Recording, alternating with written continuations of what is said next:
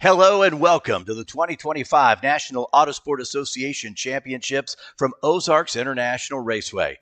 Special thanks to Hawk Performance, Toyo Tires, TrackDayTire.com, OG Racing, Action Sports Canopies, Lifeline Fire, Haggerty Motorsports, Toyota, Midland USA, Livery, Riot, and Riot Motorsports. You're getting a beautiful view this morning of the Ozarks International Raceway, and it is Championship Sunday. I'm Edwin Pardue. Kelsey Hill will be on the grid in the paddock, and most important, at the end of each championship race, she will be on the podium watching the folks hand out some hardware. Not only races, but also our time trial guys will be racing for trophies in time today. And a big story yesterday, the person on top of that TT set a new track record. Jonathan Finstrom in the 2X, a lap of 2:08.639 and confirmed new track record here at Ozarks International Raceway. Finstrom feels like he still has some time in that car. So we'll see. Can he break down into the 2:07 bracket? We'll find out. So that's what we're going to watch in time trial a little bit later today. And our championship races are set like this. Let's give you an idea. Group B championship race. We'll have TT coming up in a little bit after our opening ceremonies. And then at 9:10, our Group B championship race will be at 9:10. And another TT round. And we'll go Group A championship later. That's all before lunch. But Group B will be our first group on track. And it will be a good one because that's Super Touring 5 and Spec Miata. We saw some great races yesterday. Let's explain how we got here. On Friday, we had qualifying sessions. So open track qualifying sessions. The qualifying sessions then set the starting lineup for yesterday's qualifying races. The way you finished in the qualifying races, the way you'll start today for the championship. We saw several drivers starting back in the field in their qualifying race. They moved forward. They improved. As we said yesterday, some people came into the day yesterday not feeling good. They left the track pretty optimistic because they moved forward in their qualifying race. But we saw others who went the opposite, going backwards in their race, which means they have more work to do because of where they're starting. So looking at the grid right now, that's the group that'll be rolling out in just a little bit. That'll be our time trial group. Some fast cars out there. We'll see what the track is like. Kind of what are the track conditions for a quick lap? Let's walk through TTU. We mentioned Finstrom. TT1, the 5 Team Autosolve car, a 221.066. Brian Fessler, the 018 TTGT. 224. Go through, let's see. I think Blake Ponicall, the 90 car we saw sitting there, fastest in TT3. Ben Grabo, the 22, was fastest in TT2. The WRS team, the 99, in TT4. And I believe it'll be the John Wallace team, 69, who was quickest so far in TT5. But they've got a few more sessions today. In fact, 3 sessions.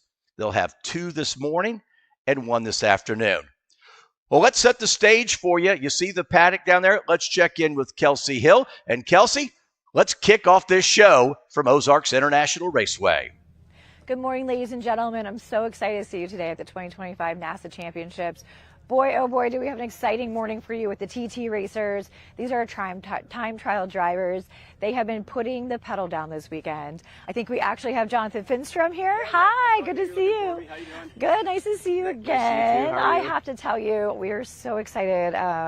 Allegedly, a new track record. That is correct. Which is absolutely incredible. So tell us and our friends and family at home, how did you actually, first of all, let's introduce ourselves, what region you're from and what your hometown is. Jonathan Finstrom, Great Lakes region. I live in Detroit area, also in California, so I go back and forth. Yes, I love that. I'm a two-city life too. Yes. It's great.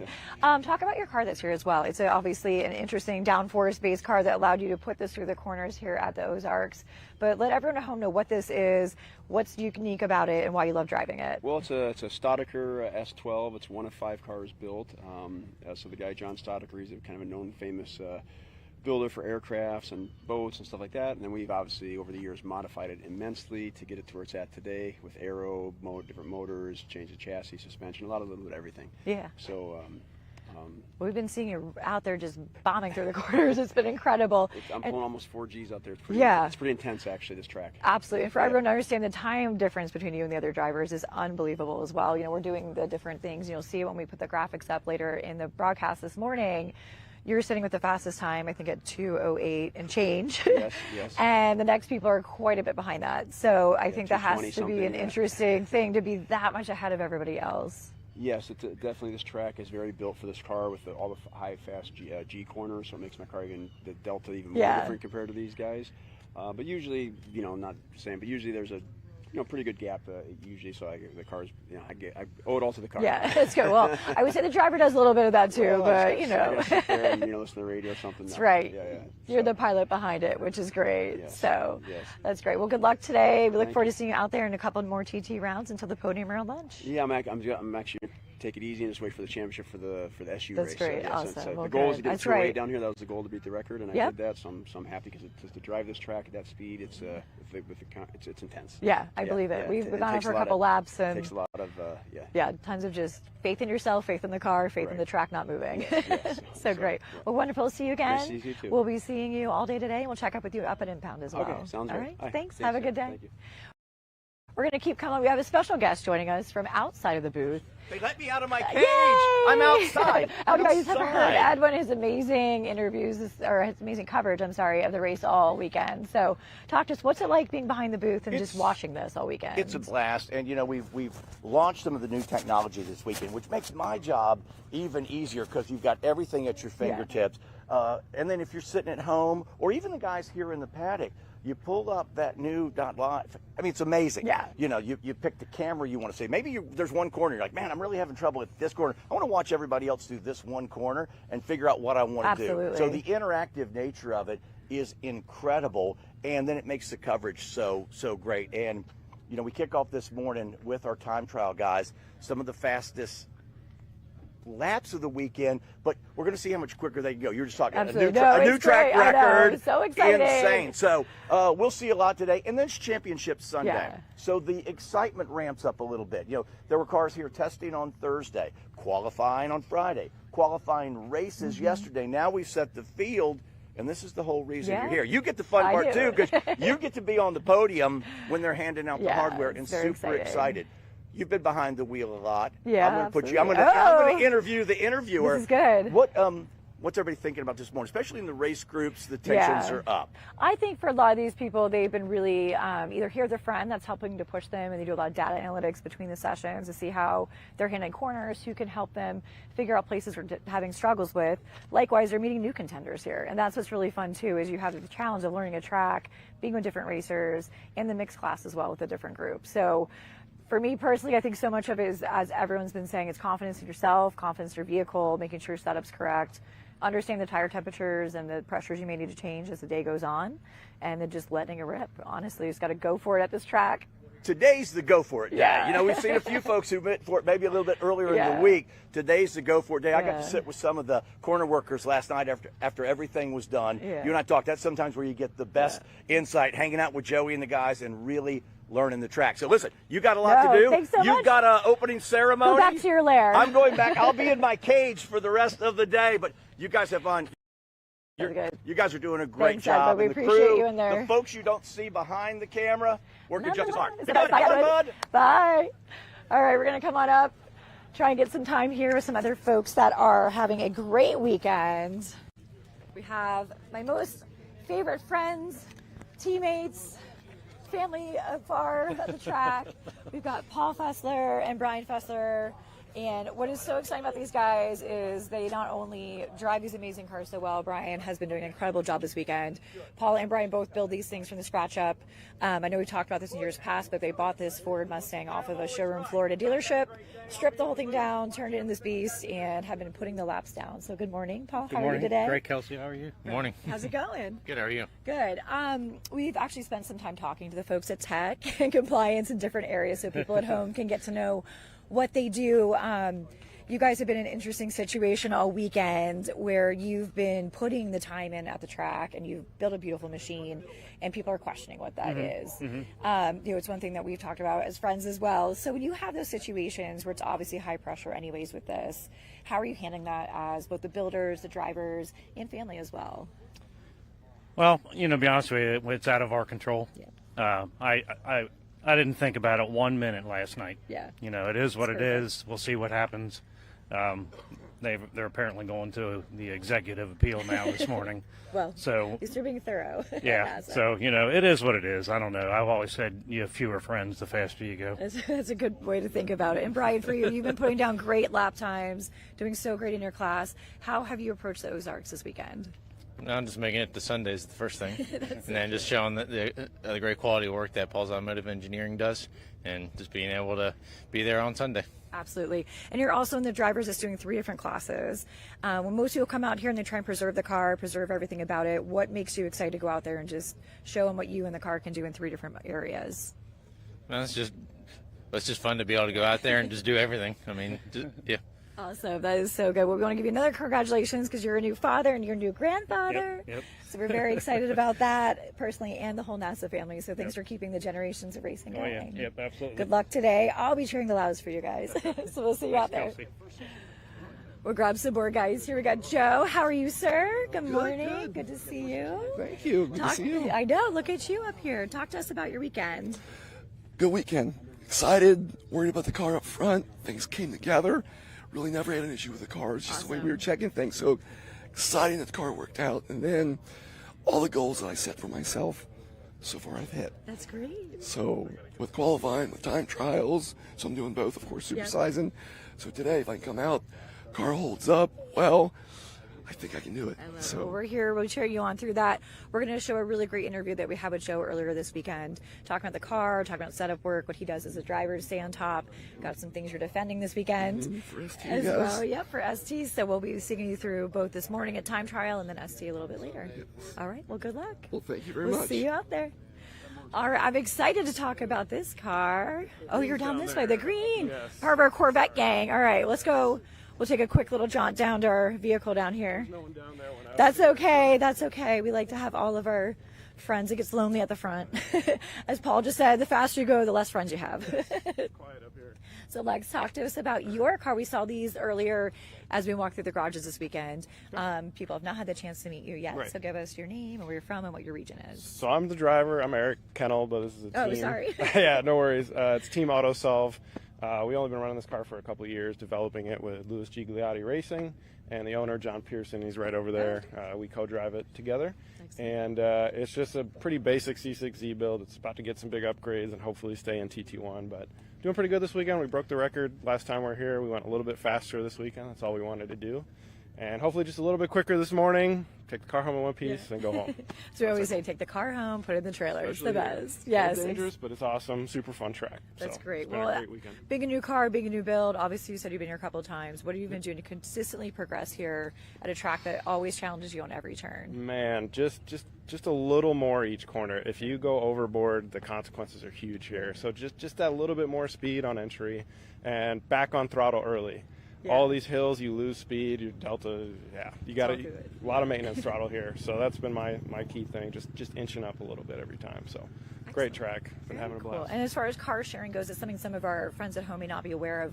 You can do within the NASA. You can actually have a vehicle registered, be part of a team, and you and a co-driver can share stints and time out on the track to try and push that car and your team towards that top podium step. Absolutely. My teammate's a little slower than me, but that's okay. We deal with that on the grid That's accordingly. right. But yeah, it's great swapping cars. That's You work awesome. on it together and give feedback to each other. Yeah. So it's a good thing to do. That's great. Highly Awesome. recommend. Well, congrats on being up here towards the front. Have a Thank great you. time out there. Appreciate it. And we'll see you through your next session. Absolutely. All right. Appreciate it. Thanks. All right, we'll hop back up here.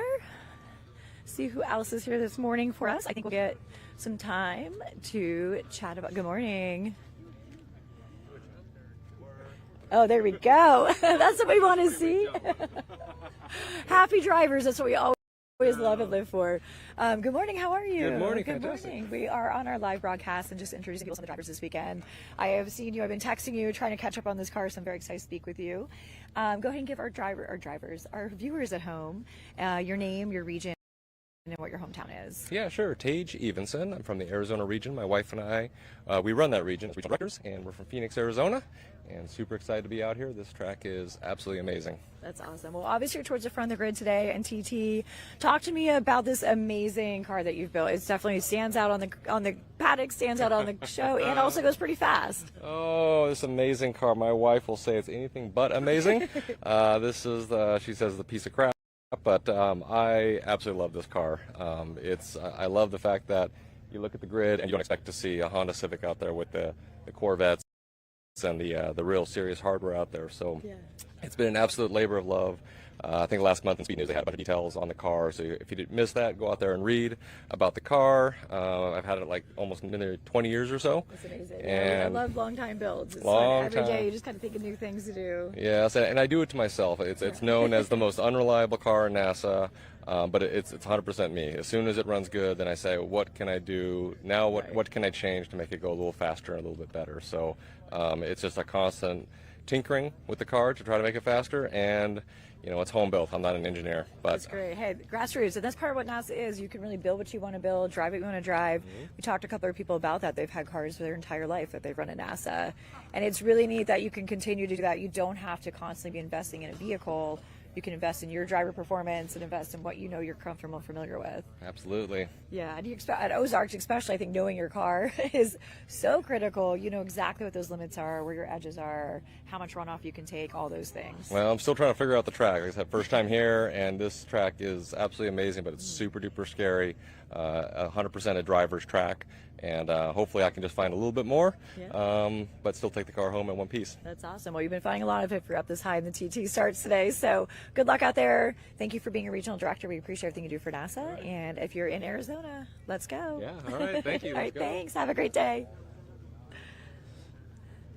Yep. So we're going to keep coming up the grid here, looking at some of these other cars and vehicles that are here out on the grid. This is our TT class. They are just fast. That's the best way to put it. People do TT because they love to see what they can do with their car. It really comes to be a competition between yourself, the track, and your vehicle. And as you can see, there's a whole different variety of vehicles that are out here, and they all get basically to this grid based on their lap times. It's super exciting for everybody involved in it, and if we can chat with another racer here, we'll have a great time with it. Hi, how are you? Good morning. Good morning. Good morning. We're live. Champs. Please tell us your name, your region, and what your hometown is. Cameron Lane with the Arizona region. I live in Tucson, Arizona. Great. And what are you driving this morning in the TT class? Yeah, TT3. It's a RX-8 with an engine swap. Yep. Awesome. What kind of swap you got in there? It's LS1, original F-body Camaro engine. Yep. Very cool. What made you then decide to throw the engine in and keep the car on this side? Well, these have a very good chassis, and the engines always die in the RX-8, and I had an LS1, so my old car got wadded up, so built this one. Yeah. That's great.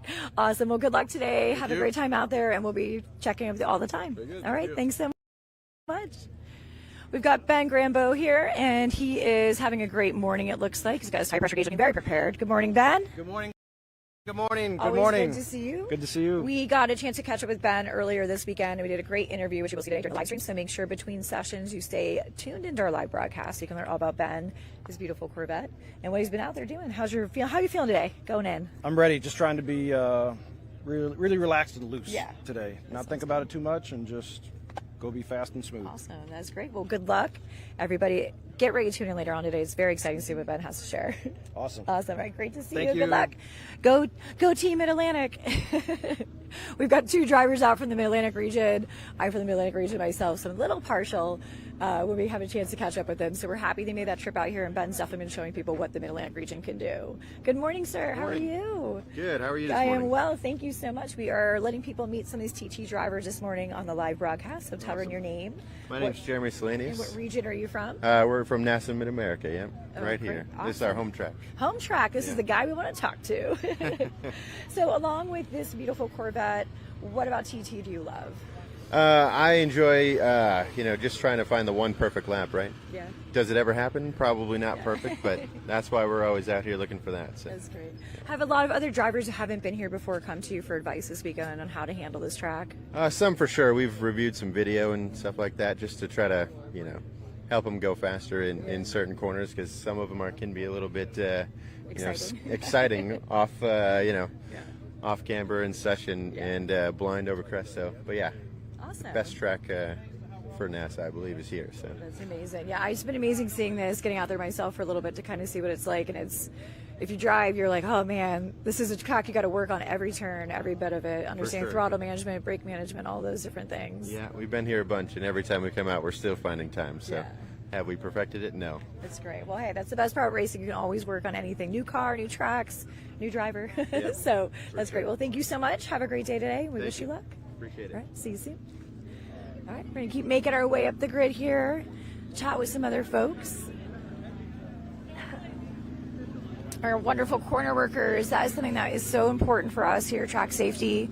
They're in all the different areas you can see at the corners and different flag stands. And a track like this, we've got blind apexes, you're coming up different camber. It is just so critical that you know what's over that next hill. So we cannot thank our track and workers enough for that. We are getting ready, as you can see over here at our timing and scoring building, to see what we have for our NASA championships today. Everybody's being asked to get towards their cars, so we are so excited and proud to host this event over at the Ozarks today. It is exciting to be on a championship Sunday. There's so much out there, like so many drivers said, they're just trying to prove what they have left in their car, in themselves, and how they've been putting this track together throughout the weekend. We've got a couple really cool cars, as you can see. You go from a Miata to a Lotus. I don't think anywhere other than NASA can you have that kind of experience within the same field and running the same way. As we keep moving up the grid here, we got all of our drivers coming up. Hi, good morning, how are you? How are you? Good. We're just stopping in and saying hi to people and getting your name and your home region and your hometown. Yeah, so my name is Bryce Moore, and I'm coming from Arizona. Awesome, very cool. And are you going to be piloting this beautiful Lotus this morning? Yes, ma'am. Yes, I will. So. Excellent. See ya. Oh, sorry, go ahead. Oh, no, yeah. I'm sorry, so you got a couple of people signed up with this vehicle, so you're doing a car share, or are you the sole pilot this weekend? Yes, ma'am. So the owner is Jake, so we're Team Room Temp IQ, and then I'm the main driver, so he'll, depending on how this session goes, he might drive next session. So. Excellent. Well, we wish you luck out there. It looks beautiful. Super cool car. Have a great time. Take care. You too.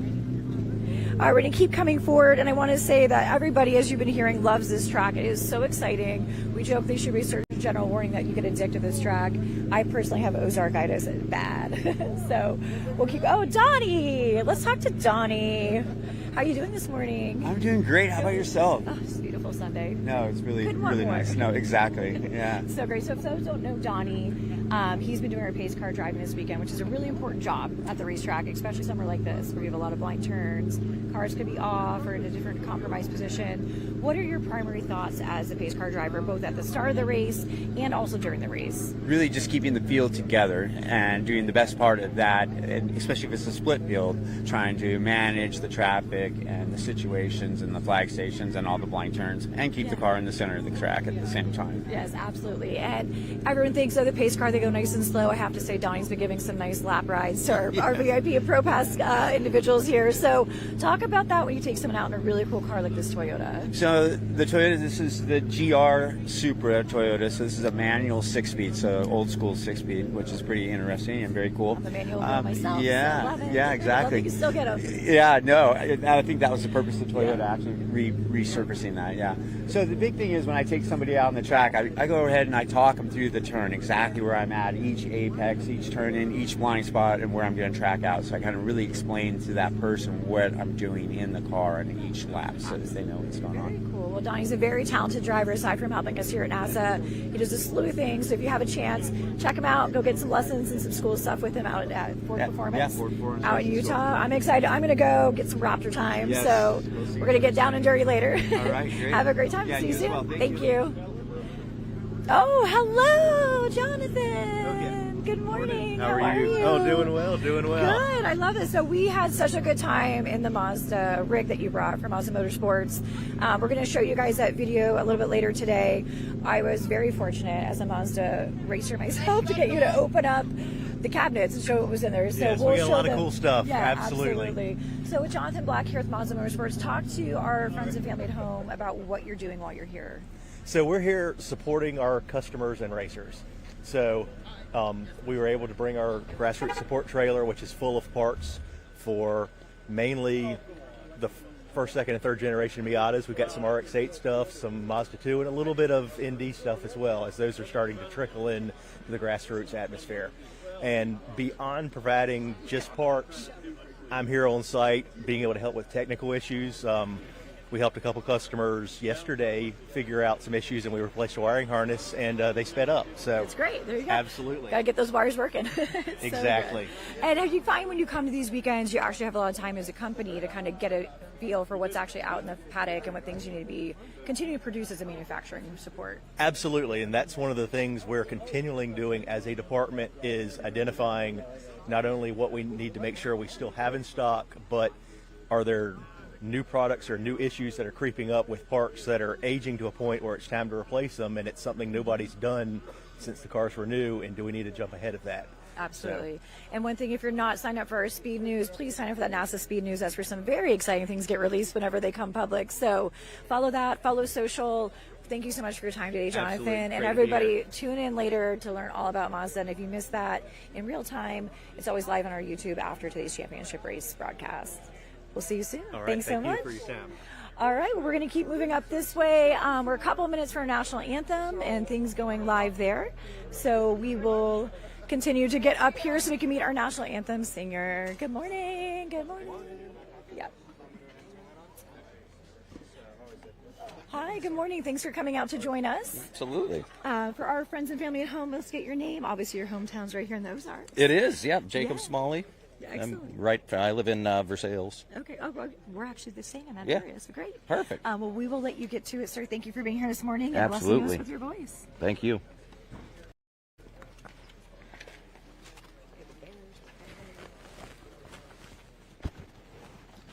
Oh, try to get the flag in the back. Can you see by the dawn's early light what so proudly we hailed at the twilight's last gleaming, whose broad stripes and bright stars through the perilous fight o'er the ramparts we watched were so gallantly streaming, and the rocket's red glare, the bombs bursting in air, gave proof through the night that our flag was still there. Oh, say does that star-spangled banner yet wave o'er the land of the free and the home of the brave.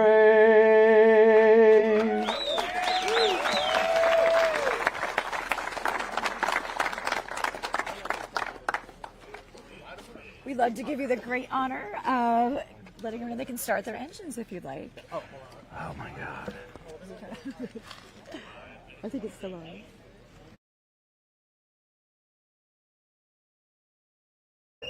Gentlemen, start your engines. Oh, thank you. Thank you so much. That was absolutely beautiful. Thank you. Well, as you can see behind us, everybody's loading up and getting ready. We've about 5 minutes until we go live with this race. Oh, that's right. I've got Thank you for joining us this morning. Thank you for being part of the NASA the worst family. time of morning We will to have sing that coverage song. all day long, so make sure you tune in. Between sessions, we've got videos and interviews with so many of these different drivers in every class.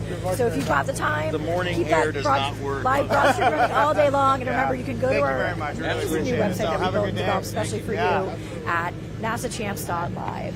So we're going to throw it back to Edwin in the booth, and everybody can go ahead and talk with Edwin. Edwin, take it away. Introduce us to this amazing TT class. We're going to see what they have to do out there. We're ready for everybody to get excited for today. These cars are going to get warmed up, and these cars are going to get out on track. And with that, Edwin.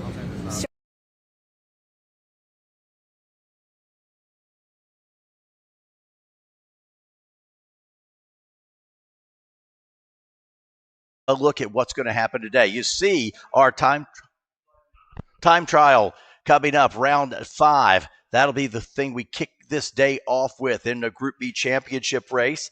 Then we'll come back another time trial round this morning, and then our Group A championship. That's all this morning prior to lunch. So they're getting ready to roll. We'll let you know as they roll on the track that since 2008, Hawk Performance has supported NASA members with the best braking products in the industry. Combined with a lucrative contingency program for HPDE, TT, and racers alike, Hawk Performance is dedicated to making sure drivers feel confident no matter what the road or track conditions bring. To see how Hawk supports NASA members, visit drivenasa.com.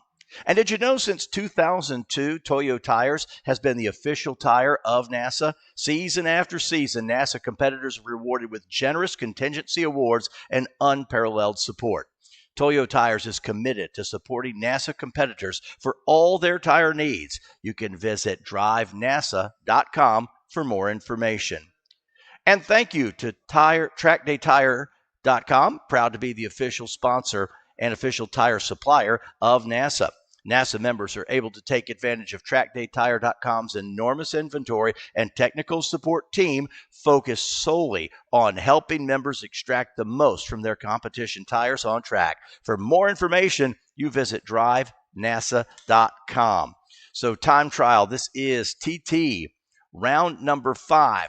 So it's your fastest lap. You're going to get sessions throughout the weekend. In fact, it's a total of 6 rounds for time trial. Both of them this morning. Your best lap counts for the weekend. There you go. That 208.693, that is a new track record from Jonathan Finstrom. We heard him in his interview earlier.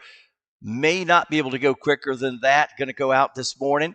But some guys are desperately trying to improve those times. In TT1, that AutoSolve team, TT1, Brian Fessler in TTGT, I should say, fastest.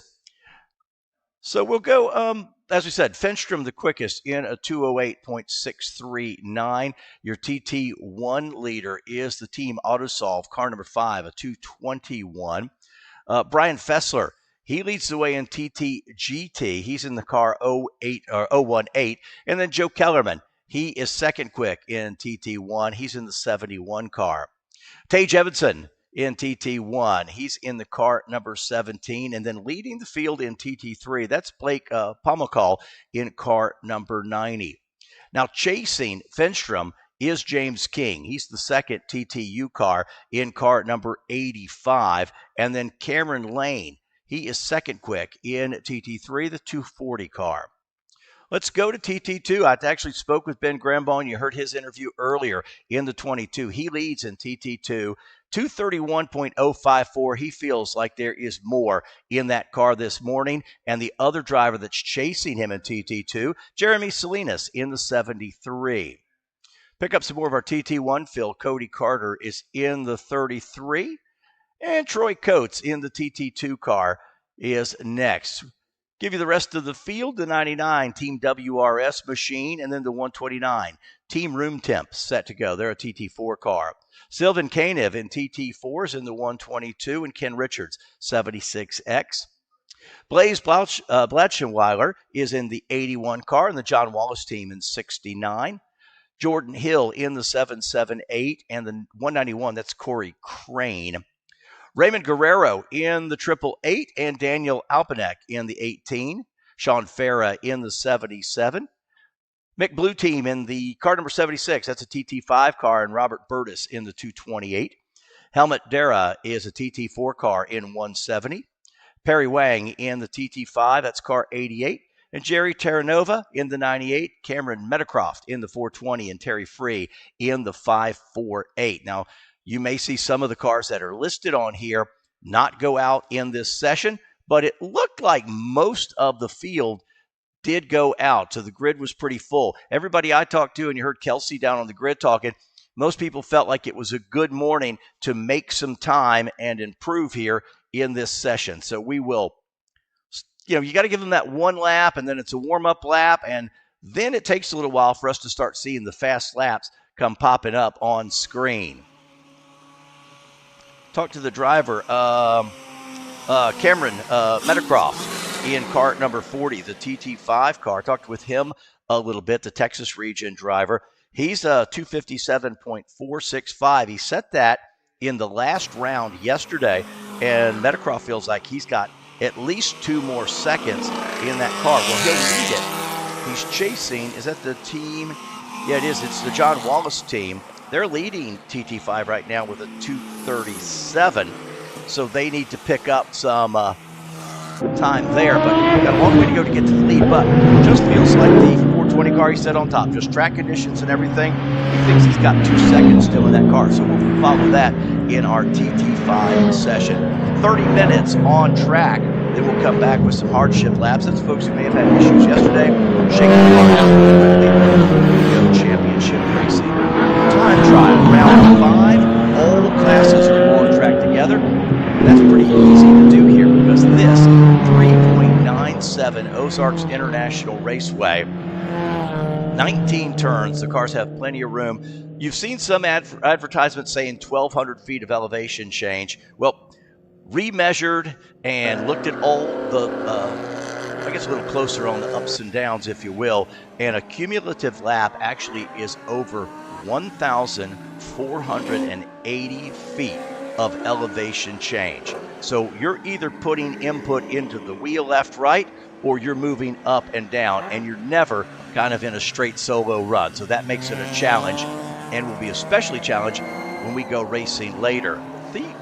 Tell you what, our first group coming up, the B Championship guys, will be a stunner, and we'll share more with that in just a little bit. So we'll see some lap times. Let's see who can improve on their weekend best. Again, everybody felt like track was in a good condition to do it, but they will takes about 5 minutes for them to start because they're going to come out and do that warm-up lap, and then they get their first flying lap.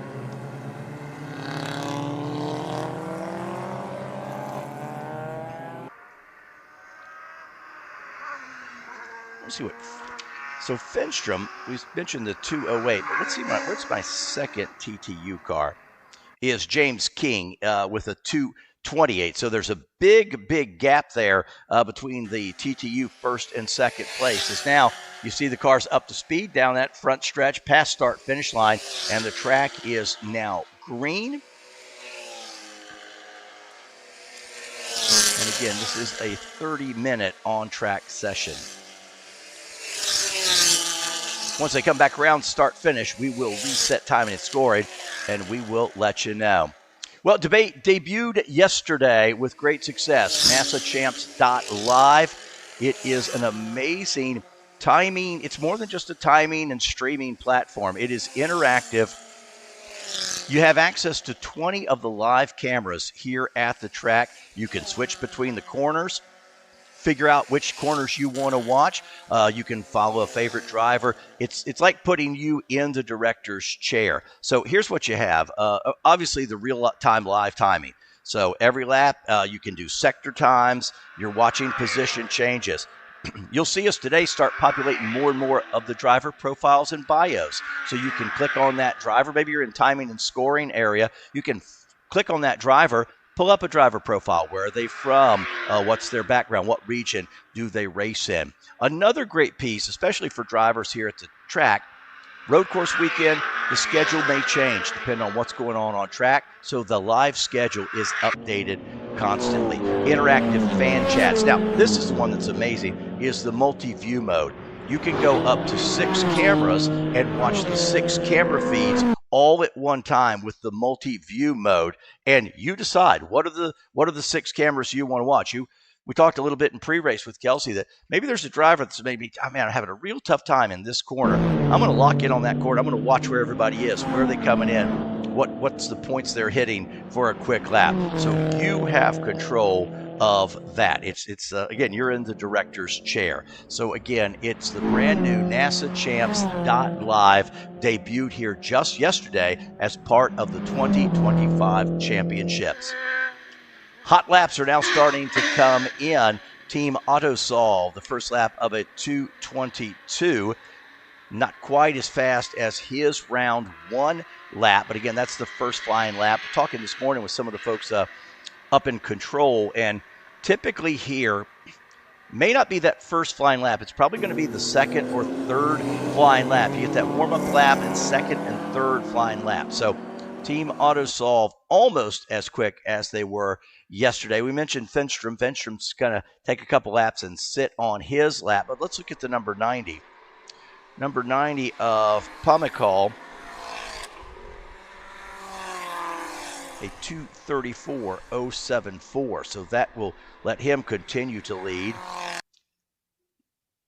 In TT3, well, maybe Cameron Lane. We'll look at Cameron Lane's lap. Cameron Lane goes a 2:39.660.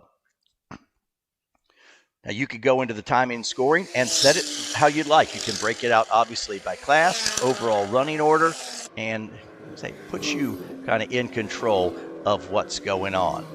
We'll let the full field go by, and then we're going to update you of all the classes here once everybody gets a flying lap in this morning. Guys said perfect conditions. Sunshine, enough temp in the track, so we may see some of the quick laps here this weekend. They'll be completing lap number 2 in just a little bit.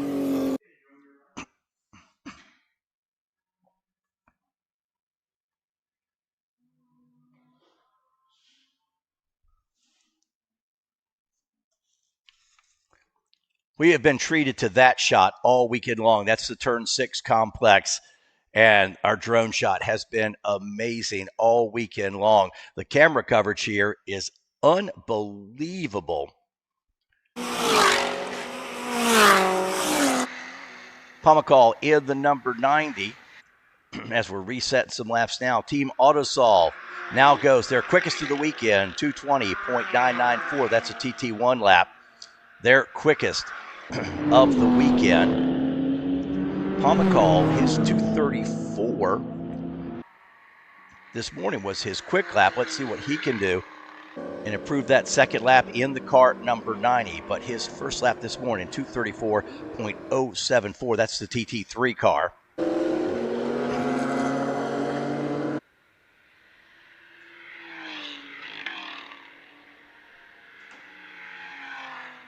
And he does 2:28.245. 2:28.245. That's TT3. And would that put him? Yeah, that'll put him quickest now. Cameron Lane had done an 8.61, a 28.861 yesterday in round, round 2. Lane puts a lap in. Lane 2:31.314. So Lane does not improve on his lap from yesterday in round number 2.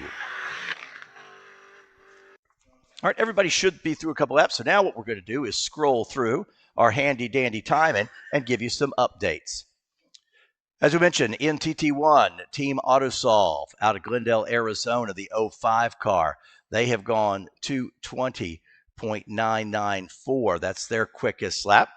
And now we'll go, as we mentioned, TTU. Finstrom just put in a lap this morning, didn't push it too much, but he's got that wrapped up, as we mentioned yesterday, a 2:086. That is a new track record.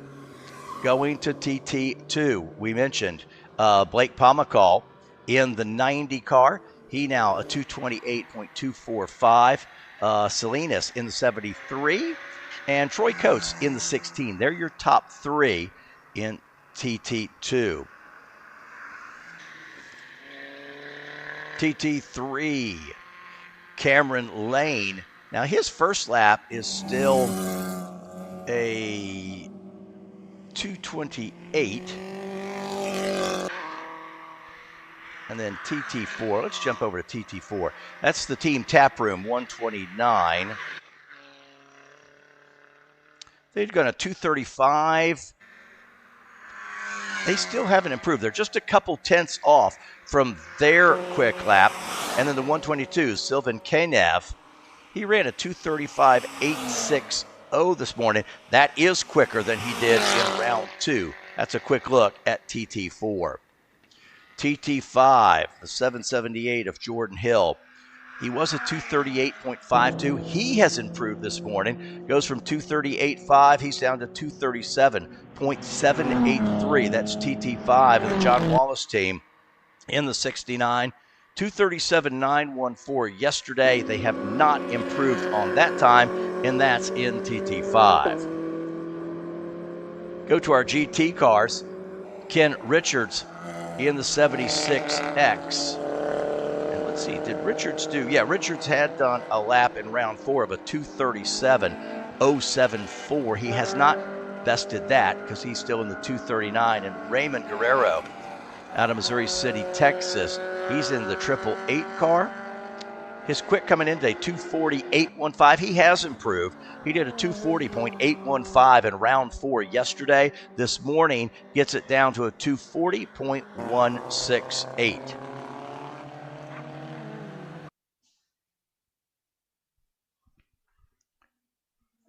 TT6, and that is Jerry Terranova, the 98 car. Jerry was a 248 yesterday. Oh, he's close here. Yeah, a little bit quicker now. He was a 248.926, now a 248.589. So the number 98 car in TT6, he has gone just a little bit faster.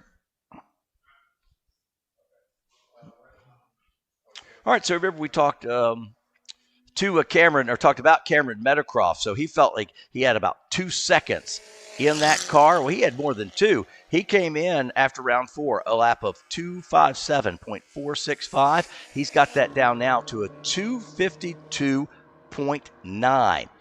252.9. So Cameron's got to feel good. That's in TT5. And he said, yeah, I can pick up 2 seconds. He's picked up 5. Now, in time trial, you get the good out, get a couple hot laps, and then you start rolling back onto pit road. So a couple cars have bested their best time of the weekend. Now, remember, they still have 2 more sessions, but a lot of people felt they wanted to be sure they got out in this session because they thought it would be the best opportunity, kind of the best track conditions. So they'll have a round 6 will be their final round. That's going to be at around 10:40 this morning.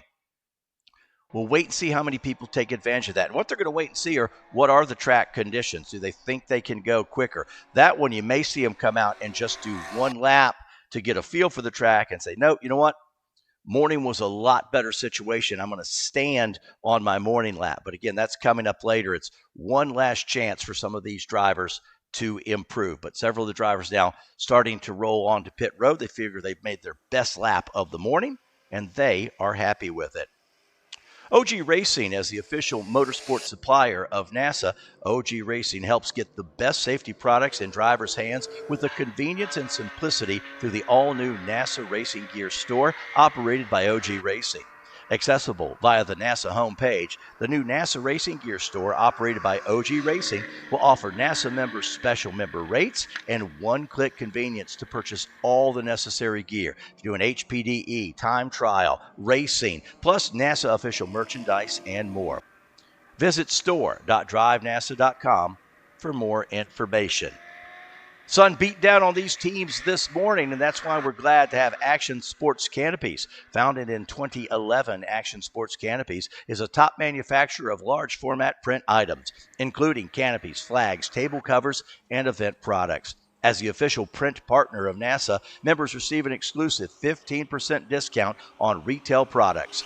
Visit drivenasa.com for more information. So the time trial guys, they will have their awards at lunchtime because their final session of the weekend will wrap up this morning. So they will have their awards at lunchtime. And then throughout the day, as races end, we'll have the podium. Now, hey, Zach, are we going to have our podium cam today? Are we going to have our podium cam today? I'm just talking to the directors as we do it. Gotcha. So I'll tell you about that a little bit later as we do awards throughout the day. Several drivers now have gotten their good lap and rolled in.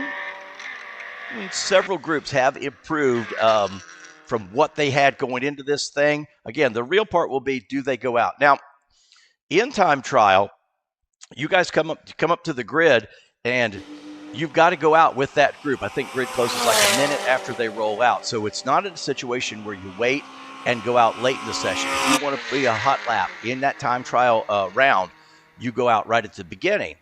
You can bail after a lap or two, but if you want to make a lap, it's not sitting and waiting for the track conditions to come to you. You're going out as a single group. So we'll keep that in mind. And that way we'll know for round 6 right away how many cars are going to take advantage of it.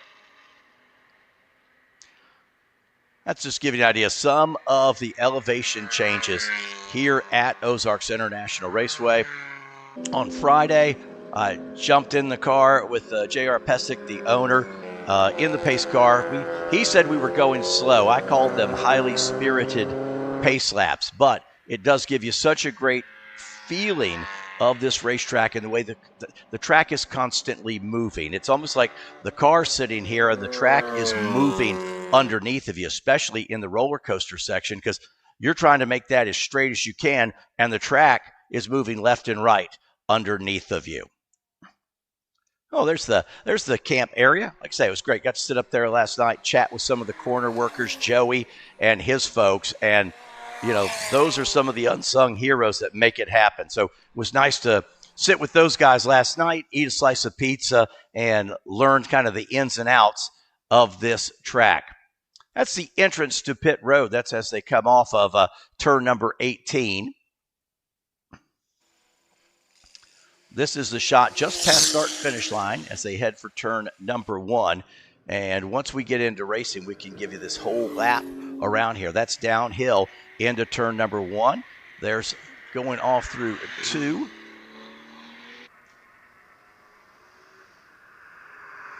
$19 corners. This area right here, this is turn 3. So the left is turn 3 through the carousel to turn number 4. Jog a little bit back to the left, and then this is the turn 6 area. They're going to come up to it a little bit, and the guys try to straight line this the best you can to save some time. And you see them just pounding that curbing to the left. They'll do the same thing as they come out. Work that section, and now you're through turn 7. Sets you up for what's the fastest and most interesting part. This is what we were talking about earlier, the roller coaster. 3 compression zones. 1, 2, you come up the hill, the car's going to sit down again right there, and that's just as you're getting your braking done before that right-hander into turn number 8. You got to get your braking done. That's pit entrance for the outer loop. Motorcycles will use that pit entrance, not in use today for the full course. Through turn number 8, down past the paddock area. This right-hander is turn 10, and then this is amazing. You're downhill, the car compresses. This left-hander is turn 11. You're through turn 11. Now the car springs back up the hill, and now you're going to the farthest part of the racetrack. A kink to the right is turn number 12, and then you'll go up here into a pretty decent braking zone into the long right-hander that is turn number 13.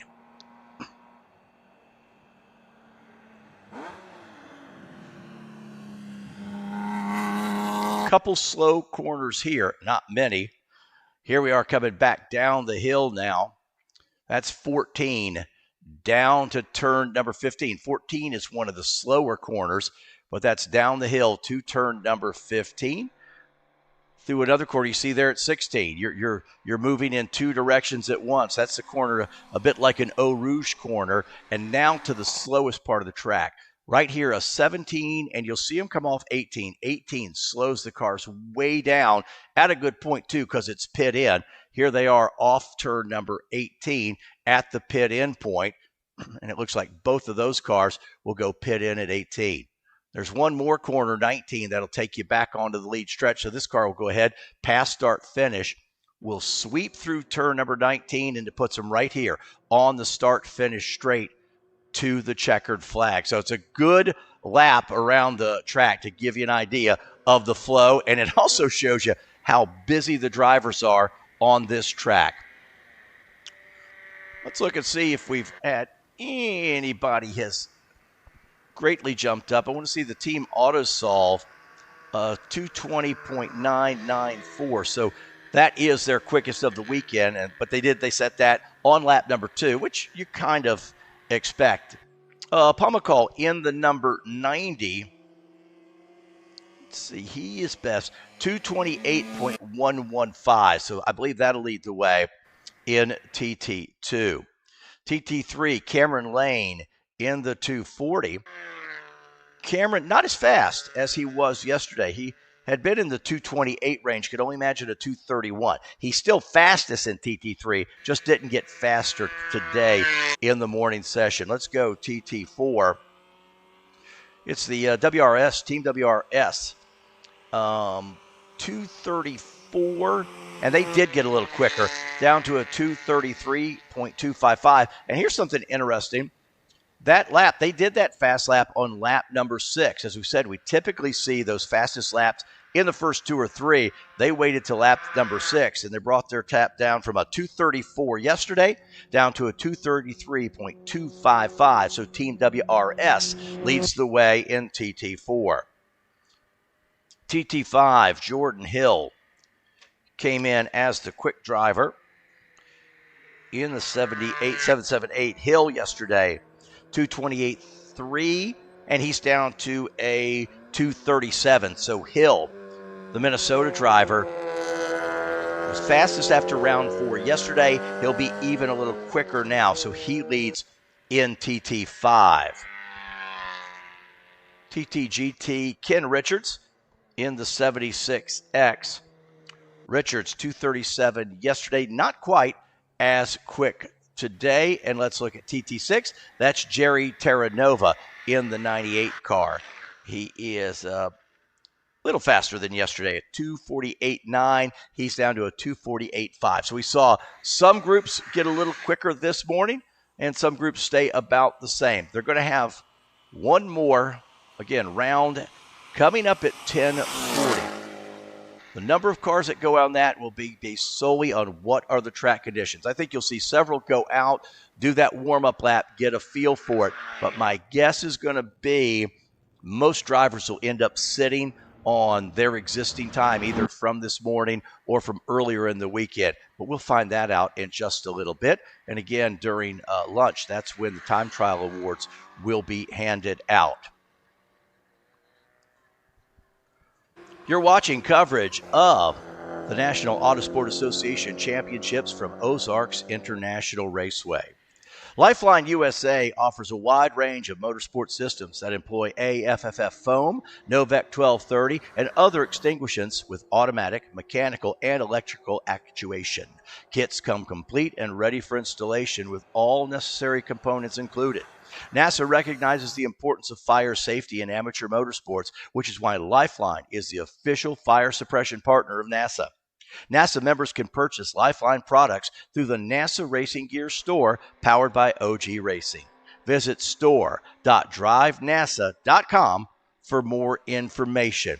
Coming to the close, in fact, yes, checkered flag is now out on TT time trial round 5. As we said earlier, some guys got a little bit quicker, some guys got a little bit slower. They'll have one more chance later in the day, and we'll see how they approach that. So we've got some quick hardship laps, and we'll come back with Group B championships. Let's run through it one more time. Team AutoSolve was the quickest in that session in the 05. TTU, no change up front for those guys. And then TT2 got a little bit quicker there. That's Blake Pomacall. So, yeah, he did improve over his standings for the weekend. Cameron Lane in the 240. That's TT3. Cameron, not quite as quick as he was yesterday, but still quickest in class. TT4, the Team WRS. They were 234.8, and they did improve a little bit to lead the way in TT4, down to a 233.255. In TT5, Jordan Hill, the 778. Hill was a 238.5 yesterday, improves a little bit this morning. 237.712 to lead in TT5. TTGT, Ken Richards still leading the way in the 76X. And then Jerry Terranova in the 98 car. Jerry, 248 yesterday. He goes quicker today, a 247.198. We've got more racing coming your way in just a moment. Okay, so pretend this is your race car. It's on the trailer, and you have an accident. Ouch! At least your truck's insurance will pay for another one? Yeah, not so fast. Standard insurance won't replace your race car, whether it's in the trailer, in the paddock, in the garage, or the repair shop. But at Hagerty, we can protect it for what it's really worth anytime it's off the track. No matter what or where you race, offer less than a set of race tires. Hagerty, let's drive together.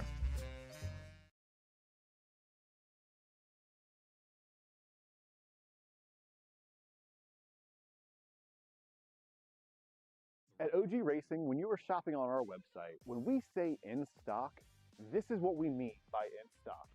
Seats and seat bases, brakes, harnesses and restraints, shoes, suit and steering, helmets, gloves and undergarments, fire suppression, and so much more. Shipping directly to you from our conveniently located Sterling, Virginia warehouse with thousands of in-stock items.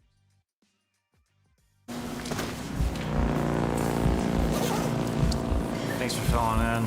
Sorry, my flight was delayed.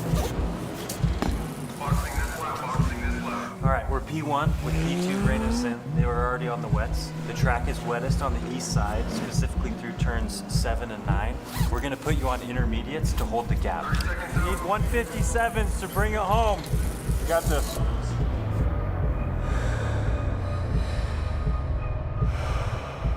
There ain't no debate.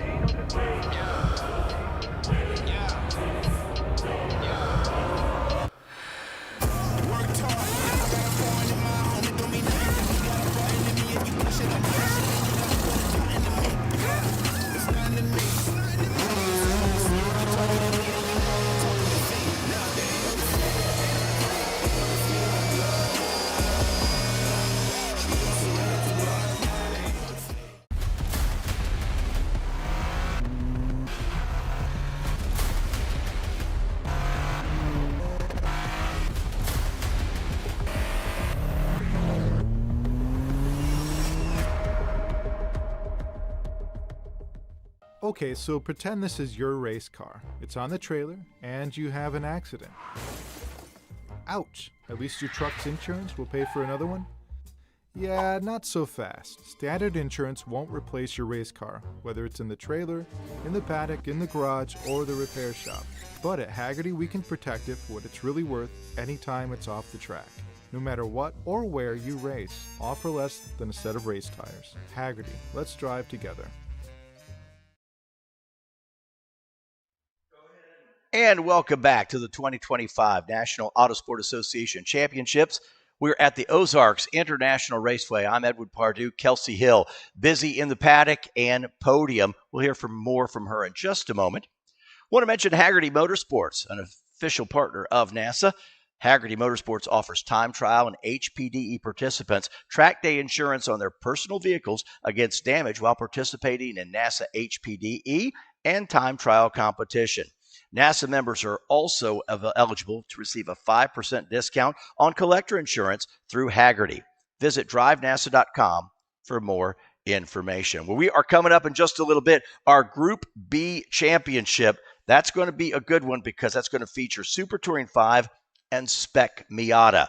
Yesterday was a great way. We saw Manis and Weber go side by side. Let's hear a little bit more from these Team Mazda Challenge drivers in Spec Miata. We're back at the 2025 NASA Championships. I'm so excited to be with Hayan. Thanks for taking the time to talk with us today. Thank you, guys. Awesome. So for friends and family at home, give us a little bit about your background, where you're from, and what region you run with. So I'm from Topeka, Kansas. I'm actually here locally with NASA Mid-America. It's about a 3 or 4 hour drive from my hometown. So I'm just super excited. Started HPDE with NASA and kind of just worked my way up to Spec Miata, and now we're here. Here we are. It's so good.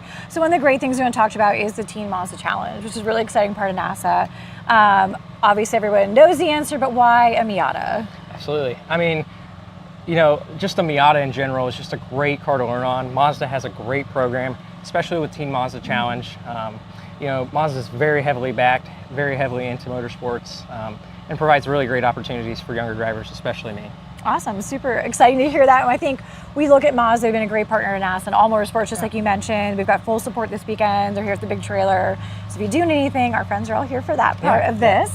And so when you started doing this, as you mentioned, you did HPDE to start out with. What got you into motorsports? Why did you want to get on track? I mean, really it's my dad. You know, I've always grown up around cars. He's been a mechanic forever, and I always loved it. I always wanted to do it, and when the opportunity came upon me, you know, I jumped right at it. So got right into it, and I loved it ever since. That's so cool. We love that. We love that NASA is such a generational thing. Motorsports so generational. I know I grew up around it, and it just keeps that passion going all the way through. So very cool. Well, looking at this weekend, looking at Ozarks, obviously being this your home territory, how do you feel positioned for this weekend? I feel like I got a target on my back for sure. You know, everybody's coming in and asking me questions. And, you know, it's motivating at the same time too.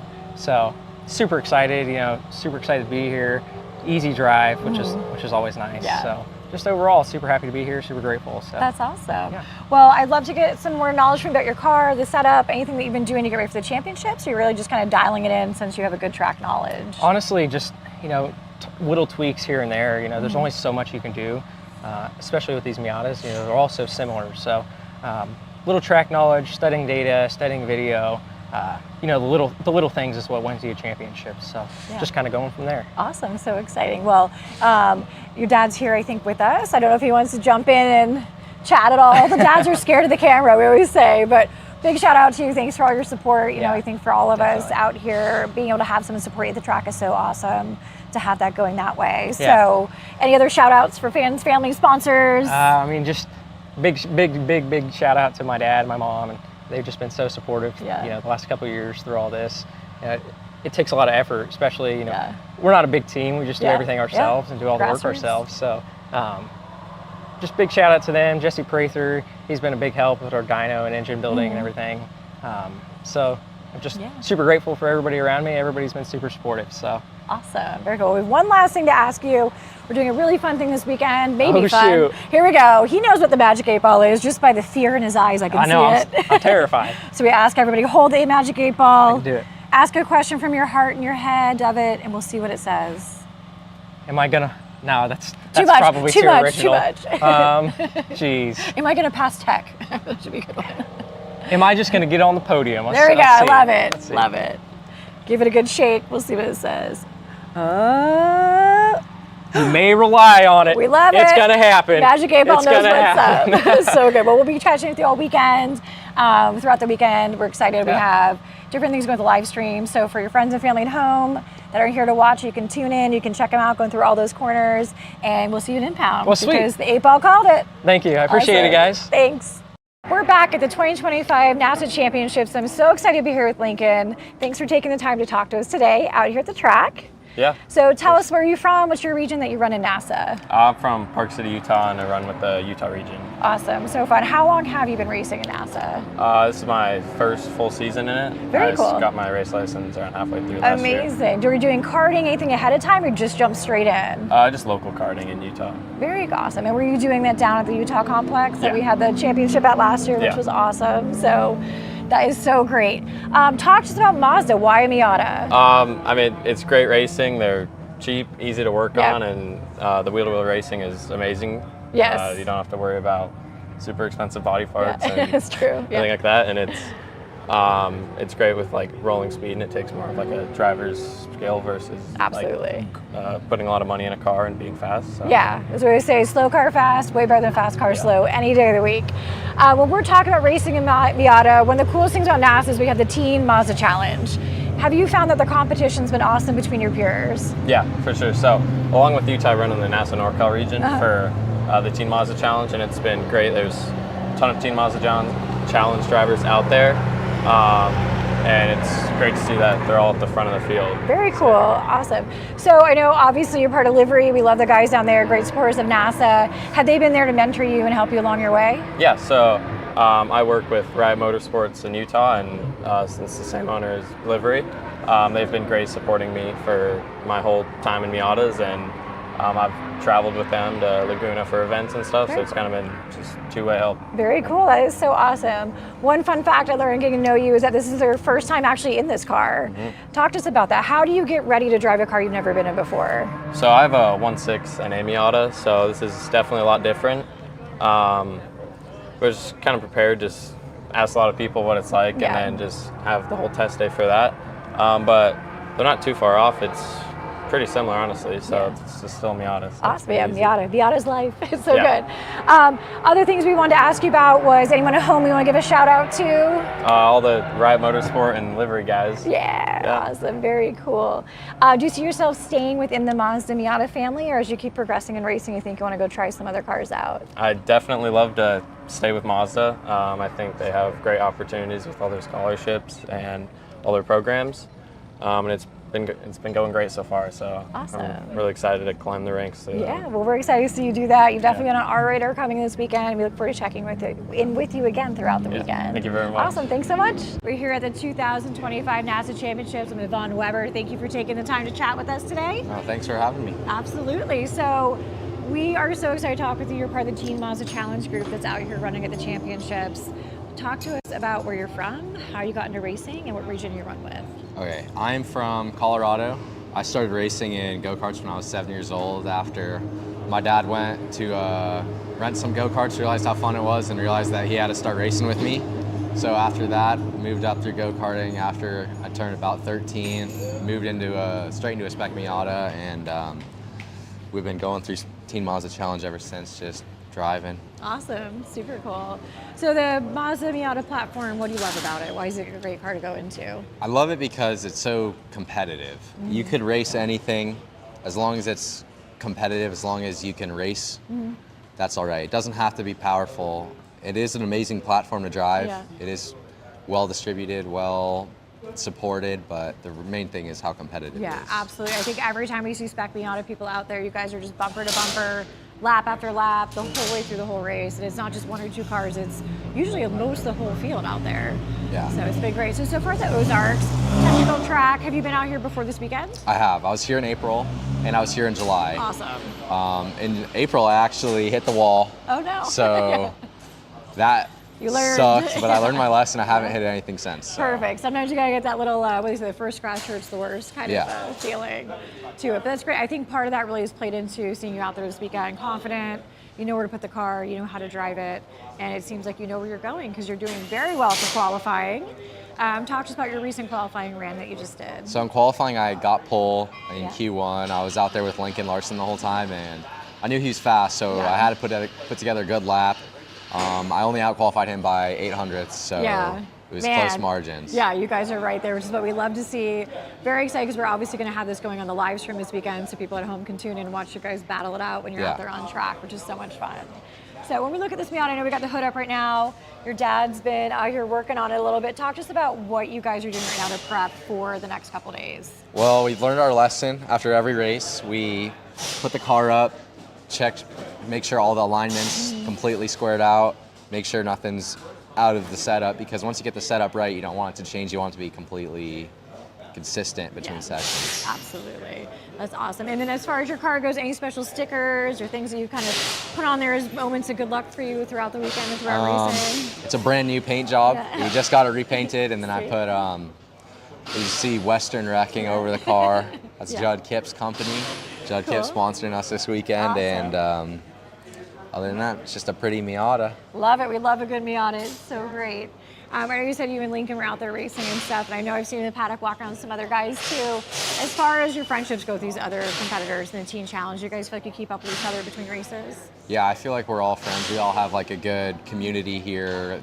We're not angry at each other coming off the track. It's good racing.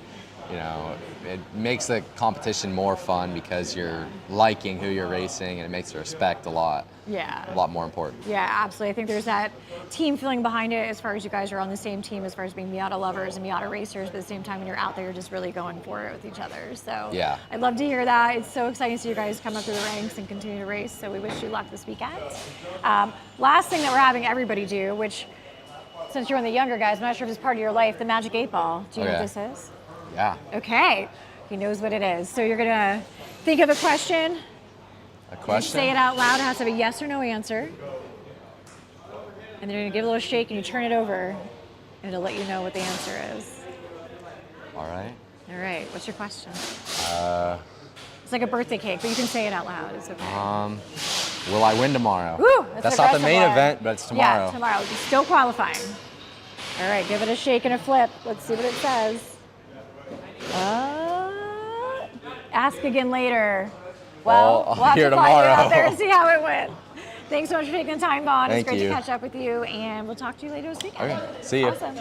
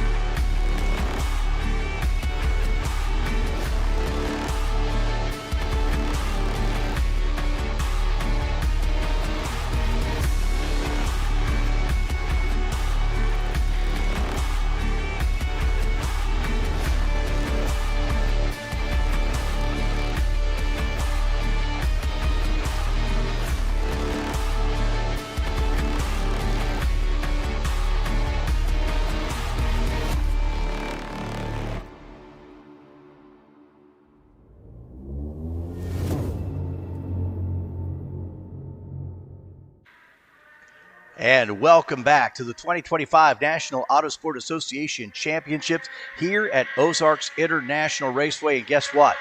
We're ready to go championship racing. Drivers are getting lined up here in just a little bit. We're going to hand out some of our first trophies of the weekend.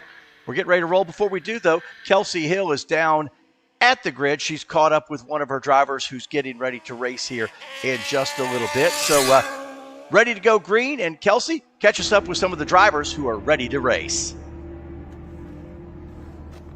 That's right. We're down here at the grid, ready to go with our next group going out on track. I've got Brian Hartman here, ready to go out. So, hey, Brian, how are you? Doing fine. That's great. Let our people know at home what region you're with and what your hometown is. Yeah, sure. So I'm from Kansas City, Missouri. Actually, just recently moved to Orlando, but this is a home track for me, and so when the championship was here, I had to come.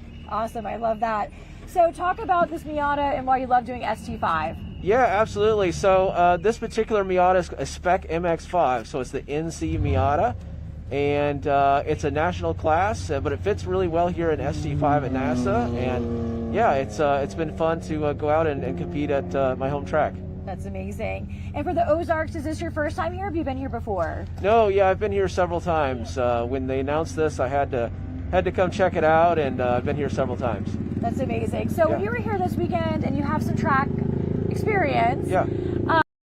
How are you applying to get faster and better every single time you hit the track? Yeah, so even though this is my home track, there's so many corners here, and it's a very high-speed track. lot of commitment, and I'm still learning the track here, but I'm getting faster every time. That's amazing. Well, we wish you the most luck today while you're out there, and we'll catch up with you soon. Good luck. Okay, thank you. Bye-bye. Awesome. We're going to see if we can grab one more person down here and say hi to them. Yesterday, you guys had the chance to talk with our friends over at the race group, and so we're just going to peek ourselves here in the window and say hi and say what's up to. How's it going? Good. How are you? I'm good. How has your time so far this weekend been? This morning was 251, 250, something like that. Okay, awesome. So Not bad. Not bad at all. For the first time we're here. That's so great. And our friends and family at home, you'll have a chance to catch up with our Indotech Motorsports group from California. We did a great interview with them, and we'll be showing that later today. Thank you. Enjoy your beautiful conditions. Good I luck. will. Yes. We'll come on up and say good luck to one more person and see how that is going for us before we send it back to Edwin in the booth. How's it going this morning, Jeff Curry? It's going great. How are you? We're doing great. We just wanted to come by. What's your hometown and what's your NASA region? What was that again? Your hometown and your NASA region? San Angelo, Texas, the Texas region. Ooh, Texas. And is this your first time at the Ozarks? Have you been here before? No, I was here in July. Excellent. Much cooler, much happier cars. It's great. It's Yeah, great. awesome. Fun. Well, good luck out there. Thank you. Just want to say hi and get some people out in the interviews. Yeah. Have Bye, a great everybody. day. All right, well, we're going to let these guys get ready. We're going to send this back up to Edwin in the booth. Make sure you guys tune in for all the coverage today. We'll be down here talking to drivers, back up at Impound, and see what they have to say about this track. This is a really exciting race, our first one kicking off the championships here on Sunday. Thank you so much, Kelsey. We're ready to go racing. Cars are going to roll out. Group B championship ready to go here. And this is Spec Miata and Super Touring 5. How did we get here? Friday, we started with 2 sessions of qualifying. Right before lunch, it was cool. It was overcast. Ross Carmichael goes out, does a 240.517 to set the fastest lap in that session. And then Vaughn Weber, heard from him just a little while ago, in the 111, a 247. Came back in the afternoon. Carmichael did not go out, and Weber went out but could not improve his time, and it was a shortened session. So that was qualifying on Friday. So where do we go then? We go to our qualifying race. Carmichael started on the pole, but he lost a couple spots. So he went in on the front row for qualifying. He moved back. He'll start third. We'll give you the starting lineup in just a little bit. In Spec Miata, Vaughn Weber started up front. Weber and Larson side by side. They did some great battling. Mescalis there as well, but the top 3 didn't change. So Carmichael lost a couple spots in that position to set the starting lineup, and that's what we're going to do right now. We're going to give it to you. Here we go. It is Championship Sunday. It's our first championship race of the day, a 45-minute timed session in row 1. Super Touring 5. In car number 15, Justin Mason, Bryce Clearweir in the 133 next to him. Carmichael, quickest in qualifying, lost a couple spots in the qualifying race. The 112 car goes third, and next to him, the 76, the Team Mick Blue machine.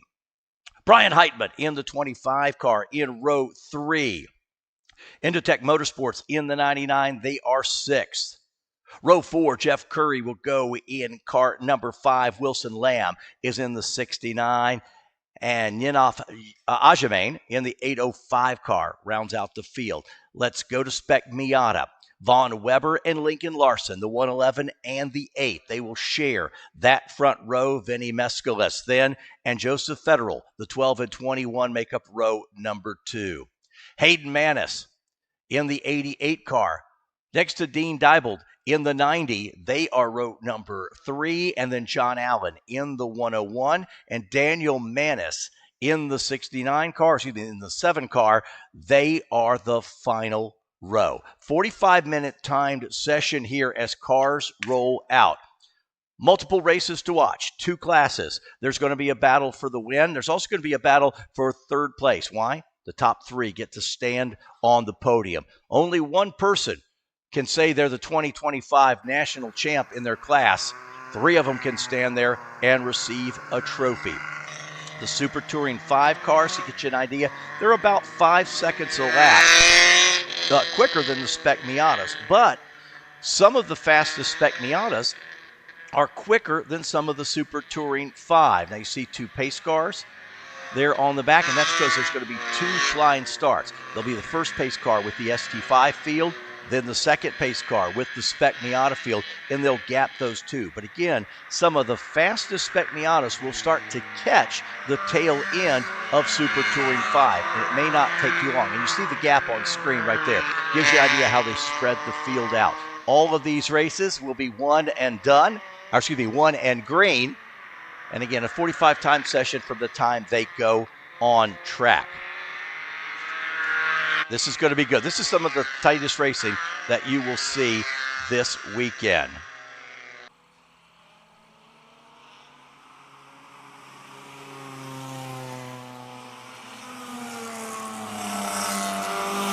Vaughn Weber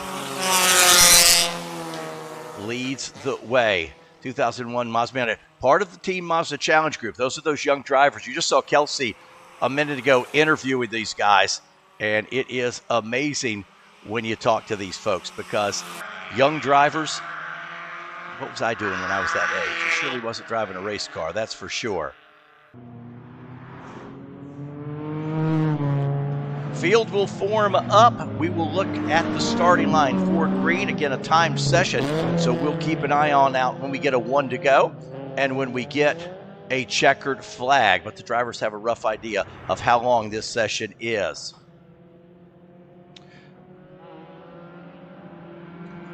Coming to the start here in just a little bit. That number 99 team, Alex's car, and it happens in the paddock. They've been working on everybody's car this weekend. This is the 99 Super Touring 5 car. And also heard that's the best place in the paddock to stop and eat. So I missed that. I'll have to know that next time. But everybody just talking about Alex Tam and Wilson Lamb, those guys in that number 99 team Inditech Motorsports, and that's what this level of racing is all about.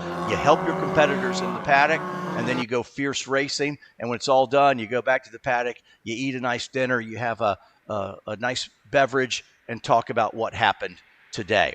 The talking, the helping each other, that's all done. Now it's race time. The 15 of Mason, the 133 of Clearwater at the front row for ST5, Weber and Larson at the front row for Spec Miata.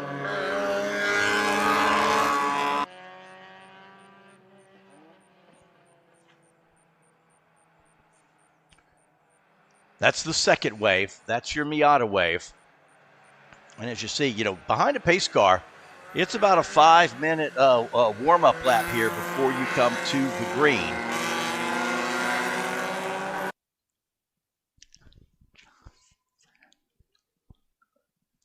That's the final sharp corner. That's 18. And then, like I say, 19 is a long bend. All right, we should see the first pace car pull on to pit road here, leading Mason and Cleaver in the Super Touring 5 field. They're side by side. That's Carmichael, Mick Blue in row number 2.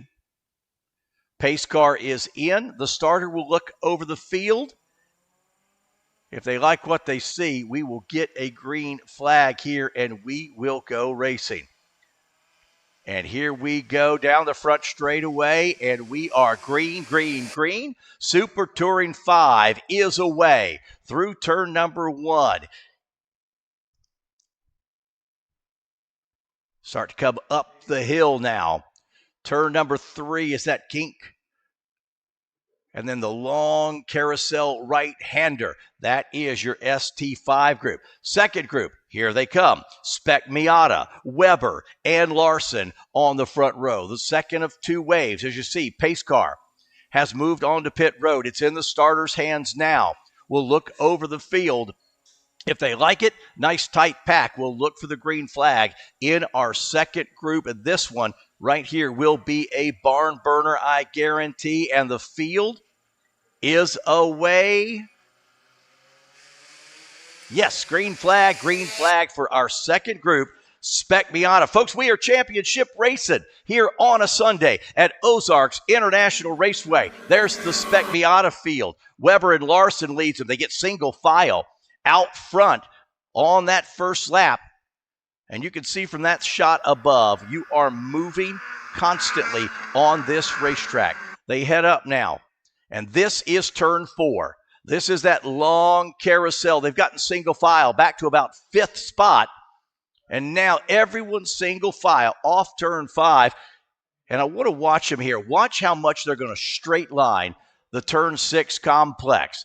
Little bend there, and here they're going to use all the curbing to the left, all the way to the right. Cut this to the left and shorten that, make it as straight a line as they can. Now this kink, turn number 7, and we head down the long roller coaster. What a great opening. It's about a half lap opening for Spec Miata, Weber, Larson, Mescalis, your top 3.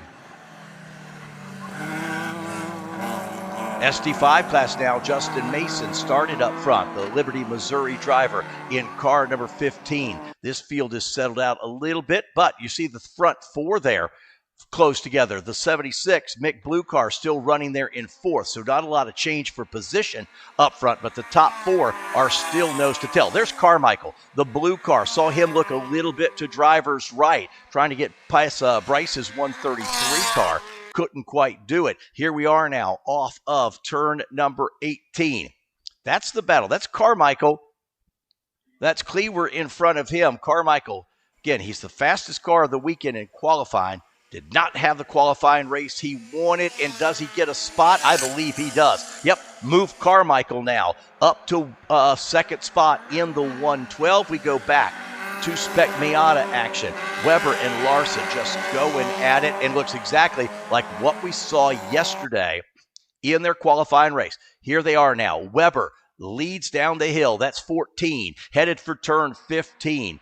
And then just like yesterday, Mescalis, Federal, and Manis make up that second group. Well, check that. Mescalis is kind of running by himself in the gap. Federal and Manis now are back in that second group. Here we are now off of turn number 18. The blue car, that's Vaughn Weber. The red one, Lincoln Larson, both young drivers. This Team Mazda Challenge group. They followed each other a bunch yesterday, but then they swapped positions a bunch as well. One thing you don't know is a full course caution or something comes out. It's a timed event. Yes, there's some strategy in this, but you also, in fact, I do see a yellow in the screen there, so we'll see what's slowing things down there. But again, a long course caution can change your plans. Oh, using all the curbing in turn number 3. The front 2 have opened up just a little bit, but they swap positions several times throughout the race. That little kink back to the left is turn number 5. The other thing they may try to do is get away from third place. In fact, they have a little bit. That's the 12 car, Vinny Mescalis. They've opened up a little distance back to third place, which means they can run a little harder, especially the red, Larson. He doesn't have to worry about what's happening right now in his rearview mirror. He can afford to kind of go offline and try a few things as they will draft now through the roller coaster. A couple cars touch 2 off there, kick up some dust. But through this roller coaster section all the way to 8, they are literally bump drafting when they can. You've got to be careful as you get into the corners. Off of turn number 8 and through 9. Now that time, you could see Larson peeked a little bit to driver's right, trying to get an advantage there. Couldn't quite do it. They had, that's turn number 10, and then the downhill into 11. Braking zone, can't quite do it. Larson was a little bit late braking there. Looked to the driver's left, could not get by. These Miatas so evenly matched within about 6 1/1000ths of a second on their best lap so far in this race. Now, go back there, 4th, 5th, and 6th. Manis, Federal, and Dibdall, they're running there 4th, 5th, and 6th, back just a little bit. So again, 2 cars up front, Mescalis, the single car, and then running a group of 3 together. That's how Spec runs right now. Spec Miata, I should say. Super Touring 5, the top 4 stay the same. Mason in the 15. Carmichael, we mentioned, had moved to 2nd. Carmichael, you see, he's closed that gap a little bit. Bryce Cleaver in the 133, still there. Mick Blue in the 76. In fact, right there, that shot, your front 4 in Super Touring 5. 5th place is Brian Hetman in the 25. He's couple seconds back from that lead 4. Saw somebody doing a little agricultural racing there off turn number 6. Top 4 now through the roller coaster. And we'll see if Carmichael can close it up. Carmichael was really close last time by start finish. Turn 8 right there. So Carmichael trying to regain that top spot. If you're just joining us, quickest in qualifying started on the pole for the heat qualifying race, lost a couple spots, and you see him right there. He wants that top spot back. Had a little issue, lost a couple places. He's picked up 1 here on just the first couple laps of this championship Group B race. He wants the top spot back. Go back single file there. Now you see Team Blue there, Mick Blue's car. He's opened a pretty big gap back to the 25 of Hartman, and I wonder if it was the 25 that we saw kind of hit the grass a little bit through the just coming off of the turn 6 area, because that gap has gotten huge back to 5th place. But the top 4 all together. There's a sharp corner up there that's 14, and coming down into 15 and 16 now. This is where Carmichael's going to try to get the pass. They're side by side. Carmichael will find himself now on the outside through the corner. Man, running it hard, outside line, but it's going to come back to him if he can. This is battle for the lead in ST5. Carmichael trying, did he make the pass stick? He did, I believe. But Mason got to fight back. This has opened things up. It's let that 133 car get back into the race. They're going to come by, put lap number 3 on the board. Carmichael, yes, Carmichael now single file in the lead. He got the door shut. So Carmichael has gone from 3rd to 1st place. We go up. That's turn number 2 up to 3. Let's see as they get into the carousel. Carmichael's going to try to get a little bit of breathing room. Now, to give you an idea, Carmichael's qualifying a 240.5. Mason was a 241.4, so about a second difference in qualifying. But that was 2 days ago. That was on Friday. The guys have changed a ton of things on these cars. Bryce Cleaver in the 133. He's still 3rd. He's the final step on the podium, and he's opened some distance over Mick Blue in the 76 car.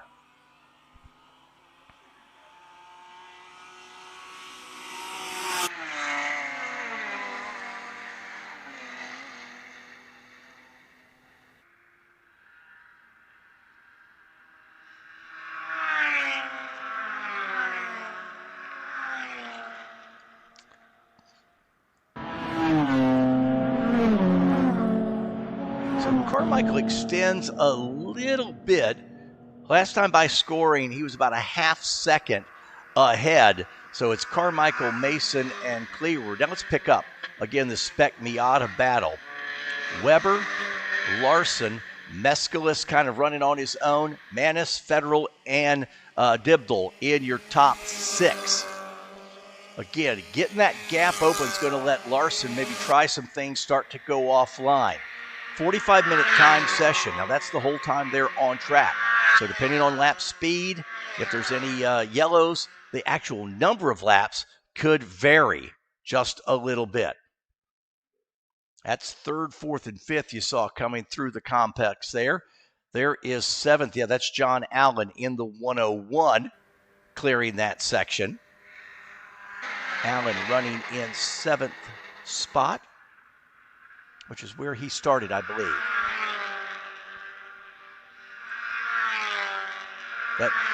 That trio right there, if they could hook up and run together, they could catch those two. You know, you run together. If you're not running side by side, you're running in single file. But there's not these long, like true straightaways, because every straightaway has a little bend to it. That makes some of the bump drafting you see some of the Mazdas try to get away with occasionally very difficult to do. You see the leaders now go up the hill. Battle back there for 5th spot, or make it 4th. That is Manis and Federal going side by side. Federal in the red car trying to get by Manis in the 88. Leader stays single file. And it looks like Federal, no, he still doesn't have that done. They're side by side. That may have let Dean Diebold get into this battle. First and second to turn 16. There is third, fourth, and now the battle's on for fifth and sixth. Federal and Dibdell running in that position. So third, fourth, fifth right there. And I believe Federal has lost a spot. Off turn number 18, the leaders come. Now, you see they're going to catch. I mentioned that some of the fastest Spec Miatas are a little bit quicker than some of the ST5 cars towards the back. So your leaders in Spec Miata are going to actually have to deal with some traffic. And I believe I just saw that might have been Joseph Federal who went on to pit road. We'll check. We'll look at timing and scoring and see if it was. And indeed, I believe it was. The Austin, Texas driver, Joseph Federal, in the 21 car. I believe he has just gone on to pit road. We'll double check and see, but somebody moved to the right there. So we'll find out here in a minute. When we do timing and scoring again, we'll confirm where that 21 car is. 4 laps complete. Now you see there, here's the front two Spec Miata cars. That is a ST5 car that they have caught. This sometimes is a great opportunity to make a pass. There you see Larson and Weber. Weber in the blue, Larson in the red. And where they've caught this car, where they go to make a pass, it could open the door for Lawson. Into the roller coaster they come. They've got some room here. They're going to move drivers right. Both cars then will clear that ST5 car and hold suit with Weber leading Larson. Sometimes, depending on where you make that pass, catching out-of-class traffic can jumble up kind of what you're doing. You're running a different lap. You've got to go off the race line. But for now, they'll stay 1 and 2. The 111, Colorado's Vaughn, Weber, Utah's Lincoln Larson is in car number 8. Down into turn number 11.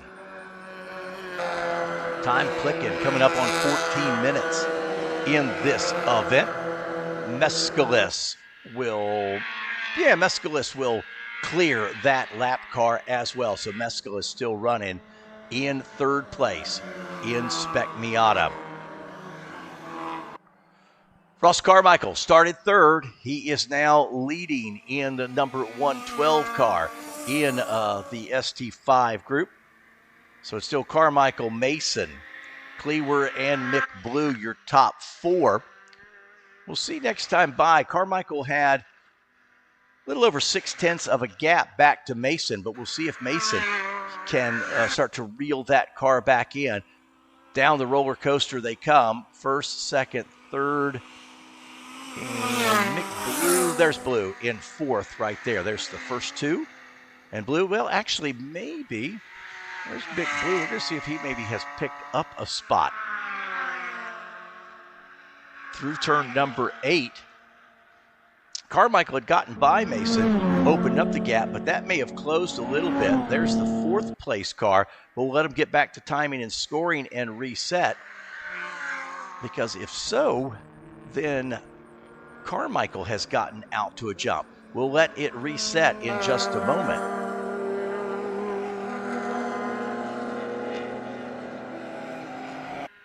Carmichael, as I said, had a 0.6 of a second gap last time by. 76 car, he started 4th. He's run 4th the entire time. These two cars now are going to go side by side. And I believe that is the Mason and Cleaver machines. And that might be Carmichael right there. Did Carmichael lose a couple spots? That now I think becomes the battle for the lead. Will that be Blue in 3rd and Carmichael 4th? I don't want to say for sure until they come by. So this may take up the battle for the lead. Carmichael may have lost a couple spots, because that does look right there like Carmichael's BMW going by happened on the last lap. So here they are into turn number 18. And look at that side-by-side battle now has brought Mick Blue right into the battle. Blue in the battle. And Carmichael is back to 4th. It's going to reset timing here as we go by, and we'll update you. And that is correct. Justin Mason leads. Bryce Clywer is 2nd. Mick Blue 3rd. And Carmichael, we mentioned, and off track he goes and sliding. Is he going to save it? Yes, he does. That's the 133. Bryce Clywer, what a save. That's going to open the door now, though, for Mick Blue. Mick Blue is 2nd. It's also going to be a benefit for Carmichael. Carmichael now catches back up, but missed on track. What happened to Ross Carmichael? He was leading, and all of a sudden he was 4th. Now, the fact that the 133 just had a little off race, that has helped Carmichael rejoin the group. The big benefactor, though, the 15 of Justin Mason. All that jockeying behind him. Mason now has a big gap over. There's 2nd, 3rd, and 4th. And look at the goal. Here we are, roller coaster section, and Mason's gap is big and getting bigger. Now let's see the battle for 3rd. Remember, 3rd place puts you on the podium. You want to win. You want to be the champion. But if you can't do that, you want to stand on the steps and take some hardware home. So that's what you're watching there. Here we come. Leader.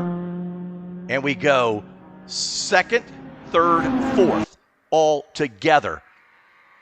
This is Super Touring 5. Now, Mick Blue's going to lose a spot. He's going to lose 2 spots. Here they come. They're up to turn number 11, downhill. And, Mick Blue loses 2 spots, puts Carmichael back up to 3rd. But whatever mistake, whatever happened to Carmichael earlier, he's now picked up 1 spot. He's going to try to get 2. He's chasing that 133 car. 2nd, 3rd, 4th. On your screen right now, Super Touring 5, Championship Sunday, Ozarks International Raceway, and it is a good one. Now, Carmichael, little bobble there from Carmichael, and he lost a little bit. There's the leader, headed down to the kind of a left-hander that's 16, and then here's the next 3. Mick Blue had gotten all the way up to 2nd. Now Mick Blue back to 4th. And again, all that jockeying has been great for Justin Mason. Liberty, Missouri driver comes off of turn number 18. The gap was 1.2 seconds. I think you're going to see that gap expand a little bit just because of all the tight racing back there in 2nd, 3rd, and 4th. All right, let's see. Gap was 1.2. Let's see what Mason has done here. Oh, yeah. Mason out to 4.6 seconds. The more they race, the better. And car off at the top of the hill. And that is Carmichael.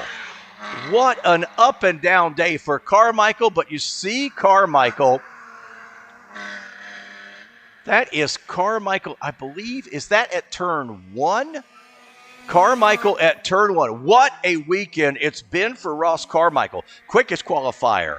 Started on the pole for qualifying race. Fell to 3rd. Started 3rd today. Went to 1st. Fell to 4th. Came back to 3rd and now sits off track at turn number 1. And Ross Carmichael is probably just pounding the dashboard.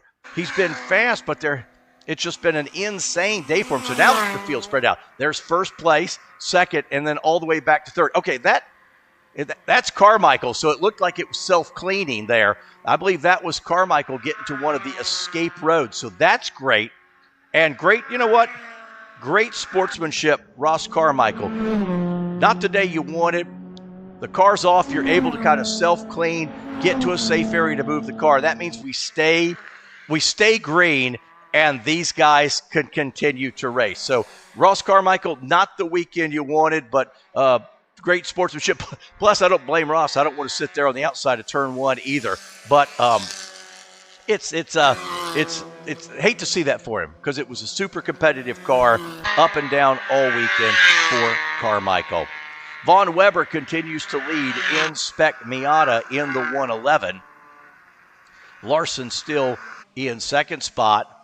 Vinny Mescalis getting his hands full with 3rd place in 12. Dibdell in the 90. Manis in the 88. That's still the top 5 in Spec Miata. So they're your leaders. Weber, Larson going by. Mescalis is sort of run in a gap by himself, that silver car with the red. And then there comes Dibdle and Manis, your top 5. Work through some lap traffic they've caught there for the leaders. But Mescalis, if I remember correctly, he sort of did this in yesterday's heat race as well. He couldn't quite catch first and second, yet he had a nice gap back to fourth and fifth. So Mescalis right now kind of in the catbird seat to take the final step on the podium. Leaders off turn number 8, back in, start to shift a little bit. These tires now, little heat, cars working through. This will be the longest session, the longest time that these cars have been on track all weekend long. So the car now begins to change the late stages of this race. Back down the hill into turn number 11. And that gap has not changed more than about a single car length.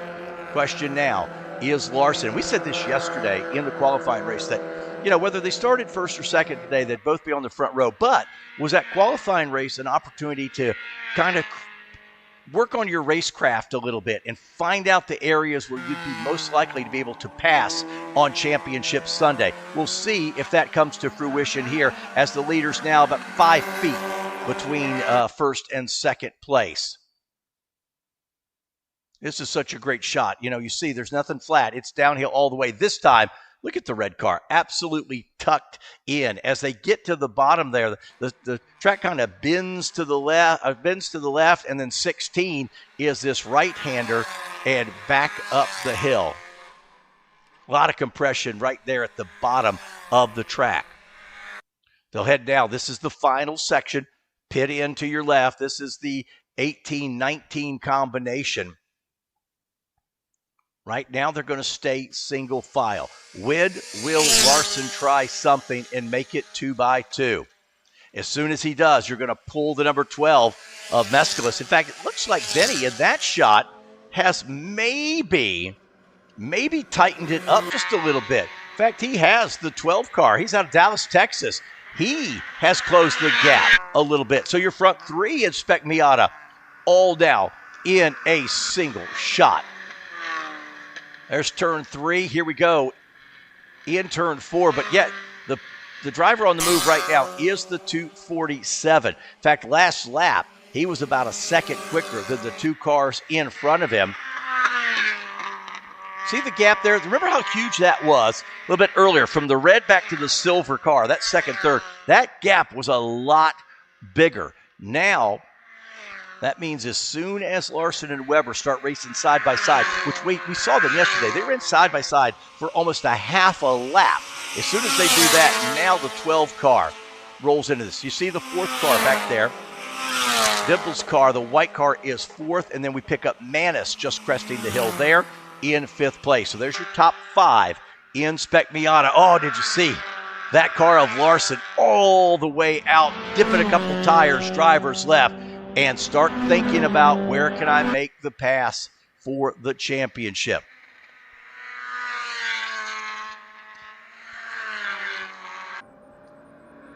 Turn 10, down to 11.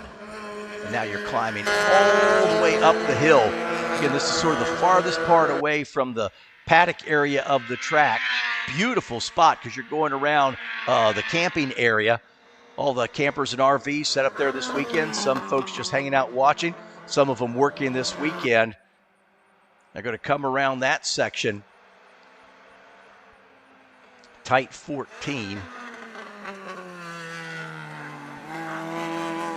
Tell you what, Mescalis has done a nice job. His gap was 3 or 4 seconds earlier, and it's down to maybe a second. First, second, third.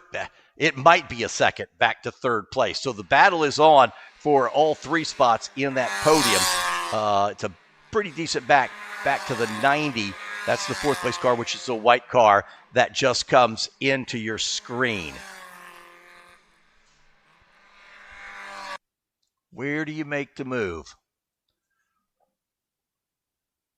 Off turn 18. It's maybe a half car length between them. One of them is you come down the start-finish line. If you can get side by side to the inside, turn 1 is an interesting spot. It's also been a trouble spot. We've seen several folks. In fact, we just saw Carmichael in a moment ago, not in the right spot. As you see there, that's the turn into 1. Bounce down into turn number 2. And then 3 here's just a little kink to set you up. There's that kink right there, and then set you up for this. And there is a slower car. That's one of the Super Touring 5 cars that's off the pace a little bit in front of them. Mentioned before, where you catch traffic, the car behind you can use that to the advantage. Let's see.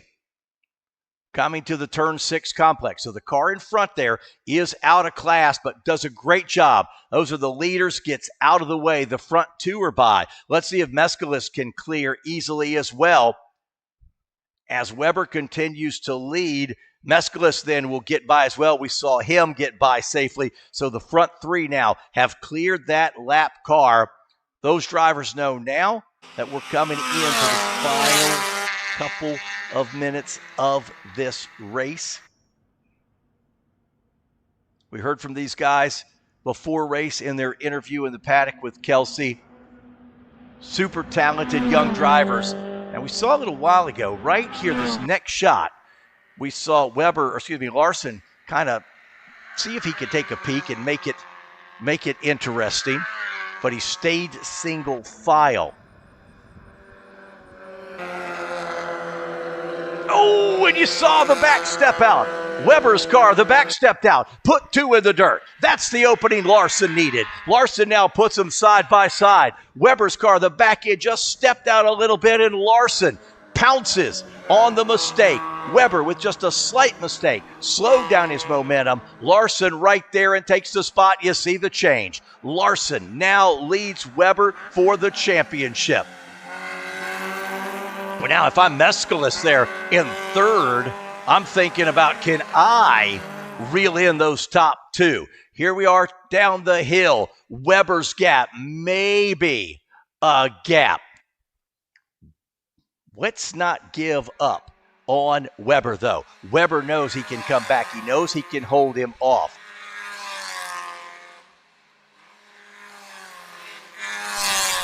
I thought Mescalis in 3rd place, the 12, could close the distance a little bit. He could not off of there. Here we are now.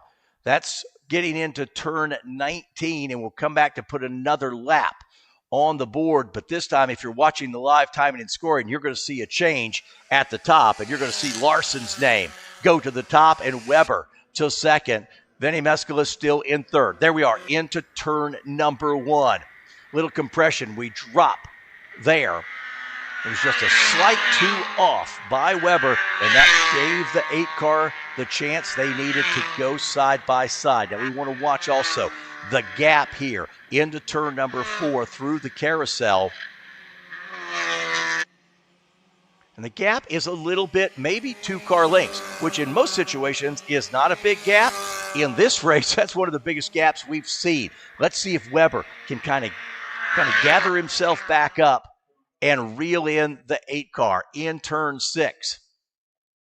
Now they'll stretch it out. It's 4, maybe 5 car lengths down this long area here, which is the roller coaster section. And you see Weber using all of the racetrack. But can he catch a little bit of a toe from that red car as they go up the hill into turn number 8? I don't think he gained anything there in turn number 8.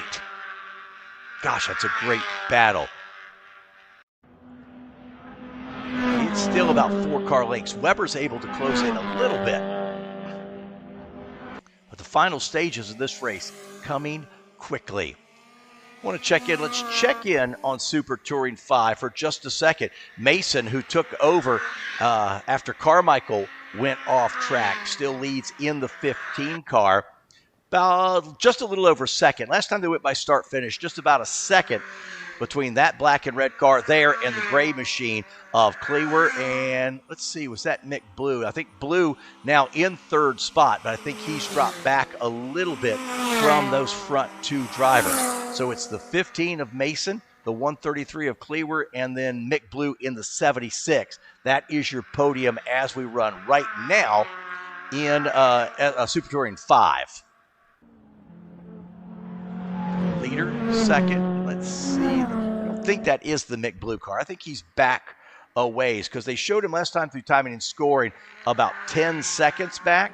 So that might be some out-of-class traffic there that they're working through.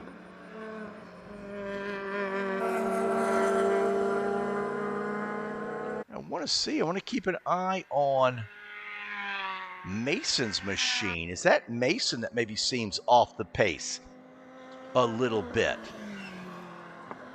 We'll watch and see. That Mason car in one of the Mazda MX-5. So sometimes you look and you're like, okay, wait a minute, is that Spec Miata field or not? So let's keep an eye there because that might have swapped up a little bit of what's going on. So we'll wait. They're going to be coming off of turn 14 right now, and we're going to let them get back and reset timing and scoring. It was Mason in the 15, Cleaver in the 133, Mick Blue in the 76. We go through turn number 11. I don't see the Mick Blue car. I think that's Mick Blue there. Yep, now just coming into your screen. Yep, that indeed is 76. So that last time by was your third place. All right, we're going to reset timing and scoring now. Leaders off 18, and then they'll row through 19. And see, no, so we'll check that. That is Mason still up front. Cleaver in second, and Mick Blue in third. We'll see here in just a moment. I believe so. Yeah, Blue in third. So that is Mason's car. That other car, I believe, was one of the Spec Miata machines that had gotten mixed in. So there's your leader, Mason. Then Cleaver there, yep, in the BMW, and then Mick Blue in the 76. So your front two, I say, running within a couple seconds of each other. First, second, and then 10-second gap back to Mick Blue. So that battle there in Super Touring 5 has settled down a little bit, but it is indeed Justin Mason who continues to lead. Spec Miata. See the leaders up the hill there. It is Larson still leading. Now, since Larson took the spot, he's maintained a 2 to 3 car length advantage, but by no means is he's getting away from Vaughn Weber. Weber made that slight mistake, was all the 8 car needed, and he's led now for several laps. Can Weber get close enough, though, to do something here in the late stages? This is Group B. This is the NASA Championships 2025 from Ozarks International Raceway. We are getting ready to crown some champions here and find out who will stand on the podium. Into turn number 15, 16 there at the bottom. That gap about 5 car lengths. They come to the slowest part of the racetrack. You've got a brake zone into a right-hander. That's 17. And then almost a little hairpin 18 that they come off of right there. And this time, Weber's got it to within a car length. Get a good run through this turn number 19, this long sweeper onto the front straightaway, and make that gap now 0.2. Well, make it 0.3 of a second. And this time into one, Weber is right there. In fact, looks a little offline, looks to driver's left, now tucks back in behind the red car. They'll go to turn number 3. Oh, look at him jockeying for spot. Turn 3, the left-hander, using all of the curbing in the right and now through the carousel. Be close off the carousel. See if you can make a move into the turn 6 complex, which is a quick right, left, left, right. We'll see it here in just a moment. Down the hill, the cars will sit down a little bit, spring back up, and now into this braking zone. Here we go. Right, a little jog to the left. They clip the cone there, just going in, and now the long roller coaster. This is a great place. Get a tow from the car in front of you, and you see Weber putting 2 off, driver's left, kicking up a little bit of dust. 4 car lengths back. Championship race for Spec Miata. It's about 6 car lengths in to turn number 8. Then that kink into 9. This is on the back side of the paddock. Everybody at the paddock standing near the wall to watch this race. And the closing laps are coming. 3 car lengths is the gap. Turn number 11 to the bottom of the racetrack. And then uphill we go. This is headed for turn 12. Some good spots here. You got a braking zone into 13. Opportunity there. Can Weber do something late and pop to the inside? Right now they stay single file. Into this little complex. 14. They come off that hard right-hander. Let's see if they can come downhill here. This would be 15, 16. There they are downhill into 15 and 16. You know what? Third place, Mescalis now has dropped back off a little bit. So Mescalis has dropped off a little bit. The gap is 3 car lengths between first and second. Again, Super Touring 5, that race has settled down a little bit. Mason has a nice gap. So the battle SD5 pretty much set. This battle, though, is still on. All right. Back, start, finish. The gap is 0.27 seconds. 0.27. Oh, did you see there? Weber was all the way to the left. Now Weber looks. Driver left. This is into turn 2 and 3. They're side by side now. Weber is going to be to the inside. Can't do it. Larson hangs on to the inside into the carousel. Man, Weber got to that inside of turn 3. Couldn't make it stick. And now, like a jockey, goes to the whip as they're going to come now to turn 6. And we've talked about it before. Get a little toe down through the roller coaster. Stay single file here through 6. He does. And now over the hill they come. That's turn 7. Can you get a toe into the roller coaster? Checkered flag is waving, which means next time by, it'll be the finish. We're going to give you your Super Touring 5 finish in a little bit. That race was pretty much set. We want to stay here because this is the battle. Into turn number 8. Can't do anything there. They stay single file. Larson is that red car. Weber is that blue machine running 1-2. It's 1 car length through turn number 8. Still plenty of passing zones. The cars drop down into 9. Braking zone into 10. Again, we'll give you your Super Touring finish in just a moment. Turn number 16. It's about 2 car lengths now. Up the hill. Tell you what, Larson's car wanted to step out. Weber used everything, touched the dirt, kicked it up. Half a car length separates first and second. One of these drivers will be a champion, or could Mescalis be the champion, sitting in third place. They go side by side again. We'll pick them up here. Side by side still. And look at Weber doing everything he can. To the left. To the right, Larson just trying to hold his line the fastest we can. Here he is off 14.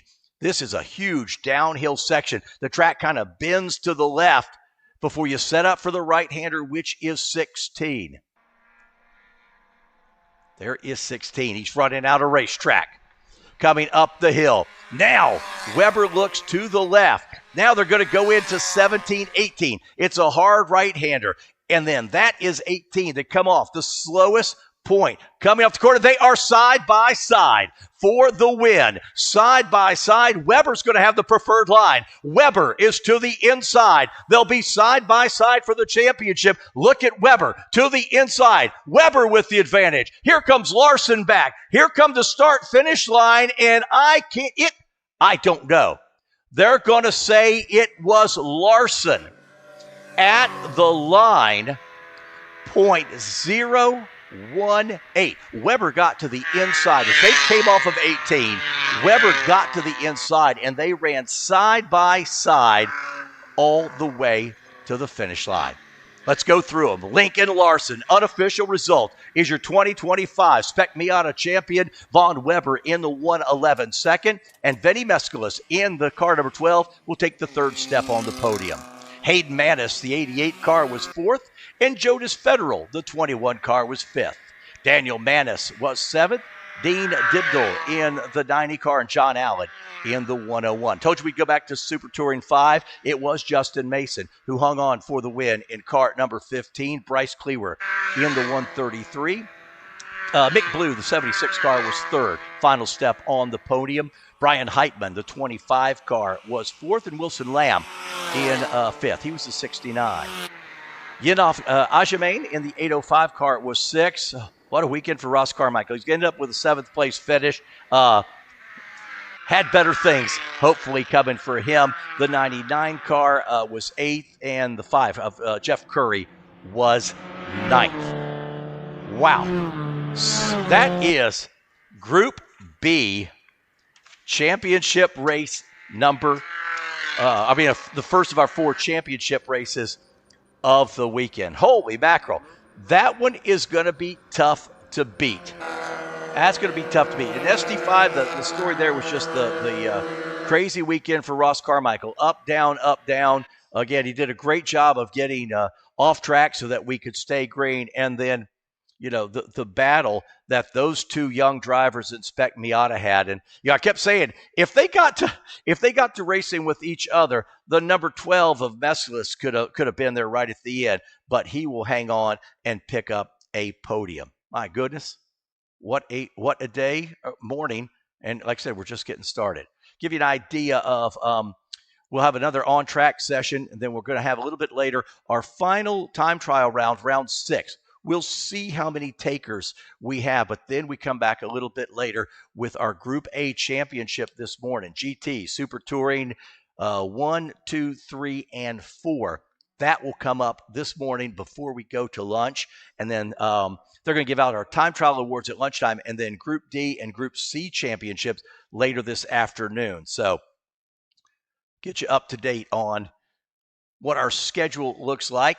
Thank you for joining us this weekend on NASAChamps.live. It puts you in the director's seat. You decide what you want to watch, how you want to watch it, and again, you are the director.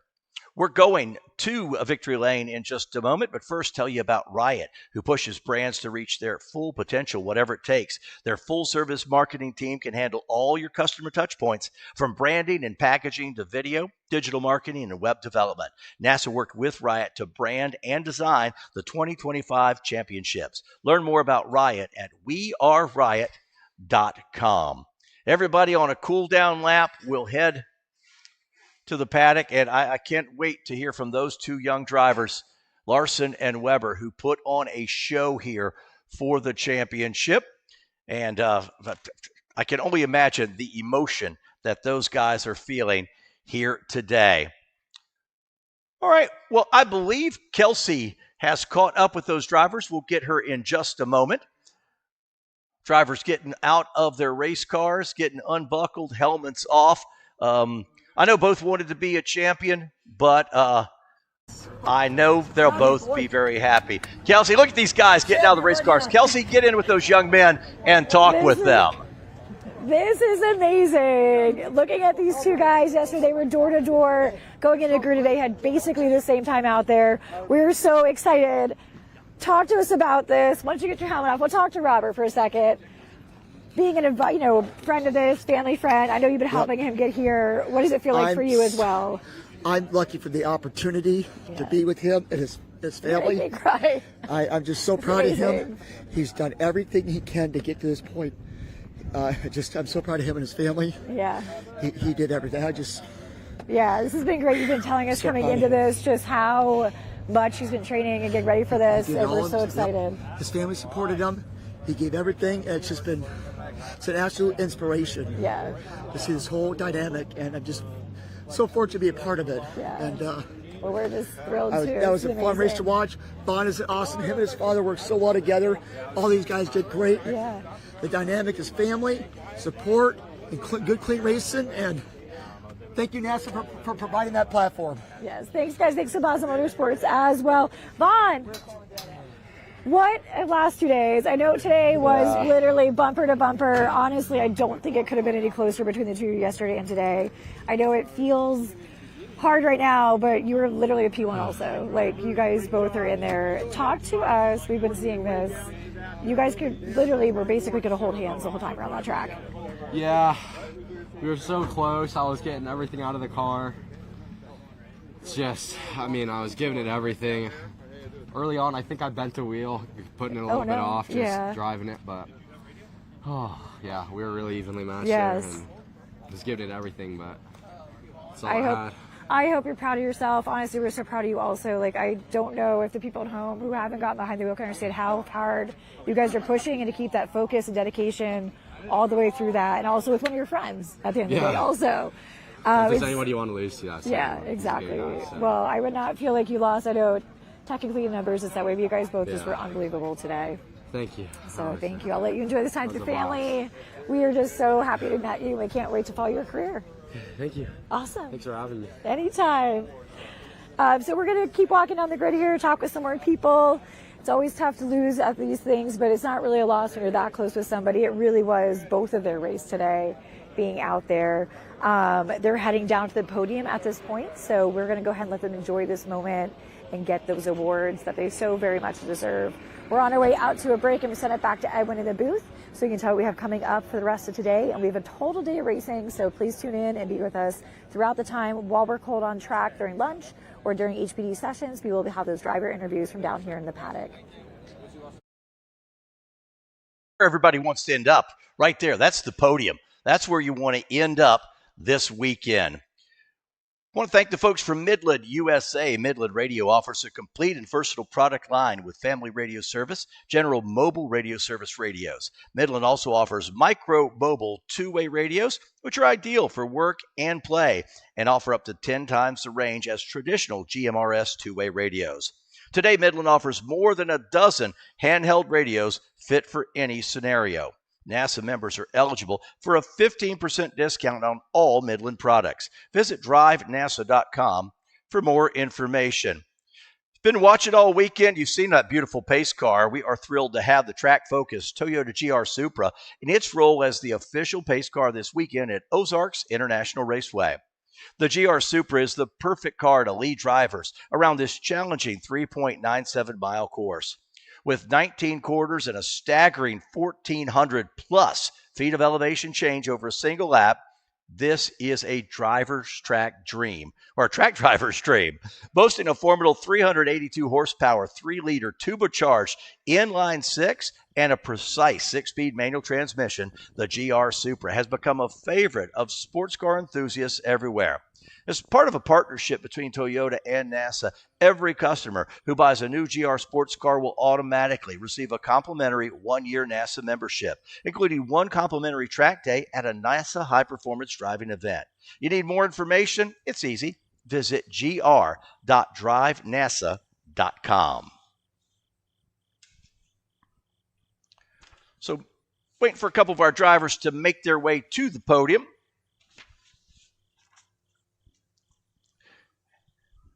That's where everybody wants to go. They want to see your dream for the weekend is to make it to the podium. You want to make it to the podium and hang out with Kelsey. That's exactly what you want to do. And I think that's exactly where we are. Kelsey, take us to the celebration on the podium. We're here at the podium. We've got all of our drivers from that class and Group B that were out there, but we're here with the winner, the champion today. How does it feel, Lincoln? Amazing. I came here with a car that I've never driven before and a team I've never been with before, and I'm super happy how it ended up. And they had a great car, and it was an amazing weekend, all weekend long. So I'm super happy. That's awesome. I think you and Vaughn had such a tight race yesterday. We looked at the grids. You basically had the same time on the grid coming into this. Yeah. You guys are out there just exchanging back and forth. Talk to us what that's like. Well, yesterday it was just kept fighting back and forth. And then this race I was just more following him and then just waiting for him to make a mistake. And then he made a mistake with, I don't know, it was like 6 laps to go or something like that. A little bit, yeah. And then I just got past him, and then I would build a gap in parts of the lap, and then he'd catch me in others. And then the final corner on the final lap, he went on the inside and it was just drag race to the end. And yeah, I did not think I was going to be able to get to the line first. So yeah, honestly, everybody's standing on the walls, looking right at it for start-finish. You've got that coming in on a turn, the start-finish line, which is very different. Usually you're just trying to get on the pedal, but this way you're on it, your throttle management, all the things. Because it was like yesterday where it was the same situation, but he got it by like a car length. So I did not have the highest hopes coming out of the final corner, but it worked out. Just squeezed up on the inside a little bit, and it worked out. That's amazing. What's next for you after this, being the champion? Not sure yet. I honestly do not know. We'll have to figure that out, but yeah, hopefully. Yeah, I don't know. I mean, I've just finishing the season in NorCal. I have Sonoma next weekend, and then just NorCal and Utah for the rest of the season. That'll be great. Well, thanks so much for taking time. Yeah. Enjoy today. Soak it up with your family. They're so great. And they've been there to support you all along. And we're going to send it back up to the booth so that people can get a sense. So everyone, we've got champions. We've got these young teams in the Team Mazda Championship working on this. And we'll send this back to the booth. Thank you. Okay. Yeah. Excitement in the drivers who are at the podium. It's what they've worked for all weekend long. Listen, we got a lot still coming up in this morning session. We're going to crown our time trial champions. They got round 6. Who will go out? Who will sit on their existing lap? We'll find out a little bit later. We still have our Group A championship this morning as well before we go for a lunch. So round 6 of time trial coming up, Group A championship all coming up, and take a little lunch break. Then we're going to come back. Group D and Group C will come back this afternoon for some more racing. So we're going to take a quick break, come back with some behind-the-scenes interviews to give you an idea of everything that happens on a championship weekend. You're watching the 2025 National Autosport Association Championships. We are live from the Ozarks International Raceway.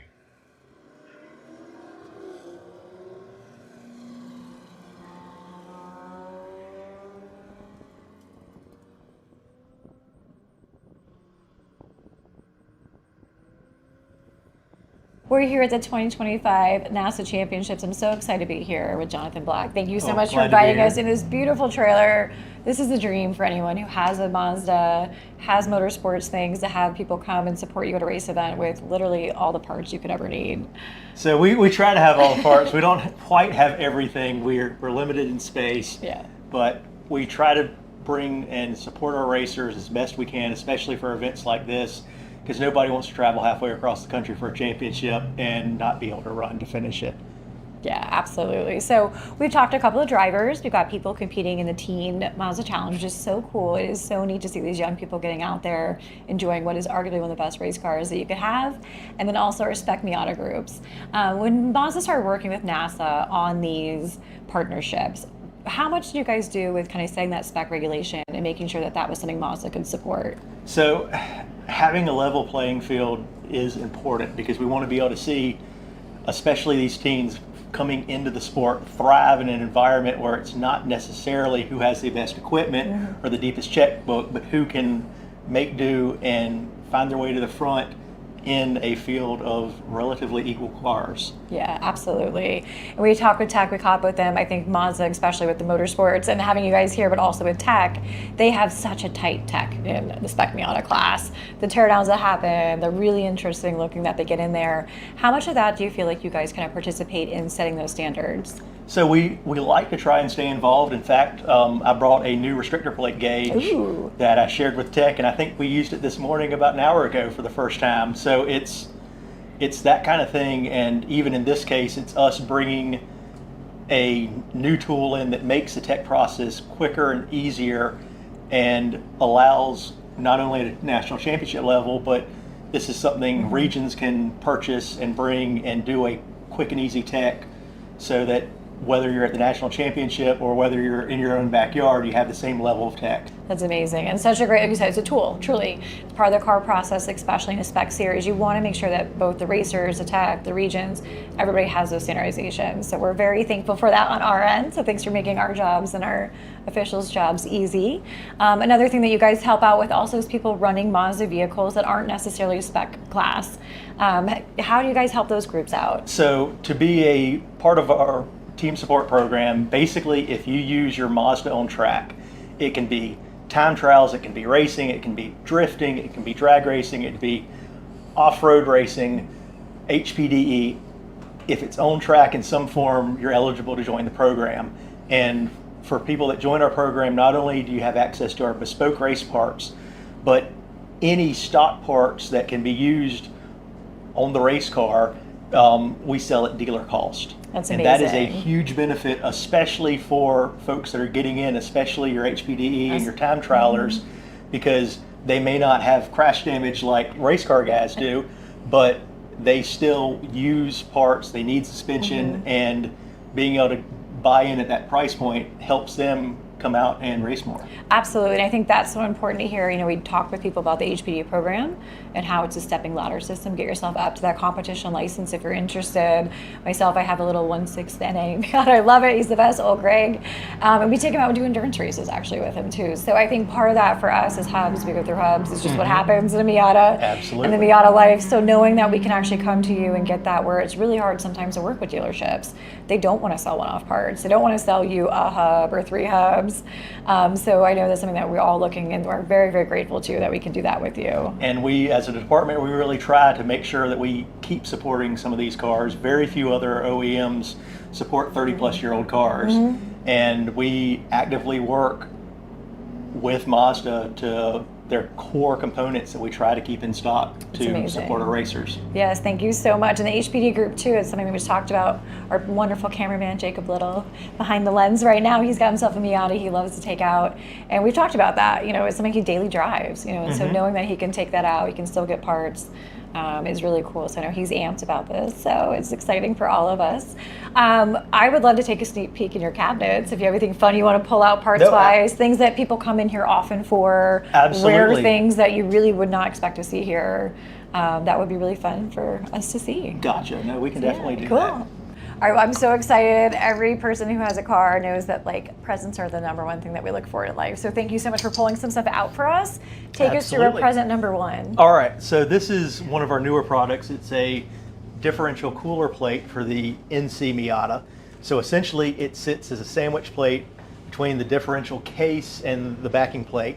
And it is a big honking chunk of aluminum with fins on it to help cool down your differential. It's amazing. And it alone, for most people that sprint race, is probably good. It's all you need. It drops 20 or more degrees of temperature out of your diff fluid.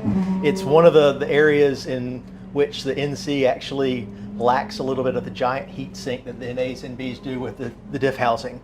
The plate itself comes with a QR code for instructions. It comes with a gasket, hardware, and even some AN fittings. The plate itself is designed, if you are endurance racing with it, you can plumb it with a remote cooler in the trunk.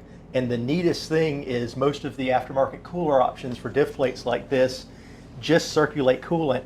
This is actually designed where it's got 2 sprayers, one here that will spray up on the pinion, and then another one here that sprays on the ring gear. So if you plumb it, it actually cools down exactly where you want to in a diff.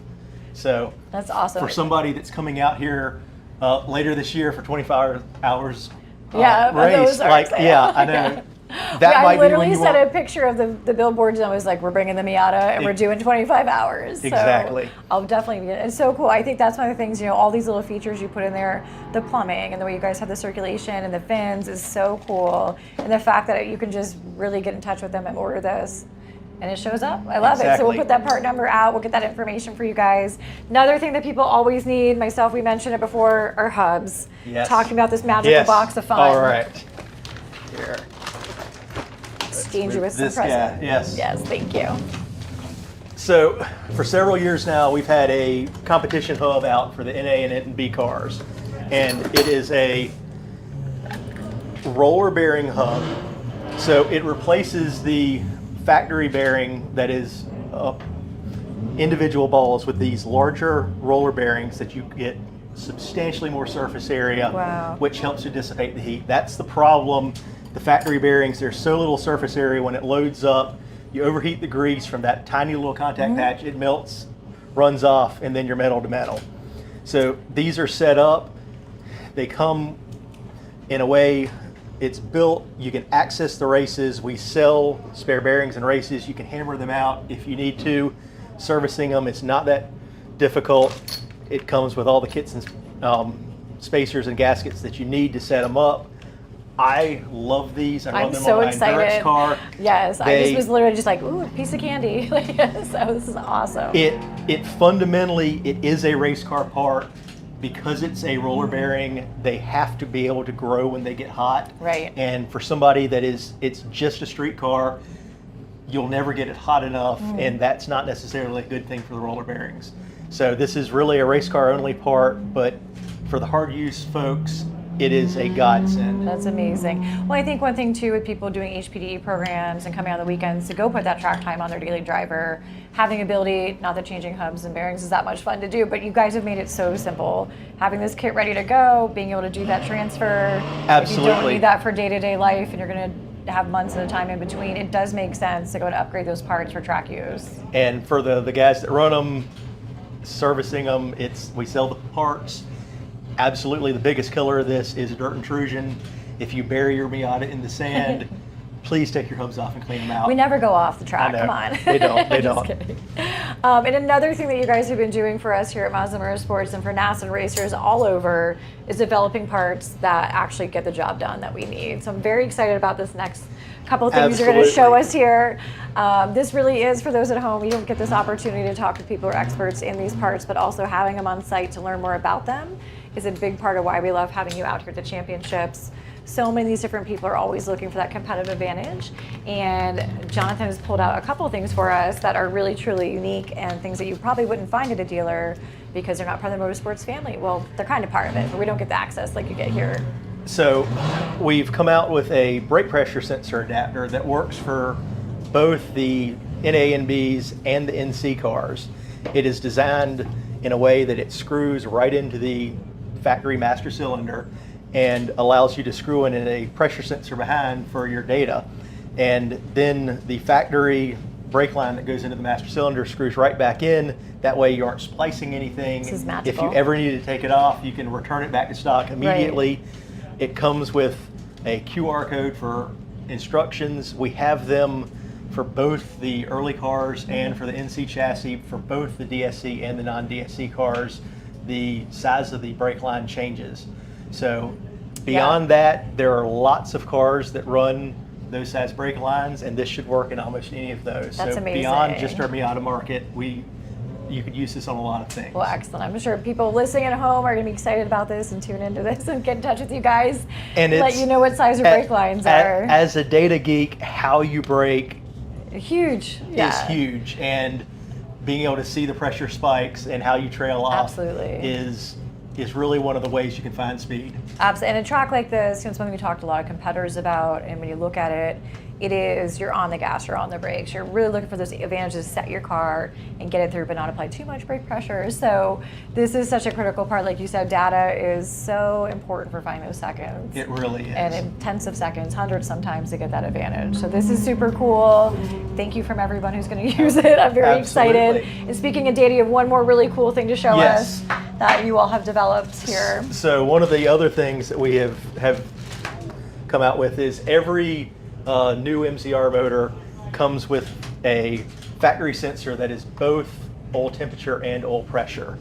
And it is a metric threaded sensor, and they're relatively inexpensive because it's a factory sensor on every new Sky Active motor.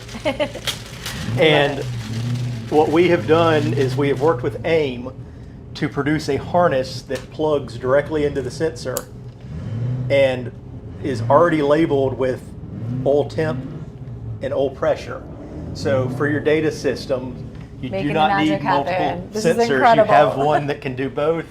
I love it from a simplicity state.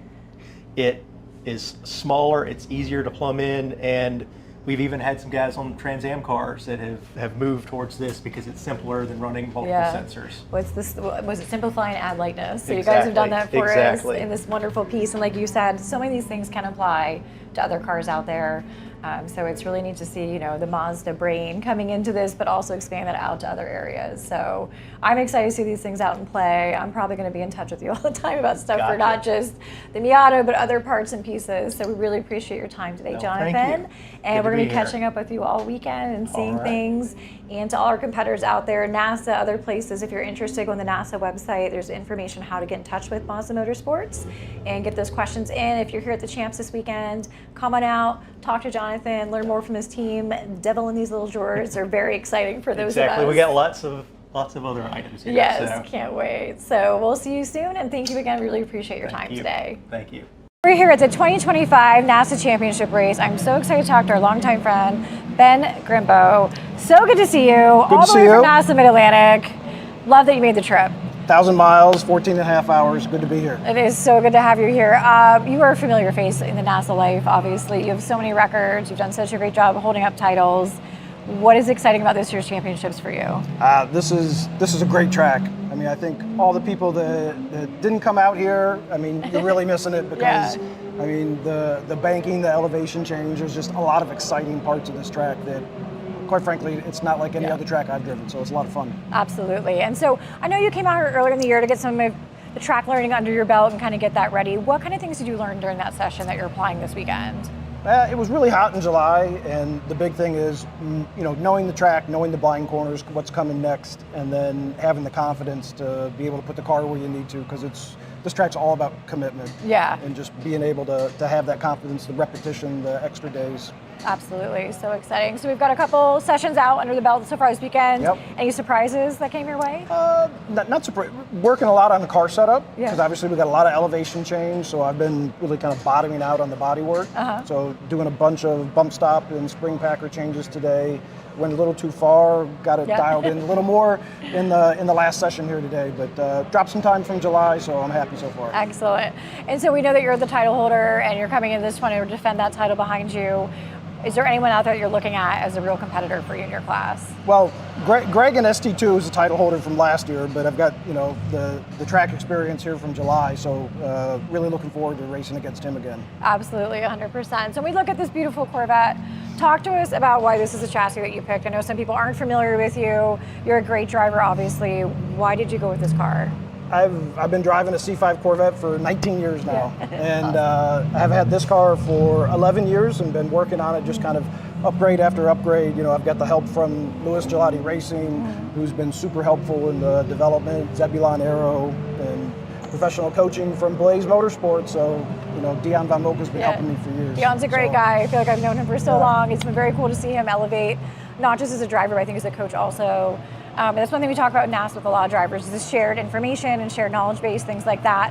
Did you catch up with other people who came to Ozarks before this weekend to kind of hear from them about places to be considered of, different things you wouldn't think you'd be doing on track? Yeah, I talked to some people that came out in April before I came in July, and you know, got some advanced thoughts from them to put into practice when I came in July. So very cool. Did you do any big changes between July and now, or are you kind of just little tiny tweaks?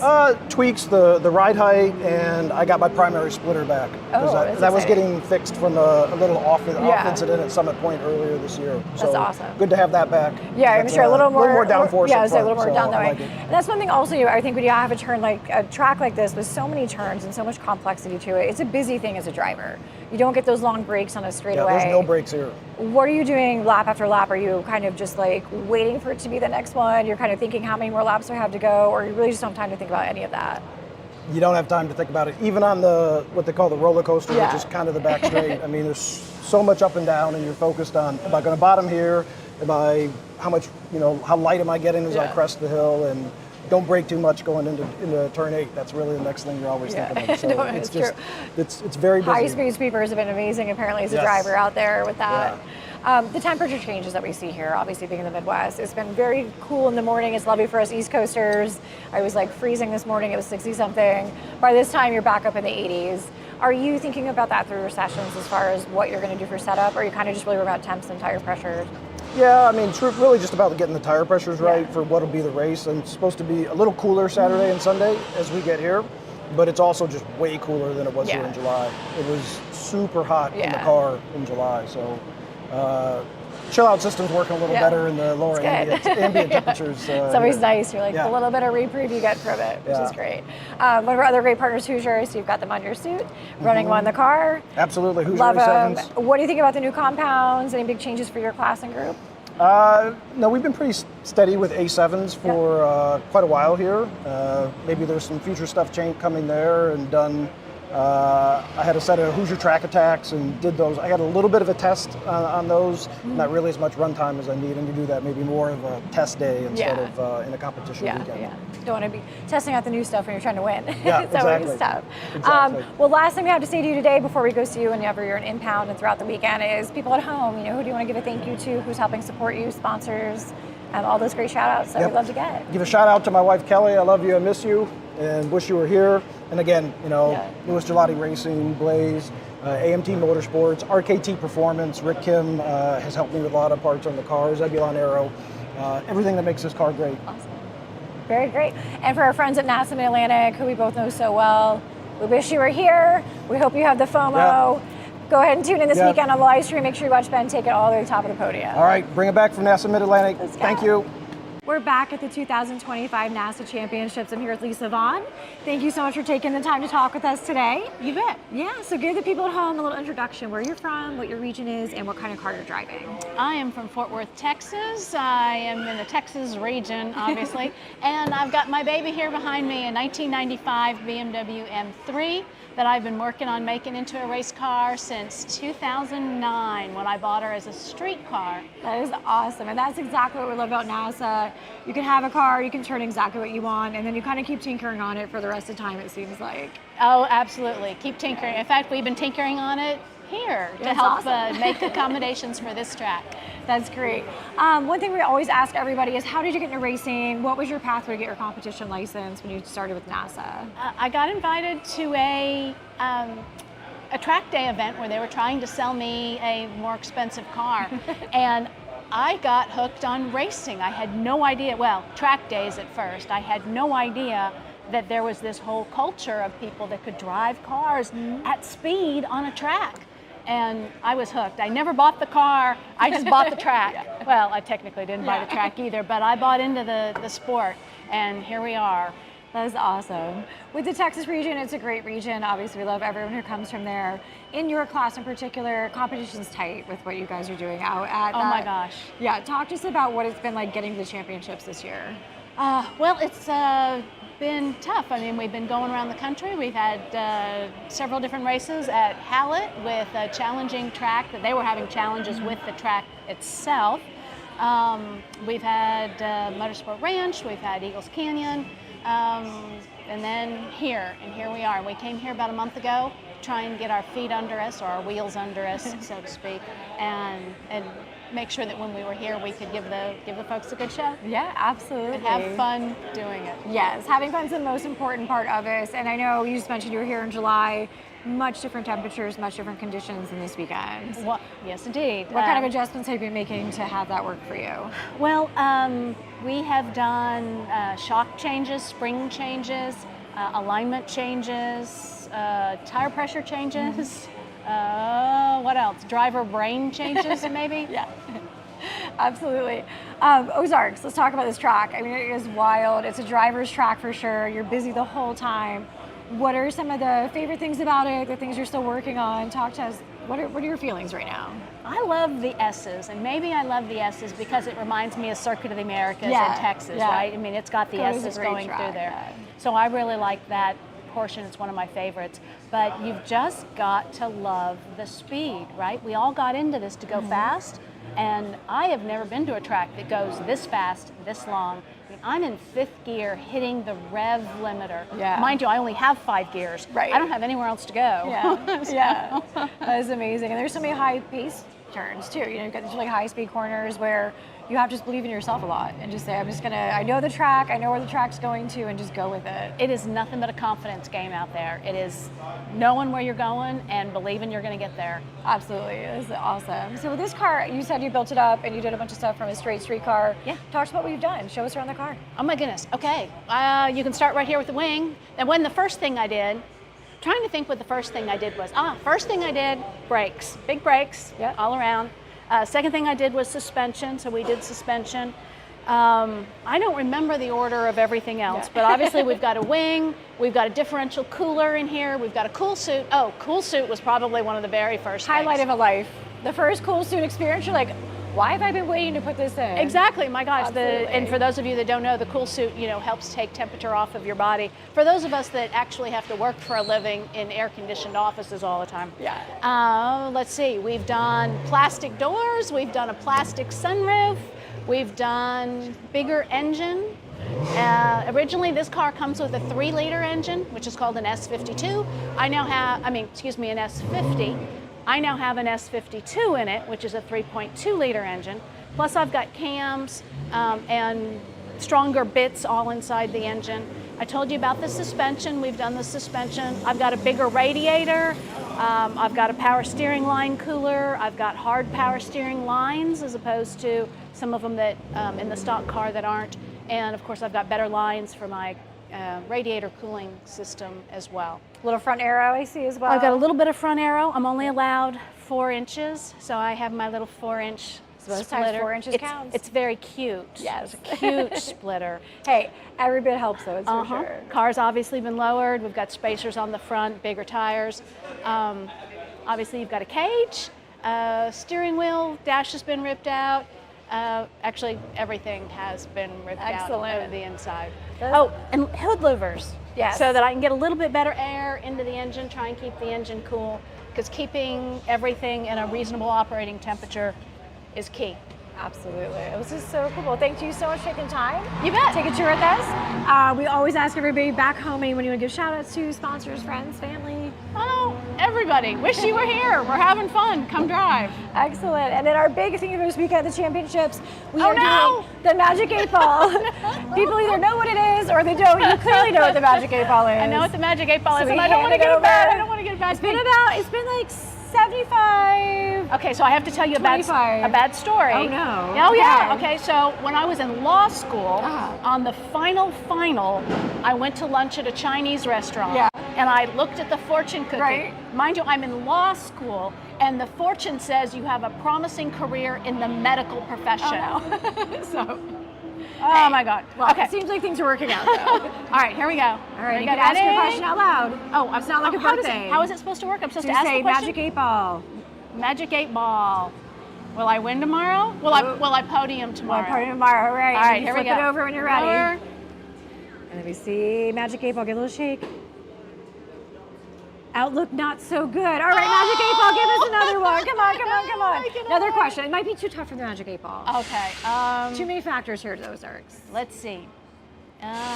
Will I mow any more grass tomorrow with my splitter? That is a great question. Because I did some today. Give a little shake up. And it says, reply is hazy. Try again. One more. Oh my Third gosh. time's a charm. All right. See, Magic 8 Ball heard your story. Magic 8 Ball's nervous. Yeah, that's right. Okay, so will the track be dry tomorrow? Ooh, I like this one. Everybody wants to know this answer. Outlook not so good. Oh dear. All right, well, good thing we got rain tires.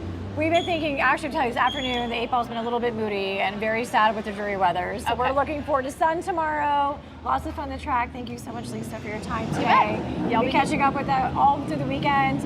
Everyone at home, you can follow along on the live stream starting Saturday all the way through Sunday. We know Lisa's going to crush it. The 8 Ball's just part of the fun. Think happy thoughts, fast thoughts. Let's go. We're back at the 2025 NASA National Championships. I'm so excited to be here with Mick. How are you? Good to see you again. Yeah, it's great to see you again as well. I'm actually doing pretty good. Things could have been better or worse. I was going to say, we're up on jack stands. As you see, car is not driving yet. We broke the driver's axle yesterday.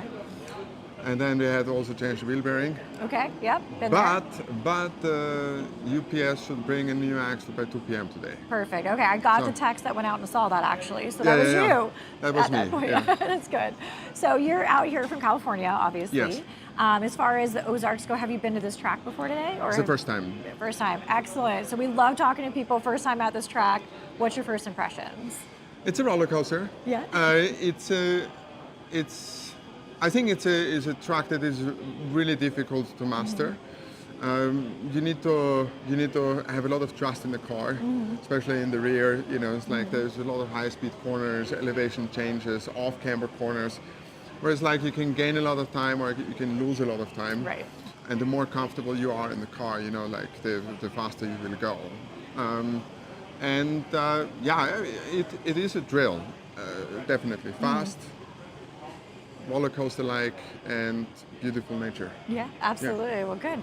I love hearing that from you. I know a lot of people were kind of timid to come out to the Ozarks. So you heard that the championships were going to be here. Did you have any sort of reaction to it, or just excited to go learn a new track? Well, I mean, I was excited that it's here. Then after, when I looked closer to it and I got virtually more familiar with the track, I was like, okay, it's like it's a lot of guardrails here. Yeah, and guardrails and grass together usually doesn't do well if you get off track. But yeah, I mean, it's the same challenge for everybody. You just have to calculate your risks, you know, and time your abilities right and keep the car on track. Yeah, I mean, absolutely. That's the goal. But then, in the end of the day, I mean, we are not in a regional race here. We're at the nationals, so may the best person win, you know? Yeah, absolutely, 100%. So speaking of the best person, also the best car, I know it's a new car from last time we talked with you. Yes, it's a new car. So talk to us, what inspired the change of putting all that trust back in a new chassis? Well, I mean, it was, running the E30 was a great time, you know. It's like I did it 2.5 years. We won the regional, or I won the regional championship twice, and then last year also the national championship. And so my sponsor by Dragon, you know, they were like, hey, you know, it's like, what would be the next class that you could race? And so you're like, yeah, spec E46. And so then in January, they said like, yeah, it's like, let's do spec E46. And so we bought the car. It has a very familiar owner, as you know. So Steve Stepanian, he sold me his old car.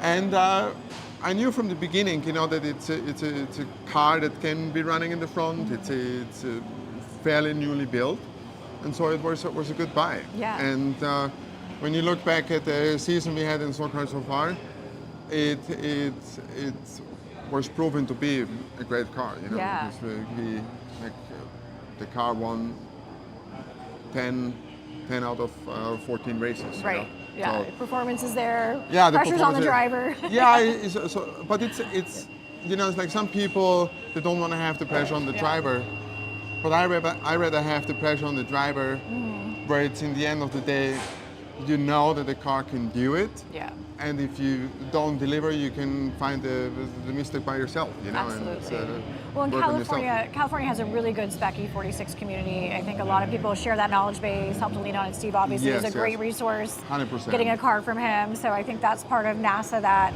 a lot of people looking to get into racing aren't really sure how that exists in that community. And I know we've got a great Discord channel that people participate in. Getting that knowledge. So it's great to hear that you actually leaned into the NASA family, found another vehicle to buy, you know, knew that this was where you wanted to go next. I mean, it's always best to buy cars, you know, from people that you know, and like you know the history and stuff like that. I mean, over time I had a lot of conversations with newer racers, you know, where they're like, it's like, you know, it's like I want to save, depending on which class they are, 5 to 15 grand on buying a car, and it's not so good. And I'm like, look, you spend it anyways building. Yes, because in the end of the day, it's better to buy a good car, and you don't have to invest to get it there, and then just focus on your driving and your ability as a driver and becoming better and adjusted to the car, versus trying to chase the tail for 1, 2, or 3 seasons. Mechanically speaking. Mechanically speaking, to make the car suitable for the class, or competitive in the class, you know? And especially in spec racing, it's a spec. It's a spec, So it's like you really kind of like have to try to find a top spec car, you know? Yeah, absolutely. Because otherwise you end up spending more money, you know? Yeah, that's true. Racing is the best way to spend money and enjoy it. That's how I always say. Yes, 100%. I don't know where Paulie went, but he was here. Talk to us about Paulie. You're like chief crew person. He's here all the races with you. He's been under the car all weekend, helping out, getting this thing situated. Yeah. So has he been happy with the change from E30 to Spec E46? So I don't know if he was happy with the change, because now I can't race against him anymore, you know, because him and Ryan Walt now are still running in E30. They're actually leading the championship there in SoCar. Awesome. So we'll see if they're gonna nail it down, or if Matthew, Yeah. Ibrahim can catch them. But yeah, I mean, I know Tom Polly now since I don't even know how many years, and we became friends and all that kind of stuff. And you know, it's like he knew that I'm going to the nationals, and he's like, hey, you know, it's like if you need somebody to come with you to help out, Yeah, which we always need. get me a plane ticket, you know, I'll be hotel there. room and stuff like this, and I help you out. Yeah. And I was like, you know what? Okay, yeah, let's do it. Because Yeah. last year I did it all myself, you know, Yep. and it's hard if you do everything yourself, you know. It's like It's just nice to have someone to, you know, complications of race cars or questions, just to talk through those things with you. Like, Exactly, is you it know. me? Is it the track? Is it the car? And you really can get another set of eyes on stuff and just double check that whole trust but verify Yes, feeling. you have another pair of eyes, you know, it's like watching out for you, and especially on a track like this, where flags are, especially like starting flags or green flags, you know, it's like a kind of like hard to see. Yeah. I think it's extremely important that you have a spotter. Yeah. Because, I mean, I've seen it in Utah, you know, it's like you have a full course yellow where, let's say, a safety car comes out, and as soon as the green flag is waved, everybody gets going. Yeah. But If you're not near what it, if you end right. up 2 turns, especially here on this track, Yeah, 2 you can't turns see anything one turn away. away, Yeah. you know, it's like you don't see Yeah. when they go green, Yeah, absolutely. and you'll be passed at least by 3 to 4 other cars Right. that had a spotter that got the cue that it's green, you know. Yeah, so and especially, you know, this track has so little area for passing. You really just set yourself up for those Exactly. opportunities. Yeah. And so having that extra reassurance too, that someone has extra eyes, and just like you said, you really need another person on your team to get this accomplished here at the championships. it's just like, especially for this track, it's very important, I think. Yeah, absolutely. Yeah, 100%. You know. Very cool. Well, thanks so much for taking time with us. We have one more question for you. Yes. We have this year, we decided to introduce the Magic 8 Ball. Okay. So Mick asked, what is this? And I thought to myself, who doesn't know? So what this does, you ask it a question, and when you flip it over, it'll show you an answer. Okay, so So you just think of a question you want to ask it. It can be anything that has a yes or no. okay. We say out loud, what's your question? What did you say? What's your question? You have to- My question was if I'm gonna be able to do qualifying today. Perfect. All right, so he says, and it says, it is certain. It is certain. It is the best. So Well, thank you. hopefully. There you go. We'll look forward to seeing you out there. We'll catch up with you out in the paddock and an impound. Yeah, thank you. Good luck. So good to Wonderful see you too, again. you know. Yeah. All right. We'll see you soon. We're back at the Oh, I messed it up. All right, here we go. We're back at the 2025 NASA Championships. I'm very excited with David Lecco. Happy to see you again this year. Great to see you as well. We saw each other at the rental car counter, Yeah, and we I did. knew we'd be doing this interview, so I've been looking forward to it. Excellent. Well, we've been watching you from other championship races progressing through to this. You're doing great in climbing in your Ginetta. For everyone at home who doesn't know you, give us a little background on where you're from, what chapter you run with, or what region, sorry. Yep. And also any other interesting facts about you. Yeah, I'm from Austin, Texas. We run with the Texas region, although I did grow up very close to here in St. Louis. And fun fact, I have 2 Bengal cats, and I actually train them to use the toilet instead of the litter box. So not only is it great, I don't have to scoop the litter, but it's a good great. party trick. That's actually my dream. I said if I had a cat, I would do that, because it just seems like, why not? Yeah. I love it. It's so good. So talk about championships, talk about the Ozarks. Have you raced here before? I raced here in July, once before. Well, the conditions totally different, right? Very hot, we've heard from that crew. We'll start over.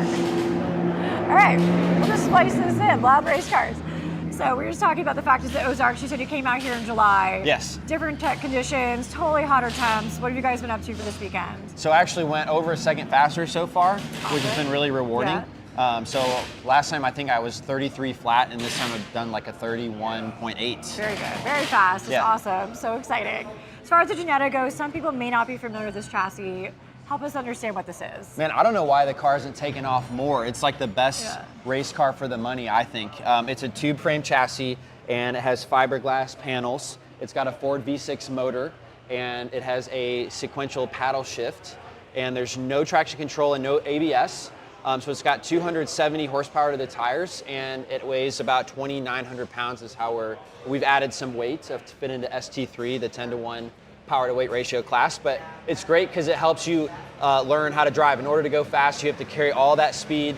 So as a driver yourself, I mean, you know Love it fast. that it can just really teach you when you don't have the horsepower to fix your inefficient cornering. Absolutely. So it really teaches you to be efficient with your corners. Yeah, I think also it really builds you as a driver to be more confident. You know you've Yeah. got to use that speed on entry.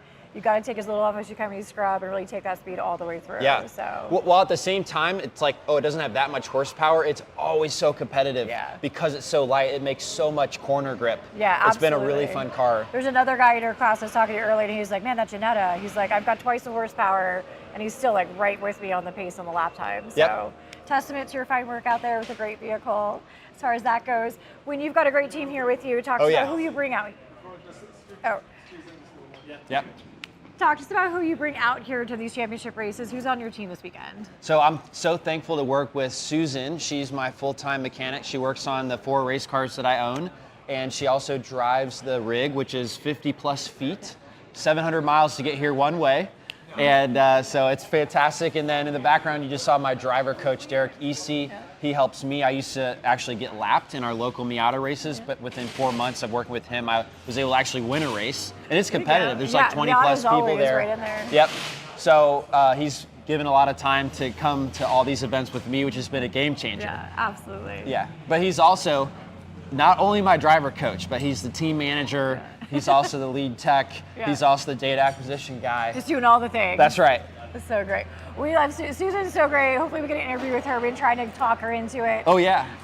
Aside from just being a really great personality, she's just brilliant in the things she does with this car, and she keeps it in tip-top shape. So it's very exciting to have this team here with you. One thing I want to ask you about also is just the Ozarks. I mean, we've been talking to everybody about this track. It's so technical, it's so difficult, but it's also super fun. So as far as your first impressions, things that you really thought about between July and now, Yes. getting ready for championships, talk to us about that. So I actually experienced something new. There's so many high-speed turns that go to the right and fall off. You can't see the exit. And in order to go over a second faster that I was able to do this time, the car gets like loose and sliding to the left down a hill that you can't see going over 100 miles Always per hour. confidence boosting. So it's been great, and it's exhilarating to just really have to memorize where it's going to end up in order to keep inching the throttle on sooner to continue to go faster.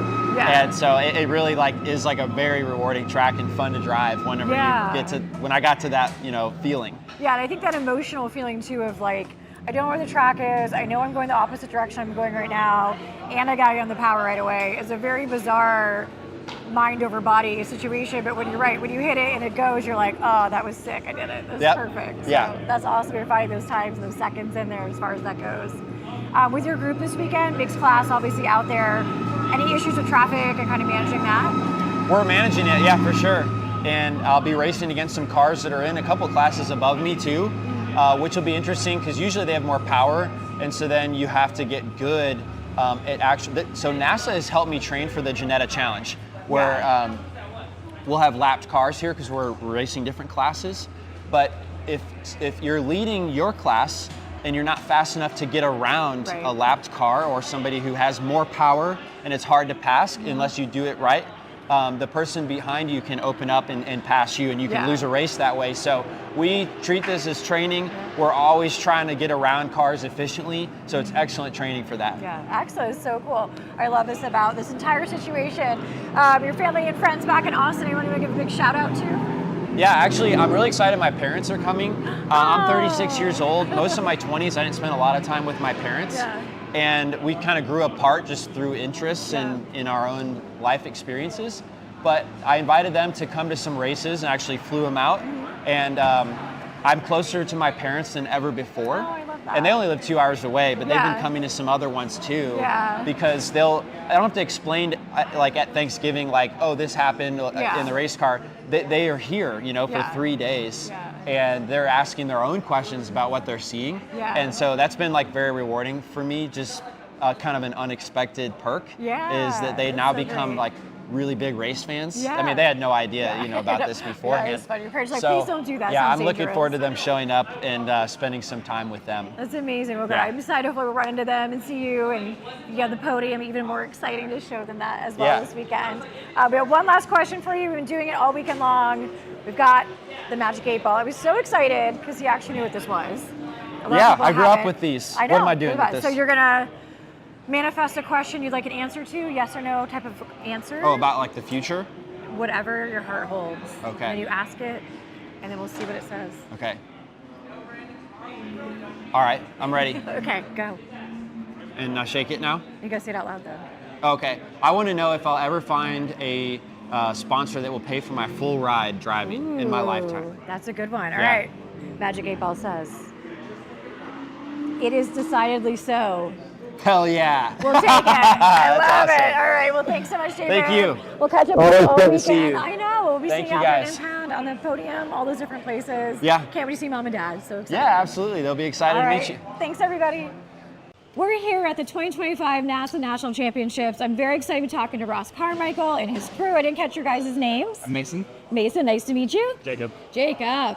So you just came off the track. Great morning session for warm-up. Yeah. Talk to us about what you're hearing here out at Ozarks. So it's a fantastic track, very technical, very fast, a little sketchy, Yeah. but fun, like one of the most fun tracks I've been to. It's absolutely perfect weather. We were here in July and it was really hot and humid. I think there'll be some track records falling this weekend, but it was really great warm-up session, and we're just hoping rain holds off until after qualifying. Awesome. So I know you're from the Texas region coming into this. As far as the competition goes at the championships, you're seeing new faces out on track, people that you've already raced against before. Yeah, some. So we came here in July, and so there's 2 local guys that were very, very competitive, very good drivers. They're really good. There's a guy named Bryce from Colorado. I raced against him at High Plains. He's really, really good. The fun thing is there's a bunch of guys from California that I've never raced against. And so you're trying to do your research and figure out, like, is he fast? But we've never been on the same track. So we're really looking forward to getting out there and seeing how everybody kind of stacks out. Awesome. And so Ozarks, one thing we hear from everybody is, the rumor this is such a scary track. I think as a driver myself, as someone who understands setups with cars, when you're coming into this, coming from more, I would say, like flat topography in Texas, things like that, what kind of setup work did you guys look at? So we were here in July, so we got to do that. So we changed some of the suspension settings, some of the camber and toe settings. We do have Hallett in our region, which is a really fun track. It's the closest we get to having elevation changes. We don't race much at COTA, so it was really great that we came out here in July to get some of that stuff. But trying to make the car a little grippier on the front end and a little less draggy. So that these guys have done a heck of a job. Let's make the act trick and pass the bike over. They did a heck of a job in getting the car set up. We did a bunch of test days, and you're right, it is tough trying to test for here on a flat track, which is our home track. Absolutely. So I'll pass this on over. Talk to us about setup, how you guys approach this race. Well, we looking at tire wear from last time we were here, we pulled some camber out of it, which ended up led to us having to hammer out the fenders a bit yesterday. And I don't know. Other than that, I mean, we did a test day with the pro, and we made some aero changes as well. And we've been watching for, like, with the dips in the track and everything, making sure that our splitters and dragging, which it's not. That's great. So keeping all that nice and happy. But yeah. So I mean, short and sweet of it. Last time we were out here, there was a different engine in the car. Okay. Little less power, and that was part of our problem as well with all of the elevation. Like the old engine was good for the flat stuff like we have at home, but with the elevation, having some of the power to just get up the hills and keep the momentum, having the newer engine with a little bit more power, even if we have a little bit more weight, was pretty helpful. I mean, from everything Ross has been able to say. Yeah, we completely lost the engine here in July. So last race, 2 laps to go, just dropped a valve and fried a piston. Bought a salvage title car off of Facebook Marketplace. Mason and I went with like a U-Haul trailer to pick it up. Super sketchy neighborhood, but it was like it hadn't Best run. finds are in there. It hadn't run. The guy wrecked it in 2007 and had been sitting ever since. And we pulled the engine, and I mean, literally, it was this whole last week was a thrash to get it in the car and tuned, and then it was overheating and replaced the head gasket. So these guys have done a hell of a job getting the car ready. That's awesome. One thing I'm always curious about, NASA, we talk about the community and everything. So how did you guys be longtime friends? So unfortunately, the guy that owns the shop where they work was supposed to be with us. He had some family stuff that happened. I've known him pretty much since he opened his shop. They were kind of the first shop in Fort Worth, one of the first shops in Fort Worth to where we're from, to do this kind of stuff. And we became friends. So I've known him almost since his shop opened, and then these guys have worked for them a long time. And so we've done, I mean, like I said, road trips to Colorado and Barber and all that stuff. So they're really great guys. I mean, they're not just crew; they're friends. Like we hang out and stuff. So it's really great. Very cool. And question for you guys too, obviously being at the track, do you guys race yourselves? Do you do other types of things, or mostly you just really love the mechanical end and engineering side of stuff? Both. I love adrenaline, really. Anything with wheels and a motor, I'm about. I do very little bit of racing, a bunch of track driving, and then but then just the wrenching and the problem solving and the creativity that comes with making an old car fast. It's great. I mean, I'm about the same way. All the mechanical side is the fun stuff, like Mason said, problem solving. I don't do much racing. I don't really have the stomach for it, unfortunately. I'm sure there's things to do about that, and it's doing the parade laps on this. It just seemed like so much fun. It'd be fun to get out there one day, but just for now, it's mostly the mechanical side and working on stuff and just enjoying the cars as they are. Yeah, well, honestly, I can say, having somebody who understands the mechanics of the car is so important, especially when your driver's trying to communicate, I'm having this issue, or it's not turning in correctly, all of that. So you're very lucky to have these guys here with you as well. Great. One thing we're doing this year at the championships is we're bringing a little luck to the picture. So we brought our Magic 8 Ball, and we're going to have each of you ask a question, see what the future moves. Will it rain during qualifying? Outlook good. Ooh. Rain tires. Rain tires. Yeah, they are set. Oh gosh. You want to go? Yeah, it is. Yeah. Oh. Right, get on. Don't speak anything bad into existence. I like this. I like what? It's hard. Don't give it the possibility of putting out bad This juju. morning, and we were like, can we find dry erase markers? And then we found them. It was amazing. Oh gosh. See. I love this. Will we beat the track record by 2 seconds? Oh, solid. Ask again later. Oh, we'll be back. All right, that was good. That Magic 8 Ball never knew. Yep. And later is now. Yeah. Can we break the 240? So it's 243. High 243 is the track record. Sub 240s. I move. That sounds like a driver question. We got to shake you up. Let's call up already. I will? What are you doing? Ask again later. Ooh! All right, well, we've got a lot of Seems suspense happening here with this team. We're very excited about it. I have one last question for you guys. Who is the Bobcat?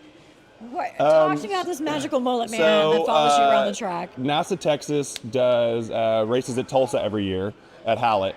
And we do a thing called slip and flip, which is a huge slip and slide. So these guys, I've seen that. So these guys have a carport at the top of a hill. There's a massive slip and slide down to the bottom of the hill. When you do flip cup, teams of 4. So it's a relay. It's a flip cup relay race down a slip and slide. And people dress up and do themes, and so we did kind of a white trash theme. Mason had on some, Jacob had some like little cutoff shorts and stuff like that, and we did mullet wigs and stuff like that. So that was my guy, and in a roundabout way, if I was a little heavier and grew a mustache, he kind of looks like me. So he kind of became my mascot, my spirit animal. I love so. Hey, I feel. And he's been with us ever since. I think it's been in the car for a couple years now. If I was side by side with you and that came up next to me, I'd be like, this guy's all on it. Let's do it. He's got the Bobcat power. So, well, thank you guys so much for your time today. Wish you all the luck. Appreciate it, Kelsey. We'll see you throughout the weekend. Hopefully it didn't pound with that new record. And with sub 243, this is going to be good. Sounds all good. Right. Thanks so much.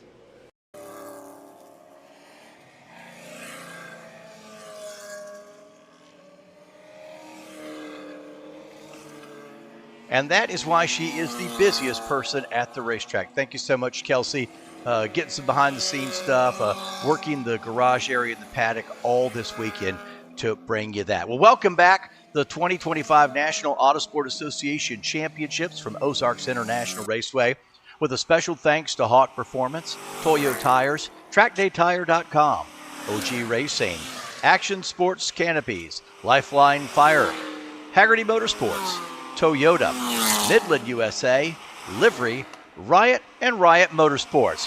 What you're seeing now is the final time trial round of the weekend, round 6. And early on, we're not seeing people pick up any time. Now, this session got black flagged for a little bit, but let's go through it a little bit. TT2, Pamakol, he goes, best lap here is a 229, but his best overall is still a 228. In TT3, Cameron Lane's best of the weekend, 228.8, and only a 231 here. So this session did get black flagged for a little bit and back out, but most drivers have had a couple laps in, and again, we're just not seeing conditions here to improve on what people did from the morning session. Let's look for TT4, the Team WRS. I don't think they went out, but let's see the 129, the Team Room Temp.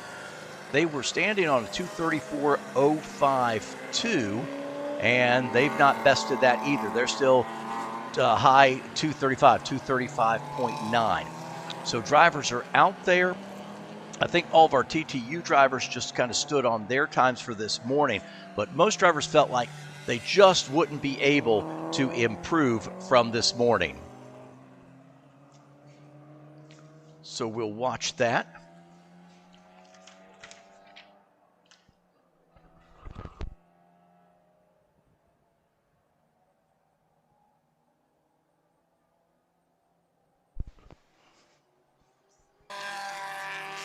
So a couple more laps here. Again, this is the final time trial round of the day. Nobody going quicker than what they did in the morning session. There's Selenius in the 73 car. He's a TT2 driver, 234, but his fastest still is a 230. So we will keep an eye out. Several drivers did go back to pit. Again, we had a break in this one, and they just got back on track. So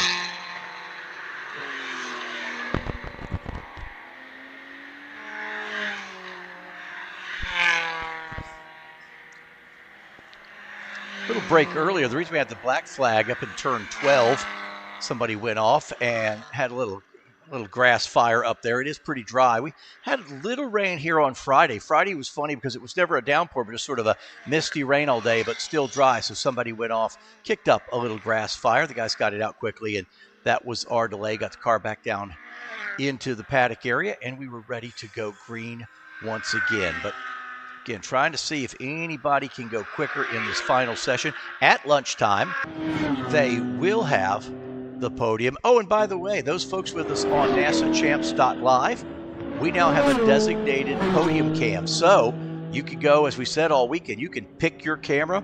So if we're going back to some live race action, but you want to watch your favorite drivers on the podium, you can actually go to NASAChamps.live, click on the podium cam, and you can watch what's happened on the podium while we're covering the racing somewhere else. So pretty interactive on NASAChamps.live. You're the director. You can follow all the timing and scoring, set it up the way you want, overall or by class. A lot of systems do that. But what this one doesn't do, I mean, this one does it, the others don't do, is you're the director. You pick what you want to see. You pick your cameras. There's a multi-view. You can pick 4 up to 6 different camera views to watch, or you can pick a single corner. I said some of the drivers earlier said, man, I just kept watching this one corner shot just to see where I was getting it right or wrong. Or you can pick this up, which is our full broadcast, where our team is in here following the races that are best. The directors are making the call, and we follow the cars that are in the best battles.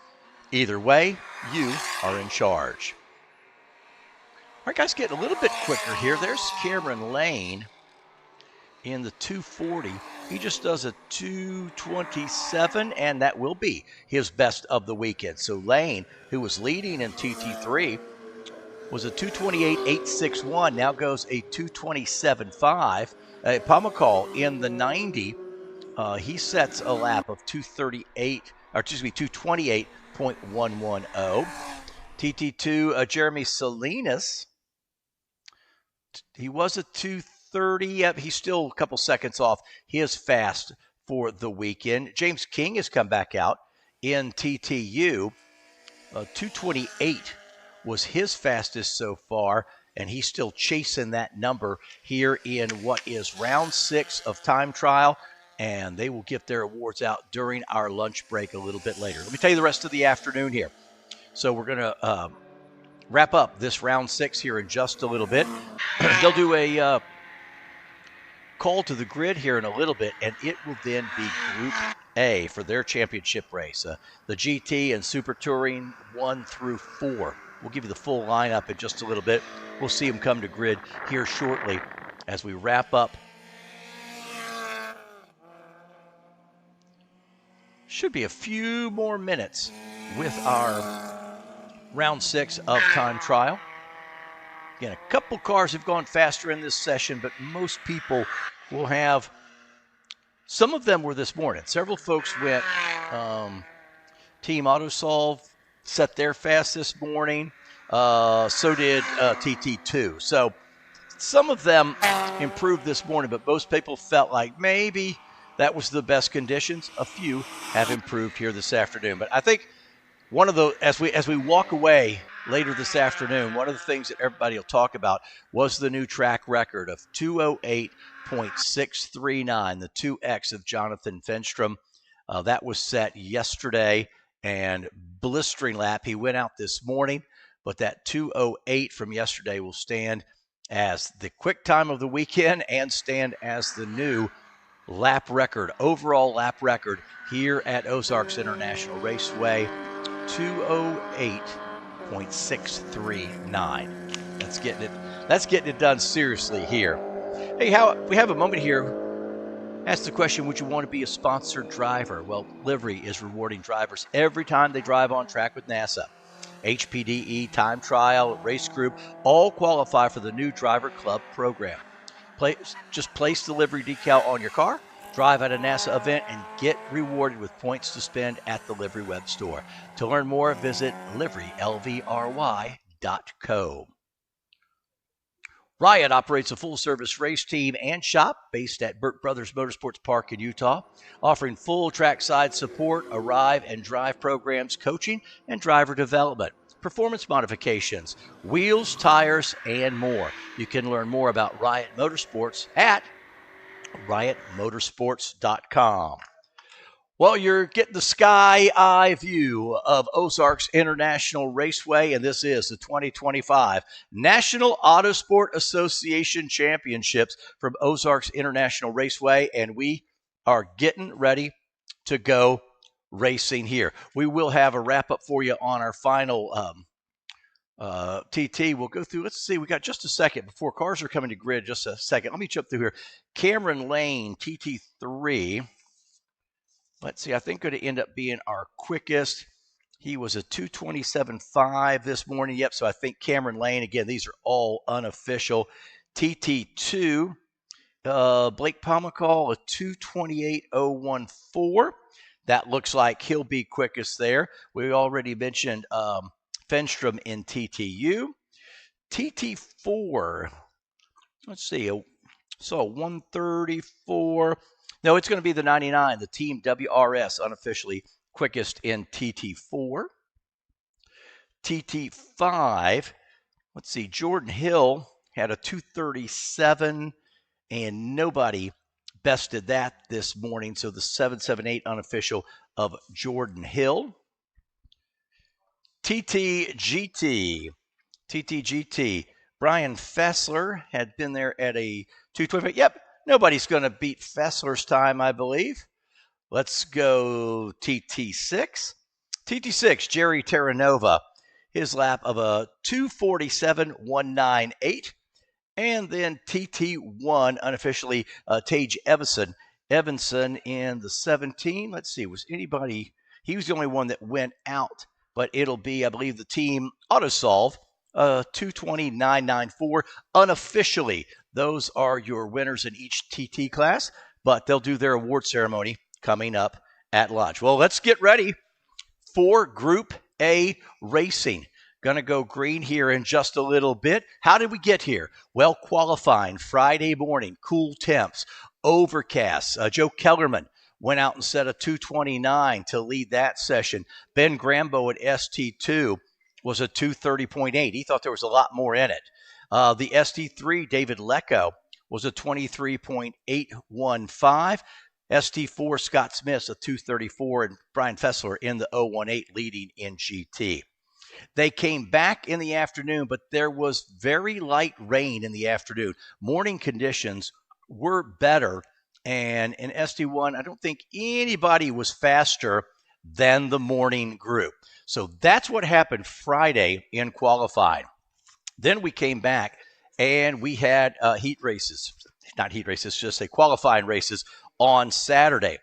Brian Fessler started up front. He finished up front. Same thing, Ben Grabo.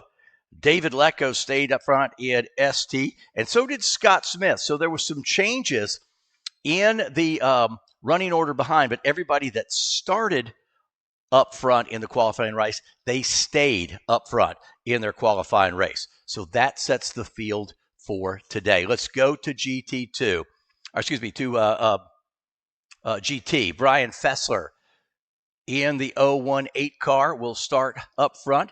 Jeff Kelderman in the 45 car next to him. Tage Evanson. In fact, I talked to Tage this morning. Tage didn't even go out for the qualifying race. He says, you know what? He says, seems like I always have some issue with the car over the weekend. He said, I just wanted to save it for the championship race. So he'll be out there in the 17 car, runs that Arizona region, does a great job. But he's like, I just wanted to be sure I still had a car on championship day, so I didn't even go out for the qualifying race. Let's go to Super Touring 1. We mentioned the 71 of Joe Kellerman. Next to him, Sean Butterfield in the 11. Their next row will be the 36 of Isaac Richter. Next to Richter, the 16 of Jason Perry. 76X, Dustin Drollinger will go in the next row. And next to him, John Zarnecki in 760. That is your ST1 class. Super Touring 2 on the front row. The 22, Ben Grabo. Next to him, that is Ken Mantovani in the 79. Next row for ST2, Jonathan Merritt in the 85, and Greg Laub in the 135. Super Touring 3, the 89, David Lecco will start alongside the 777. That's Nick Padron. Row number 2, Stephen Bright in car number 63, and the 55 is John Pearson. Adam Merchant in car number 32 will round out the Super Touring 3 field. Super Touring 4, the front row finds the 48 of Scott Smith. Sylvan Kenev in the 122 next to him. Row 2, Patrick Kroll is in the 61 car, and then the 817 of Lisa Vaughn. Filling out row number 3, car number 268, Jeff Arnold and Sean Farah in the 77. That will be the starting lineup for Group A. Time session of 45 minutes, and we should see them rolling off the grid here in just a few moments. Again, slight delay in our time trial. As we mentioned, there was a little grass fire. Somebody went out, but they got that taken care of. There's a good shot. You can see how sharp that turn number 1 is. So the start-finish line there is right there as you're coming into a corner, and you got this quick run into turn number 1. That has been a spot that we have seen some trouble in, mainly because at the start of a race, we've seen cars try to go too wide. We saw one group yesterday think about 3 wide into 1. Definitely doesn't work there. So you want to safely navigate turn number 1 and then go racing. But we've seen a couple situations where that was the trouble spot. Again, our final race of the morning, lunch break coming up for everybody a little bit later.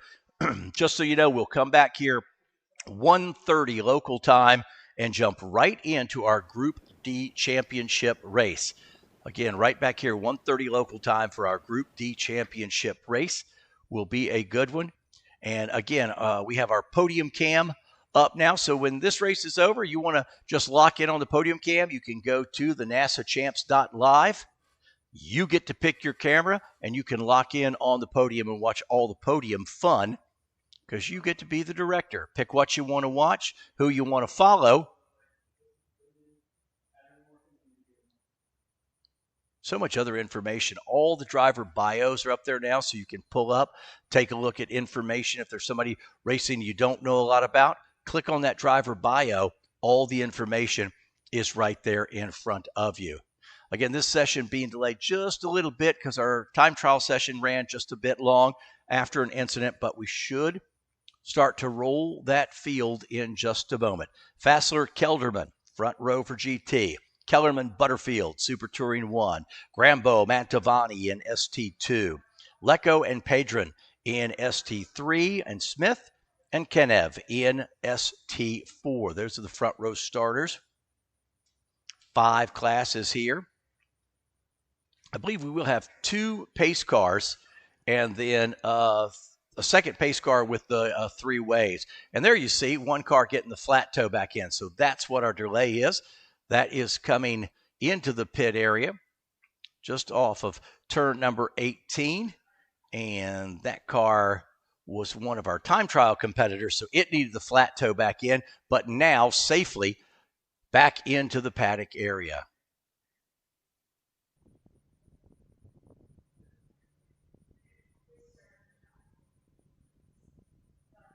That's a shot looking back up the hill.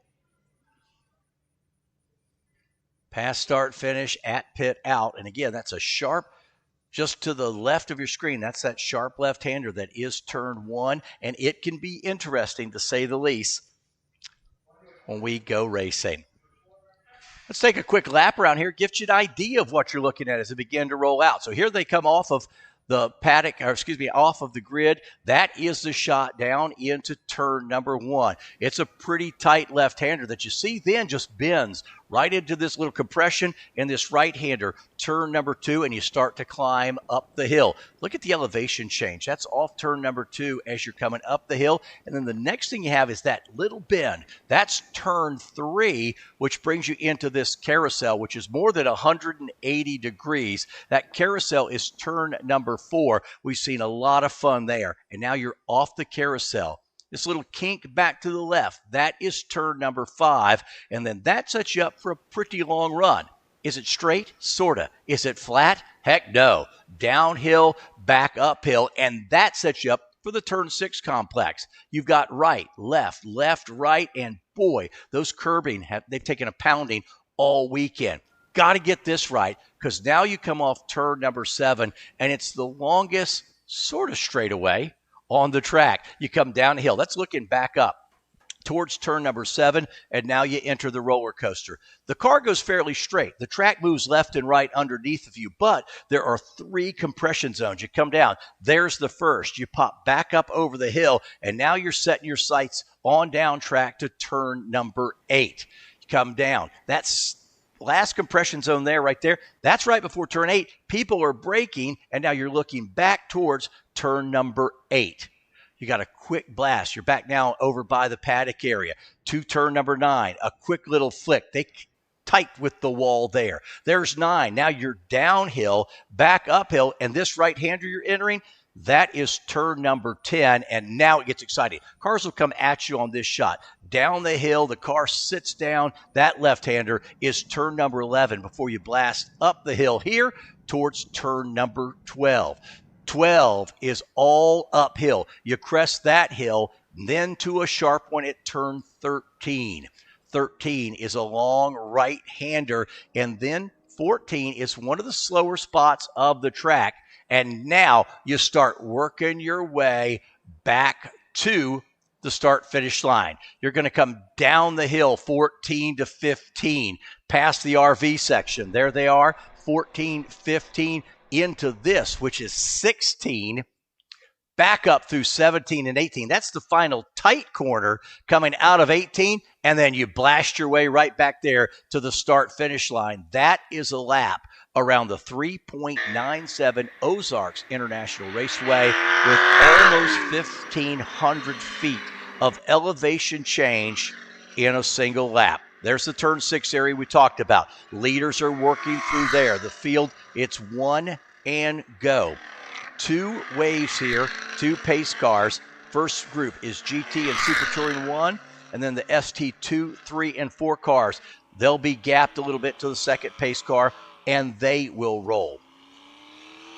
We have seen some great battles here. There is Fessler, there is Tage Evanson, and we saw Kellerman in the 71 car. Kellerman's been just solid. The 71 car, a little bit slower than the guys up front in GT, but Kellerman has been pretty flawless all day long. Or excuse me, all weekend long. There's turn 8 we talked about. So 2 groups and 2 flying starts here, GT and Super Touring in 1, ST 2, 3, and 4 in the second group. We'll wait for them to bunch up here before we give them the green.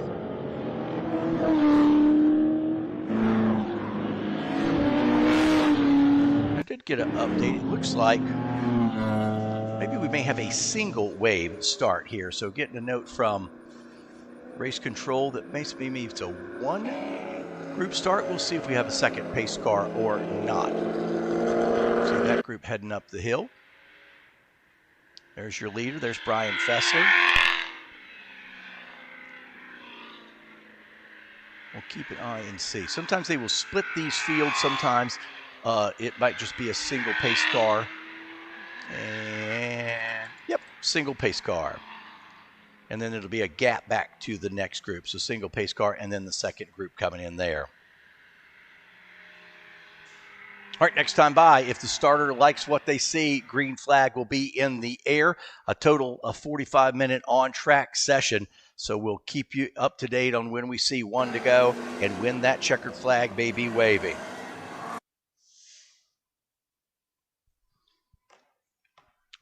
Turn 4, or excuse me, in between turns 14 and 15 here. Turn 16, and so we're coming back. The field will start to form up as they wait till they get out of 17 and 18, because like I said, that's a really tight corner there. Once they come out of 18, they get to the entrance to pit road there. Then you'll see everybody start to form up tightly. There's Grabo in the 22 leading his group. That's the ST2 cars.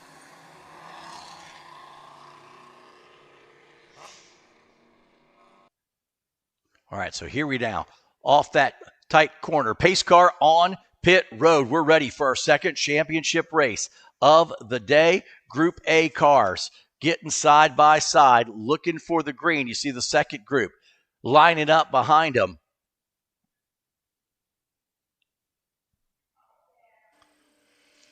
Groups are there. Pace car is on, and Brian Fessler will lead the way. There you see, that's the GT and ST1 cars down the front straightaway.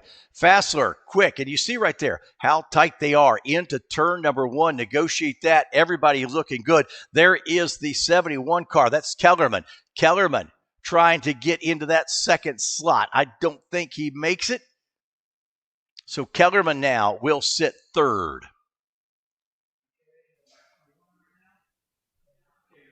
Here comes our next group.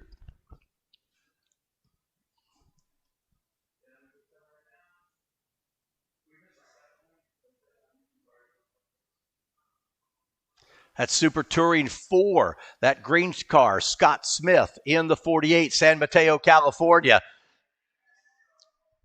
And ST4 now has, there's the green, there's ST4, Smith and Kroll, and we are green flag racing. So all the groups, each class now is underway and green here today.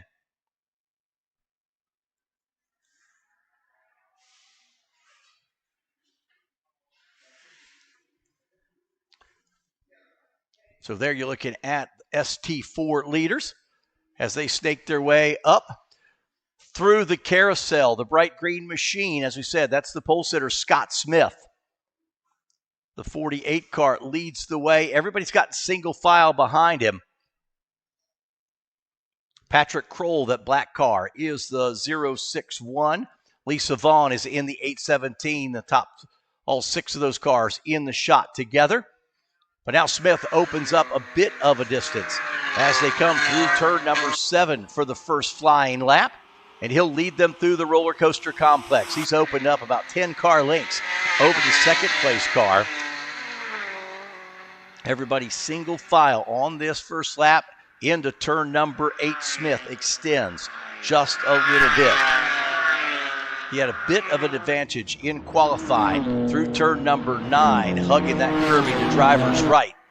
So not surprising to see Smith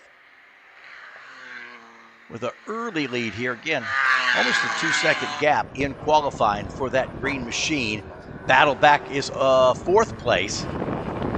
Kind of take a look. Lisa Vaughn getting some pressure. The red car is Vaughn, currently in 4th spot. So 4th place. And one car is off the pace there. We'll have to keep an eye. I think that's the 63 car.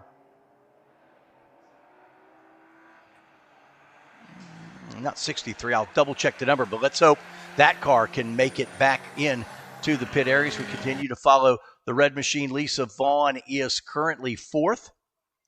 Lisa in her BMW M3, 1st, 2nd, 3rd, and there she is 4th in a BMW. And copy that is the 63 car off the pace. That's Stephen Bright. Stephen Bright, the ST3 car, off pace in car number 63. And hopefully finds a spot either to make it back right there, that's the entrance to pit road, or find one of these access roads to hide for the rest of the race. Unfortunate there. Scott Smith extends that lead. Battle for 3rd is still good, though. Remember, that's your podium step. Patrick Kroll, Salem, Wisconsin, in the 061, has the spot right now. A pair of BMW M3s battling, and Lisa Vaughn right now will stay single file. Coming at you right here. Kroll is in 3rd. Vaughn is in 4th. Only room for 3 on the podium. And now she's getting pressure. Behind her, that's the 268. I believe that's Jeff Arnold. Arnold, who wanted by, took a peek. For now, can't do anything. But she's got pressure now behind her in the form of car 268, Jeff Arnold. Kennel has opened up a distance there. Kroll with a little gap now. And so Lisa's going to have to be concerned with what's happening behind her. Jeff Arnold in the 268, Sean Farah in the 77. That's your top 6. They're 2nd. And then a nice 4-car pack.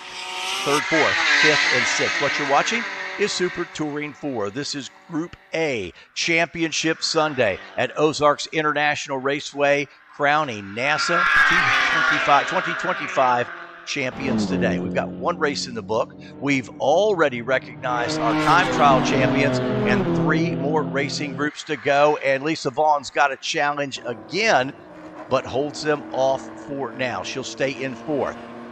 1st, 2nd, 3rd, 4th, and now you see she's getting that pressure again. Is that Arnold? I believe that still is Jeff Arnold. Yes, it is.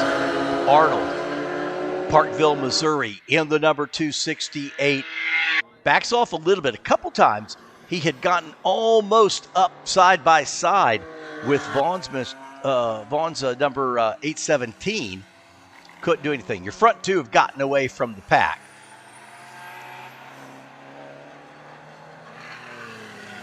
Lisa ran just a little bit wide there. No harm, no foul.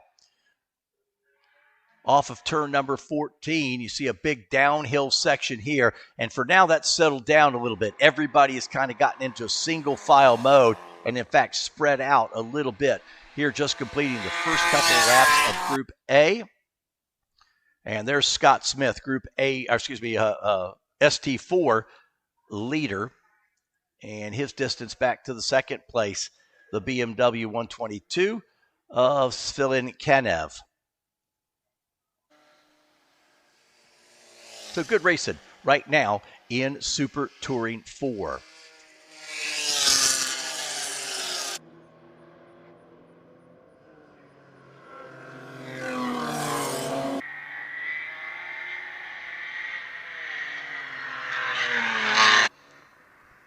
So let's run through the field for you and give you our top driver right now in each class. Brian Fessler, the 018. That Mustang leads in GT. Joe Kellerman, his Corvette, number 71, leads the way in ST1. ST2, Ben Grambo's number 22 car is your leader. David Lecco, he's led from the start in his Janetta, number 89, the Austin, Texas driver Lecco in ST3 and ST4. That's the one we were following earlier. Scott Smith, the bright green BMW M3 from San Mateo, California, is leader there. You just saw Kellerman go by, that white and black Corvette.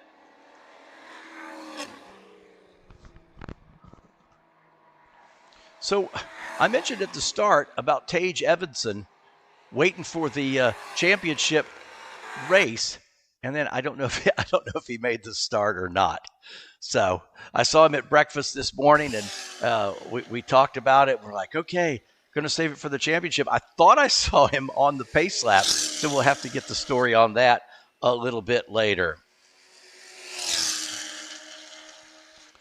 63 car we mentioned earlier stopped at 13, so hopefully in a spot there where we can continue. But the 63 car that we saw off pace earlier, Stephen Bright, looks like he has stopped at turn 13, but in a place safely off the racing surface where we can continue green here in Group A.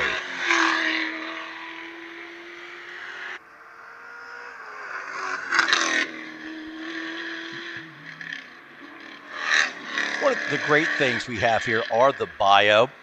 The bio section on the NASAChamps.live is just fantastic. Great for me. I can kind of roll through this thing and talk about different people.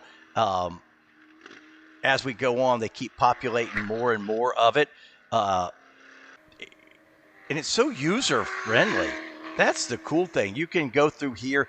It's incredibly user-friendly. You go through, find the information that you need.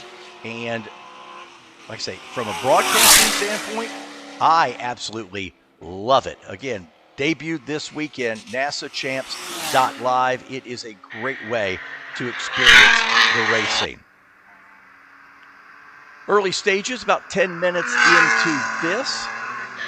Let's see if that is that ST4. It is. We're still watching. Patrick Kroll, the 061 car there. That's third place. Lisa Vaughn in the red car is fourth. Field of BMWs. And why is that third and fourth? That's one of those two cars there. Kroll in the black, Vaughn in the red. Well, right now it's Kroll who's on podium at the end of this race. It's Lisa Vaughn who will be just one step away. There was the bright green leader. That is Scott Smith and his BMW number 48. Just going through turn 9. The battle we want to watch is back there. It's third and fourth. Who gets to join them at the end of the race? Leader.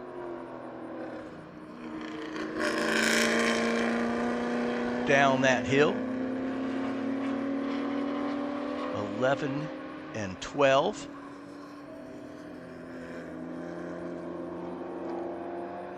There is third, fourth, fifth, and in the distance, that is the sixth place car. That battle is, they're still running close together. It's cooled off a little bit. For now, at least, everybody continues to run single file. It looked for a little bit. Jeff Arnold, the car behind the red car, Arnold had caught up to Vaughn, and it looked like Vaughn was going to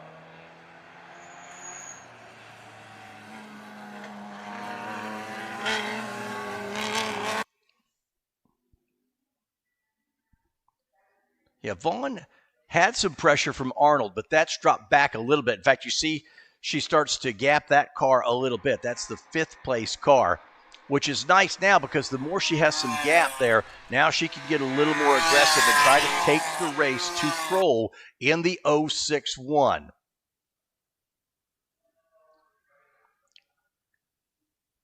There they are coming off of turn number 18. And no pressure right now. They're all single file. Again, this is going to be the longest time these cars are on track all weekend. It's a time session. It's a 45-minute block. But that includes the cars going on track for their formation lap, and they'll checker flag it in time for them to have their cool down lap and get back in. And so we kind of keep an eye out for the white flag. Now, is that Lisa trying to make a spot? She did. Starting to put some pressure on the 061 of Patrick Kroll. This is for third place in ST4. We're watching this because right now it's one of the better races in this Group A.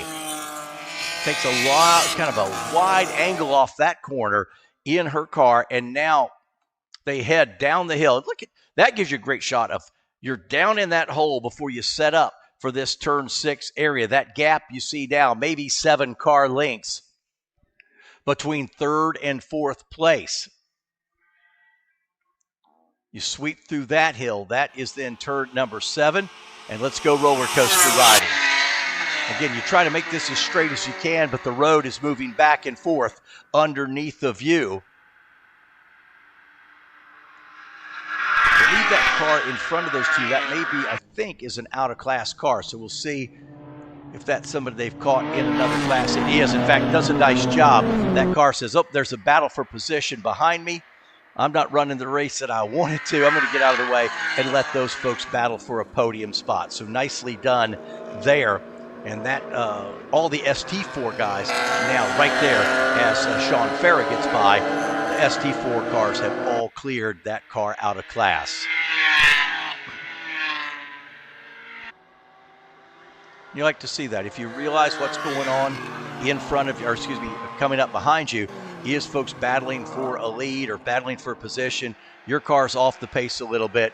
You make a lot of friends in the paddock area when you give the lead group a chance to race, and that's exactly what happened there. As I said, the longest session of the weekend for these cars, on track for 45 minutes, and now they get to feel, how's that car going to change over the course of the race? Did I pick right tire pressures? Did I pick the right setup I wanted? We'll find out. Kroll now has extended that lead over fourth place. Last time by its start finish, it was only like a half a second. And now it may be still right around a half second. So that is ST4. I'll look at it. They're going to come by start finish here in just a moment. It was about a half second on the last lap. I think it maybe have closed in just a little bit. No, actually extended now. A little over 0.8 of a second. There's Ben Grabo flashing by turn number 9. Beautiful car, number 22. So Grabo is your Super Touring 2 leader. The driver out of Forest, Virginia. And then right behind him is that, I believe, nope, that's another car out of class because it's Ken Mantovani, who's in another Corvette in ST2. And he's about 7 seconds behind. I mentioned before, Ben Grabo lives on the East Coast, but that guy does not mind traveling for championship races. Here he is at Ozarks International Raceway. And last year, as I pulled into the paddock at Utah, it was one of the first cars that I saw. So Ben loves coming to championship weekends. If you're, some of the other NASA folks, you've got a car, you've not been to a championship weekend, give Ben a call and ask him what he loves about it, because he does not miss them the last couple of years. And where it is, doesn't matter. Load up the trailer and go west, young man, go west. Grabo off turn at number 18. Ben, 233. So when I talked to Ben earlier, he said, he thought something down like a 227 or something he would need to get on the pole. He's not gone that quick, but what's impressive is here in the race, he's running some of his fastest laps of the weekend. He's down to a 233.7. He's about 0.6, I believe, away from his fast lap of the weekend. So Ben has saved some of his quick laps for the race and looking for a championship here, Group A in Super Touring 2. And that blue right there, that is second place. So that blue car you see right there, that is Ken Mantovani, the 79, the driver from West Palm Beach, Florida, second place right now in Super Touring 2.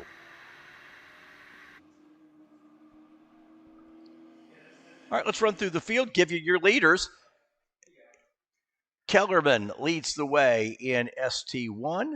Ben Grabo, we just saw him leading the way in ST2. ST4, we've seen Scott Smith earlier, and now we jump on board with your ST3 leader from Austin, Texas, David Lecco in the 89, that purple Janetta. It has been a great week for Lecco, I should say, sorry. Fastest in Q1 back on Friday. Opted not to go out, I believe, in Q2 just because of the rain. Had a great run in qualifying yesterday, started, led the whole way, and now that's put him on the point here in Super Touring 3. Got a big gap back to the Corvette of Nick Padron, the 777, out of Topeka, Kansas. And then John Pearson in the 055 car runs third. So a quick look at your Super Touring 3. Patrick Kroll, the black car. Lisa Vaughn, the red car. Then it's Jeff Arnold and the Mazda of Sean Farah.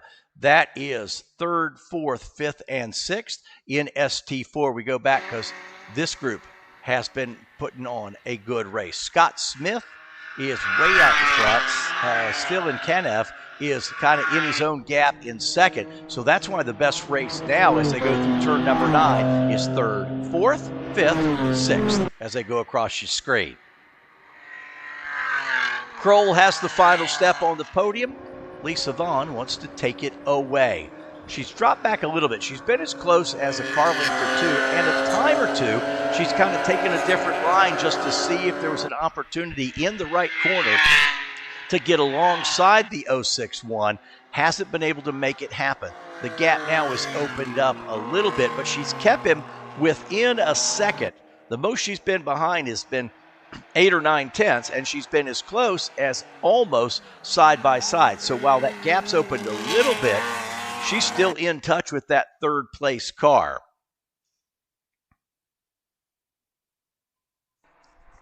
Down into turn number 15.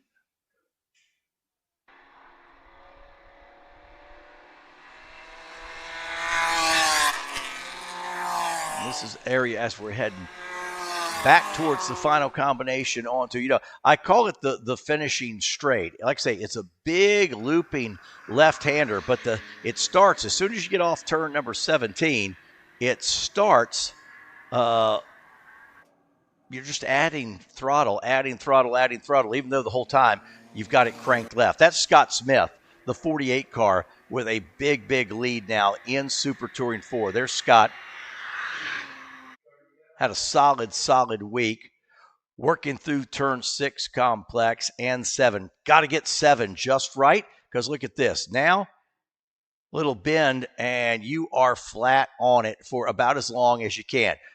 Some of the cars we see will want to get a little light right here coming up that hill, and then you got to hit the car position properly for turn number 8. And now you see they're coming in your picture, I believe. Yeah, that is 2nd place in Super Touring 4. Not that car, but that car right there. One out-of-class car mixed in the middle. Just probably a little bit halfway. Let's take you to the field. Joe Kellerman, the 71, leads at ST1. He's got about a 9-second gap over Sean Butterfield in the 11. In 2nd place, and Jason Perry. Battle between 2nd and 3rd still up for grabs. The 16 of Perry is in 3rd. John Zernecki, the 760 car, don't count him out of a possible podium because he's only 5 seconds behind 3rd place. Ben Grabo looking pretty strong right now over Ken Mantovani. That's in Super Touring 2. And David Lecco, we saw Lecco earlier. That gap's extended now, almost 11 seconds. Lecco in the 89, Padron in the 777. The 055, John Pearson. That's how they stand a little bit past halfway in ST3. And we've talked a lot about this battle in ST4. Smith, Kanev, and Patrick Kroll, 1, 2, and 3. Great overhead shot, but this place is just sprawling. You really have to hop in the car and drive around this place to appreciate how much the property just rolls left and right, up and down, sprawling, beautiful. That's natural landscaping, but you see as they've cleared the area out and all, leaving some of the trees, some of the natural areas. It's beautiful. And if you've not been here, I will tell you, it is worth a visit. It is worth a visit.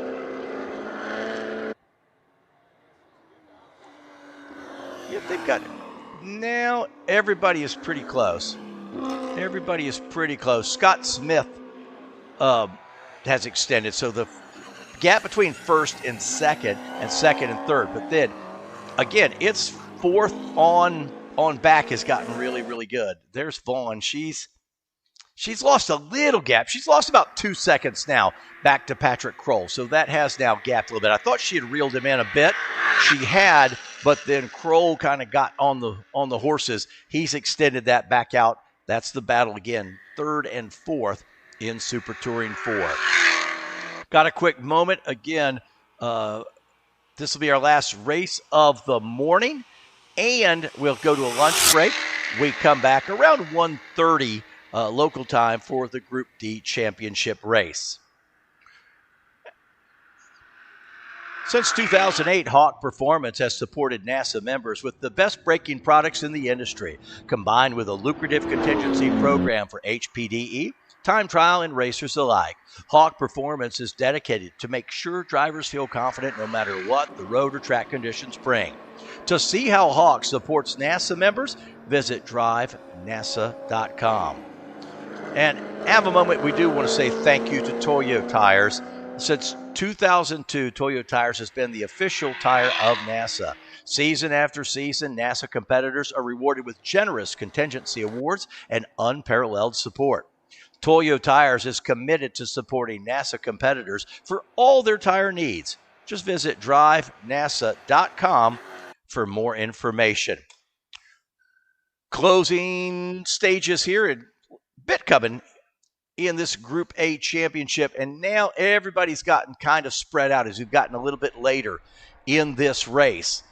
Had some close racing earlier, but now, and again, you'll see that over these longer distances. I mentioned a couple times, this is the longest session that these drivers have been on track all weekend long. It's been fun to watch people who are here for the first time go through the days, and each day get a little faster, little faster, little faster, and we've seen track times improve. Again, Saturday was tough because it was never a downpour, but it was just this constant sprinkle of rain that the track stayed kind of damp the whole day. There's Super Touring 2. That's your second place car right there. Ken Mentavani. Ken out of, mentioned West Palm Beach, Florida, running second right now in ST2.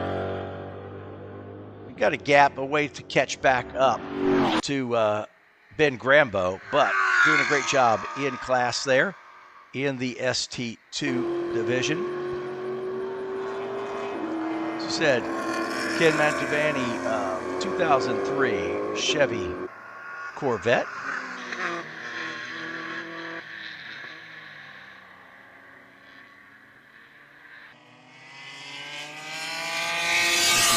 Information on these drivers, it's right at your fingertips. NASAchamps.live. Go to the tab at the top of the page. What do you want to see? What are you interested in? Well, you go to the tab at the top of the page. You can go to the home page, see the live feed that you're watching. You can see the track map.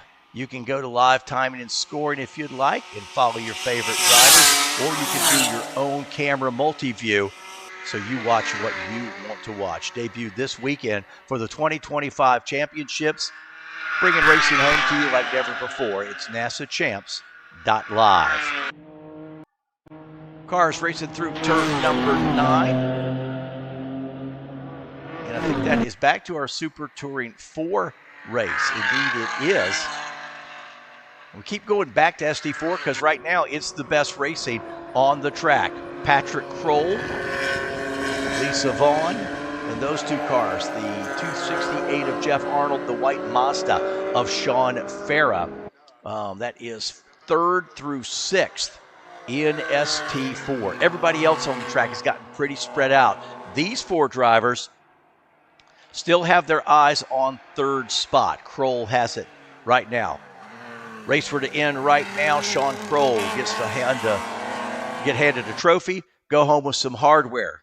The rest of them don't. But if they can get past the number 061 BMW, then somebody else is talking with Kelsey at the podium in just a little bit. Every time Vaughn rolls in and gets a little bit closer to Kroll, it seems like he can just sort of hit the button and extend it back out a little bit. But as we saw race earlier today in that Spec Miata battle, all it takes is one little mistake and it definitely can turn the tables on you rather quickly.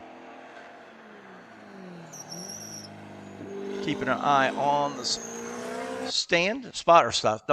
flag stand to see when we may see a white 1 to go signal.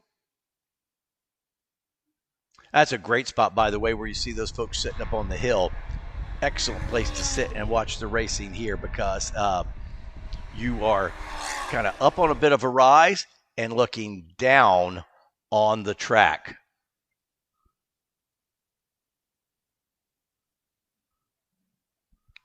Joe Kellerman has had a stellar week in car 71 in Super Touring. The Bethel, Ohio driver has been super consistent throughout the weekend.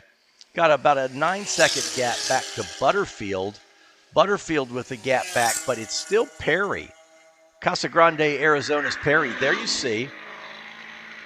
Or maybe it's one more battle back, but Perry and Zarnecki in the 760. That's still a battle for third spot in Super Touring 1. That silver car there, I believe, is Zarnecki. So those guys still battling for third spot in ST1. Probably not going to catch the front two. They're second, and then I believe here is third and fourth. Perry and Zarnecki. That silver Corvette, car 760, is currently, I believe, in fourth spot. The yellow Corvette there. Looking overhead.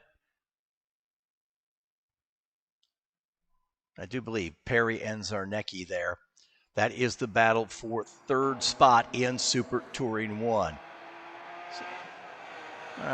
Green machine. We'll get a number on that, but saw some smoke there. Very quickly got offline. So we'll keep an eye. Keep an eye on that car. There you see it in, yep, a little bit of smoke there, but coming down 14, 15. So the good news is that car's still running, and he is still under power. So, yeah, 17 through 18. So that car, let's watch here and see. We should see that car pull on to pit road because where he was on track, he should make it off. Here he comes. Yeah, you see the smoke there. I did not get the number on that car, but on pit road. So we will stay green here. Haha, the green car pits and will stay green. So just tiptoed it back on to pit road. So we stay green. There you see the car coming in, able to be still under its own power. And we'll head back into the impound and to the paddock area. So that day, that championship run, done a little bit earlier than expected. Joe Kellerman, Super Touring 1. Been pretty stellar all weekend, and his gap now over Butterfield has grown to 9.5 seconds. But it's Perry and Zarnecki still battling for Super Touring 1 podium position. Jason Perry in cart number 16, his Corvette against John Zarnecki, the silver Corvette number 760. And so he's got, Zarnecki is less than a second. That is the ST1 battle. ST4, Scott Smith leading the way. And Faradow is going to try to catch Lisa Vaughn. Vaughn had lost some gap back. Lisa Vaughn had backed up a little bit, so that's still the battle in ST4. And now we're hearing, oh, Ben Grabo. Mentioned Ben in the 22. That car looks like it is done early. So Ken Mantovani will take the spot. I don't know if Ken made it, if Ben made it back to the pit area or if he has pulled it off somewhere on track. But after a great weekend for the East Coast driver, Ben Grabo, it comes to an end a little bit early, and it opens the door for Ken Mantovani to become a 2025 champion. There is, no, that's not Mantovani. Mantovani's is the blue Corvette. So we'll go back to ST1. There you have Perry in the 16 and Zarnecki right behind him. So there's Butterfield in the yellow, and that is third and fourth. Remember, Kellerman has checked out on these guys by about, in fact, there you saw Kellerman on your screen, just real quick flash by, that here will be Butterfield, so it gives you an idea of the gap to Butterfield, second, and now third and fourth. So really second, third, and fourth, all running pretty closely together. And we could see we could see a end of this race coming up in just a little bit. So update on Ben Grabo. Ben brought that car to a stop at turn number 8. So he found a good spot to stop at turn 8. So the 22 of Grabo. And now the field has gotten 1 to go. So cars are on their final lap as they come by. There you see the white flag flying. And we are on our final lap for Group A. Let's stay right here. This is the battle for third in ST1. We'll give you all the rundowns unofficially when we're done. But that is, there's Butterfield, Perry, Zarnecki. Pack of Corvettes racing. The battle between the red and silver car, that is for the last step on the podium. Perry gets a little bit of a gap now to open things up. Into turn number 6 they go.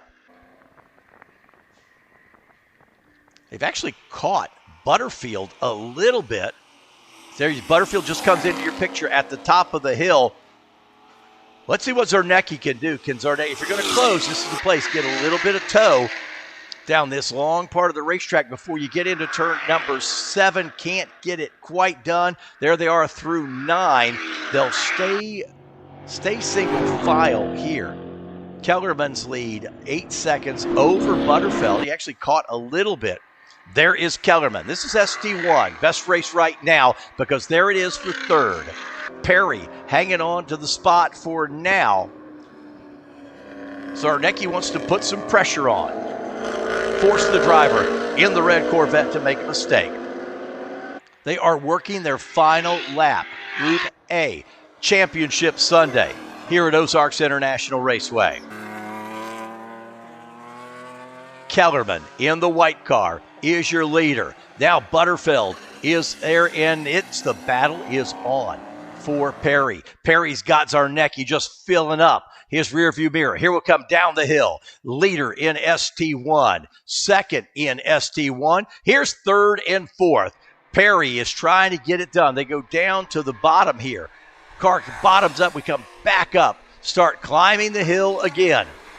We're headed for the final complex of corners. We'll see them pop out of 18. If you're going to get it done, got to get it done here. There's the leader. Can't do anything right now. Zarnecki in the tire tracks, needed to be side by side. Don't think he's going to get it done. What a battle in ST1. Kellerman with the win.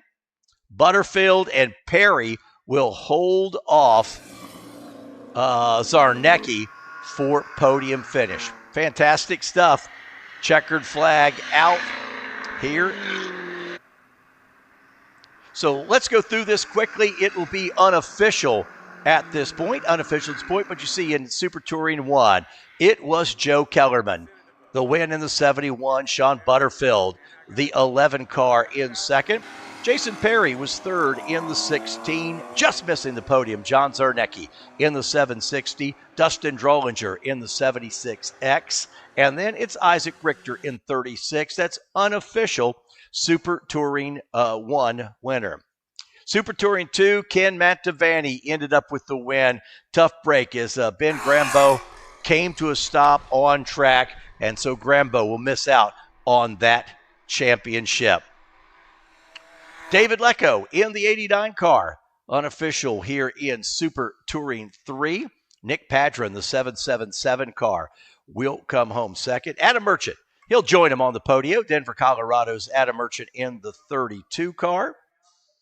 And then John Pearson in the 055 from Glendale, Arizona. And Stephen Bright in car number 63. We saw Bright's car have issues early on in the event. Super Touring 4, the 48. Boy, Scott Smith was solid in that BMW all day out of San Mateo, California. Second in Super Touring 4 is Stylian Kanev in the 122. Saw a great battle for the podium. Patrick Kroll in the 061 holds off the 817 of Lisa Vaughn. So Kroll will get third, Vaughn fourth. Sean Farah making a good run towards the end. Farah in the 77 car will finish fifth.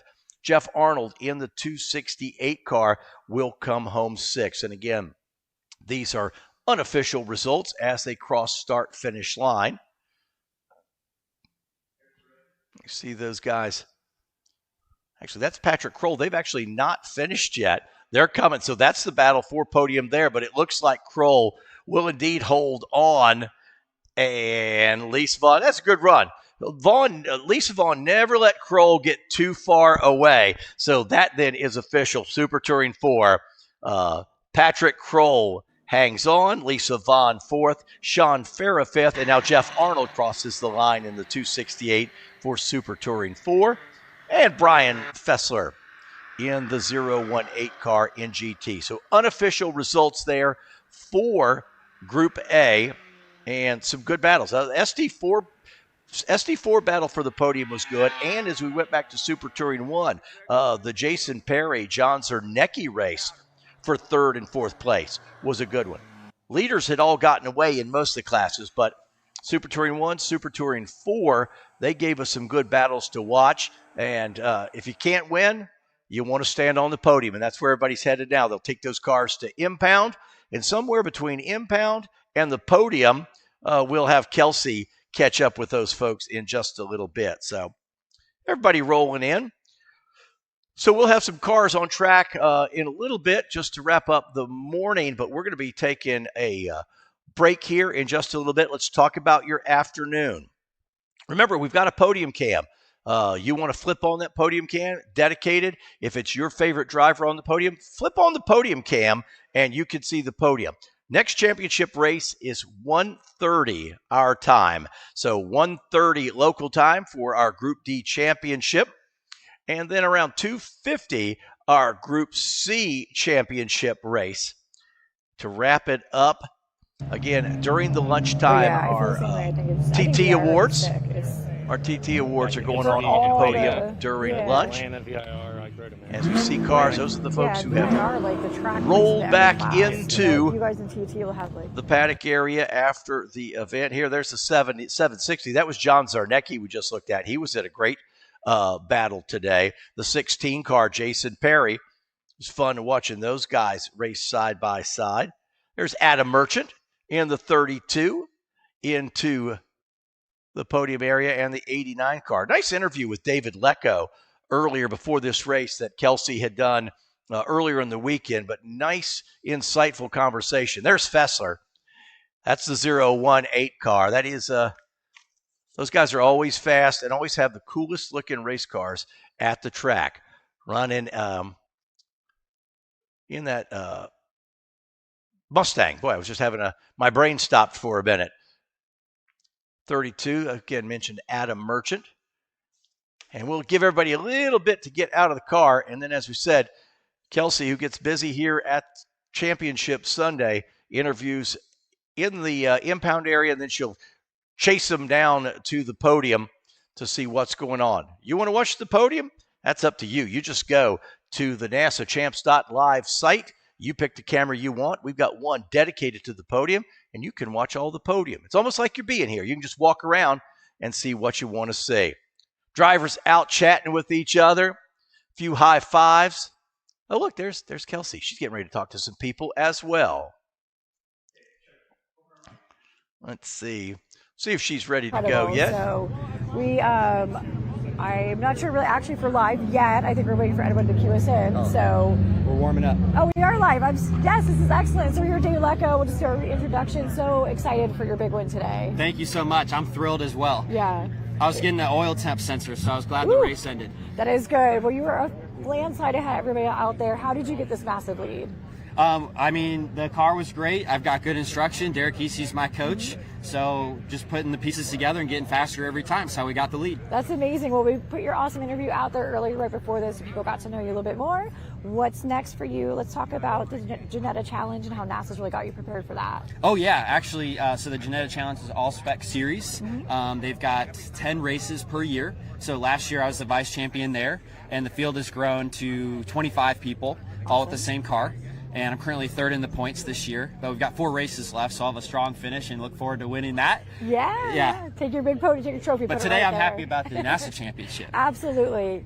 And I think NASA has been just so great for you in terms of getting ready for this. Like you said in your interview, all the mixed class racing and being out there in different cars and capabilities, you're able to really go ahead and just like put that rubber down as you did today. Yeah, absolutely. It's been great with multi-class racing because some of the cars in the higher classes, they have less corner speed but more horsepower. So I have to time it right. Otherwise, I'll get stuck and they'll score it away. Yeah. So it's been a really cool challenge, and that's been the best part about NASA. Awesome. Well, enjoy that podium. We're so excited and proud of you. And Thank we'll see you. you at the next year's championships. Appreciate it. Child to defend now. This is Yep. good. Let's see if we can catch up with these guys over in T1, ST1. They had amazing battles going on with these Corvettes.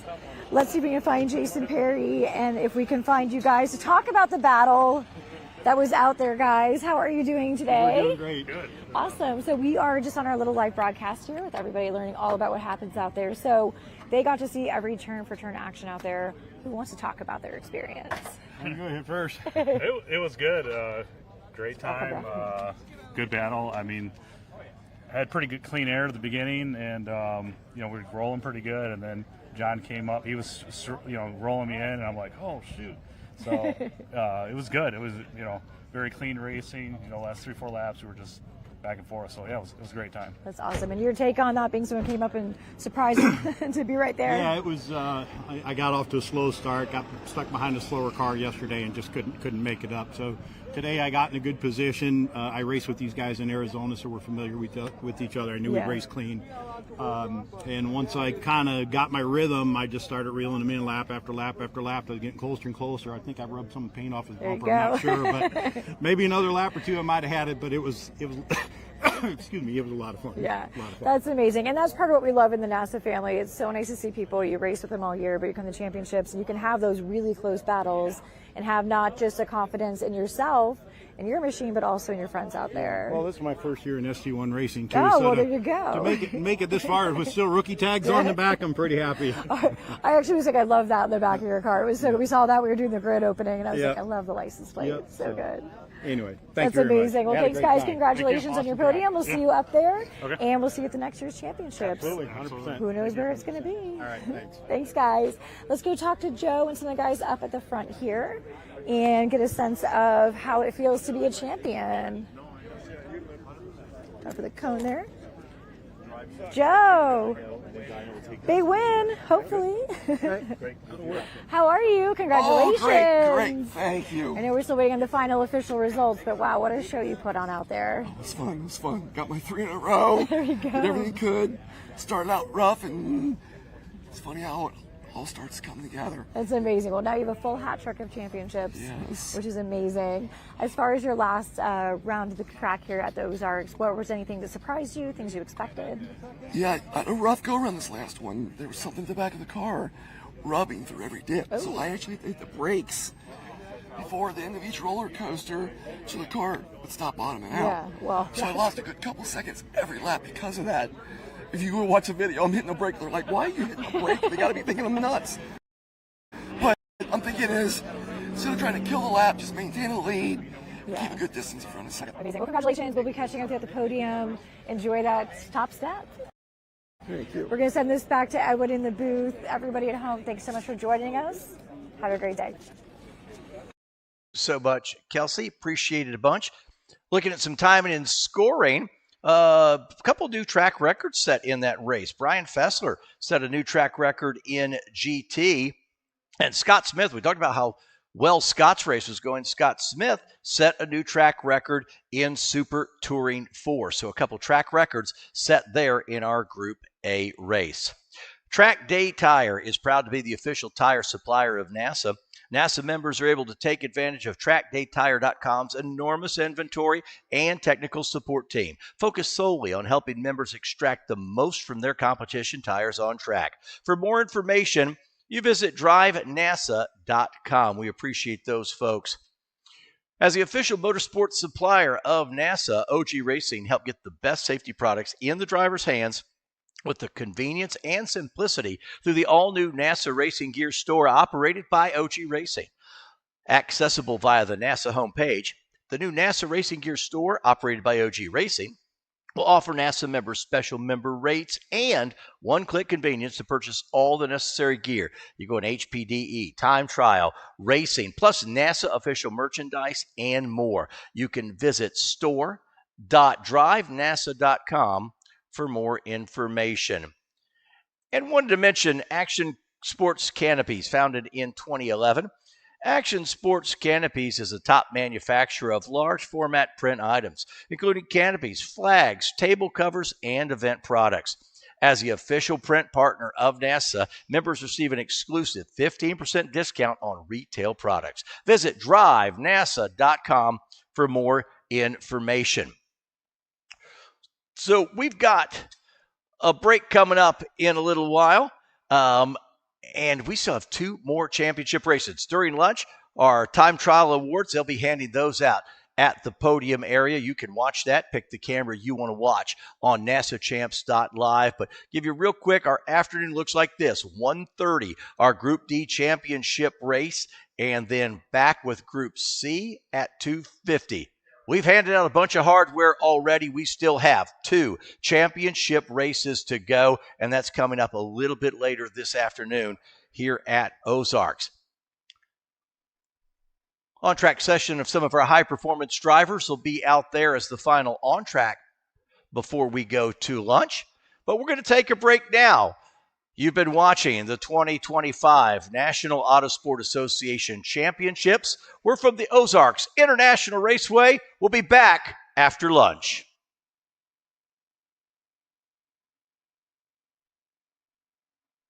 We're at the 2025 NASA Championships. I'm here with Jim Tramontano. Thank you so much for joining us. Yeah, thanks for having me. Right now we're in an empty garage, but pretty much every 30 to 45 minutes this place is packed with cars coming through, getting their technical inspection. So we call it tech. Tech is where it's at. If you can't pass tech, you cannot race. So we're going to talk to Jim about that experience. Have our viewers at home kind of understand why tech is so important and what they do when they come into this space. Yeah, so this is really, it's tech and compliance is the other thing we call it. What we're looking for at championships is mostly inspecting certain components that the series leaders ask us to check to make sure the cars are legal and they're following any of the rules they have to and not trying to gain an uncompetitive advantage on track from their other competitors. Absolutely. So I know we've talked in the past, Mazda, the Miatas have a pretty high tech failure rate, if you will, in a good way, but it's because you guys have a very specific set. We've got great partners in Mazda Motorsports. They really help to set that tech lines up. So other groups like Spec 3 is a little bit driven by different members of the NASA community that really help and work with different partners. In your experience in this, as far as all the different groups go, is there any certain classes that you find have the most time they spend in tech versus ones that are pretty straightforward if you're looking to join NASA racing? Well, I'm biased to Spec Miata. I am. So I'm going to say Spec Miata is the best class to do from a tech perspective. However, we are definitely known for pretty invasive teardowns. When you have a class as large and competitive, people try to find every tiny little advantage they can. So that ends up taking a lot of time to police and check and all that. So it's definitely tough. Sometimes if you're in there, you have to know how to check your own car and make sure it's legal. Really, there's no wrong class. They're all different advantages. You've got dyno classes where they're not being torn down that much, but you spend a lot of time in the dyno as they're checking to make sure you're equal on power. So there's no wrong answer, especially if you pick Spec Miata. Yeah, absolutely. The answer is always Miata. Always. We look at the ST classes, the TT classes, things like that, where the cars vary and they're not exactly the same make and manufacturer. How do you guys go about checking and compliance in those type of cars and classes? Well, that's typically where the series leader will give us a list of things to check. They'll say, hey, make sure you check all the tires in these cars, make sure it's the tire that they claimed. They're looking in the dyno, say, make sure, might be something like the specific shocks. Yeah. Or whatever they're claiming, because in the STTT classes, they submit that form that claims what's on their car, and that's how they get classed. So we basically check that form in their car and make sure it works. Yeah, awesome. I think what's so neat about this too is that people can come in and learn also. They have questions, they come to you guys, ask you, hey, I'm not sure about this, or this part and component, or something's out of stock, or they can't find it from a certain partner. How do you guys help racers get through that, especially something like the championships? Yeah, I mean, we'll send out a text, hey, does anyone have this piece that we need? Right now, I'm looking 30 feet that way is a giant Mazda trailer. It's a dream, So Mazda is here, that trailer is completely stacked with parts. So if they need something, something breaks, something's non-compliant, it's right there. They can go ask them and get it direct from Mazda right here, which is great. Yeah. And you guys, you mentioned the dyno. Tony from Dynos are actually here. Come on over. This is one thing that we always work with is we're talking about how dyno plays a part in this. We've got classes that are very tech focused and have a lot of different rules and regulations. And then we have the groups that really dyno comes into play. So I'm gonna throw a little mic on you. Right. Talk to us about dyno. What is the dyno? We're gonna come visit you there later. Yeah. But why is dyno so important? So dyno is very important because each class has a specific way they can set the horsepower up on the car, the power ratio to the weight ratio. And our biggest thing is to make sure that they're within that rule set and how they submitted their paperwork. Very cool. And if someone goes over on their dyno, what happens? It depends on the class and the way the rules are set. There might be a repositioning. You might be moved to the back of the field for the next qualifying or qualifying race session. If you overdo the dyno during the national championship race, it's most likely going to end up in a disqualification. Heartbreaking. Yeah, it can't. By 2 horsepower, we've seen it go down that way. Absolutely. Question for you, especially with the fact that some people came out earlier in the season and were able to go ahead and race here. Have you seen people turn in new dyno sheets, trying to change it based on the weather, based on different conditions? Typically, we see a lot more than we've seen this year. I think the last few years, the way we've been running the dyno and the team that we've put together to run the dyno have come to prove that you don't necessarily want to play the dyno game because you could get bit by the dyno game. But this weekend, everything seems to be pretty consistent. So the drivers are happy, the crews are happy, the officials are happy. We don't have to have awkward conversations with the competitors, so it's a good time. That's great. Well, thank you guys so much. We'll be visiting you during tag at the dyno. We're going to stop by the scales and keep telling you guys all about the great things here at NASA.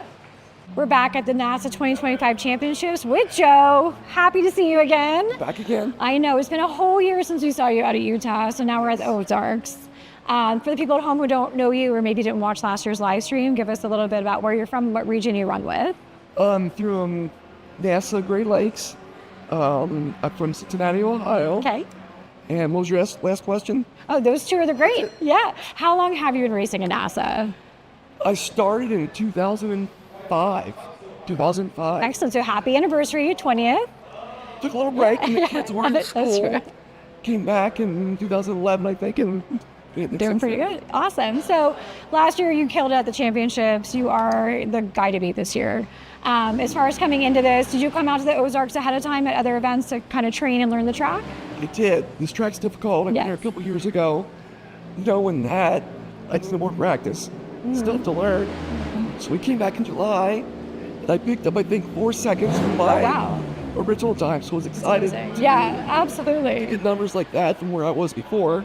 But I realized that some people in TT a little faster and like a little more work to do. So I'm trying to pick up a few more seconds to see what I can do for this year.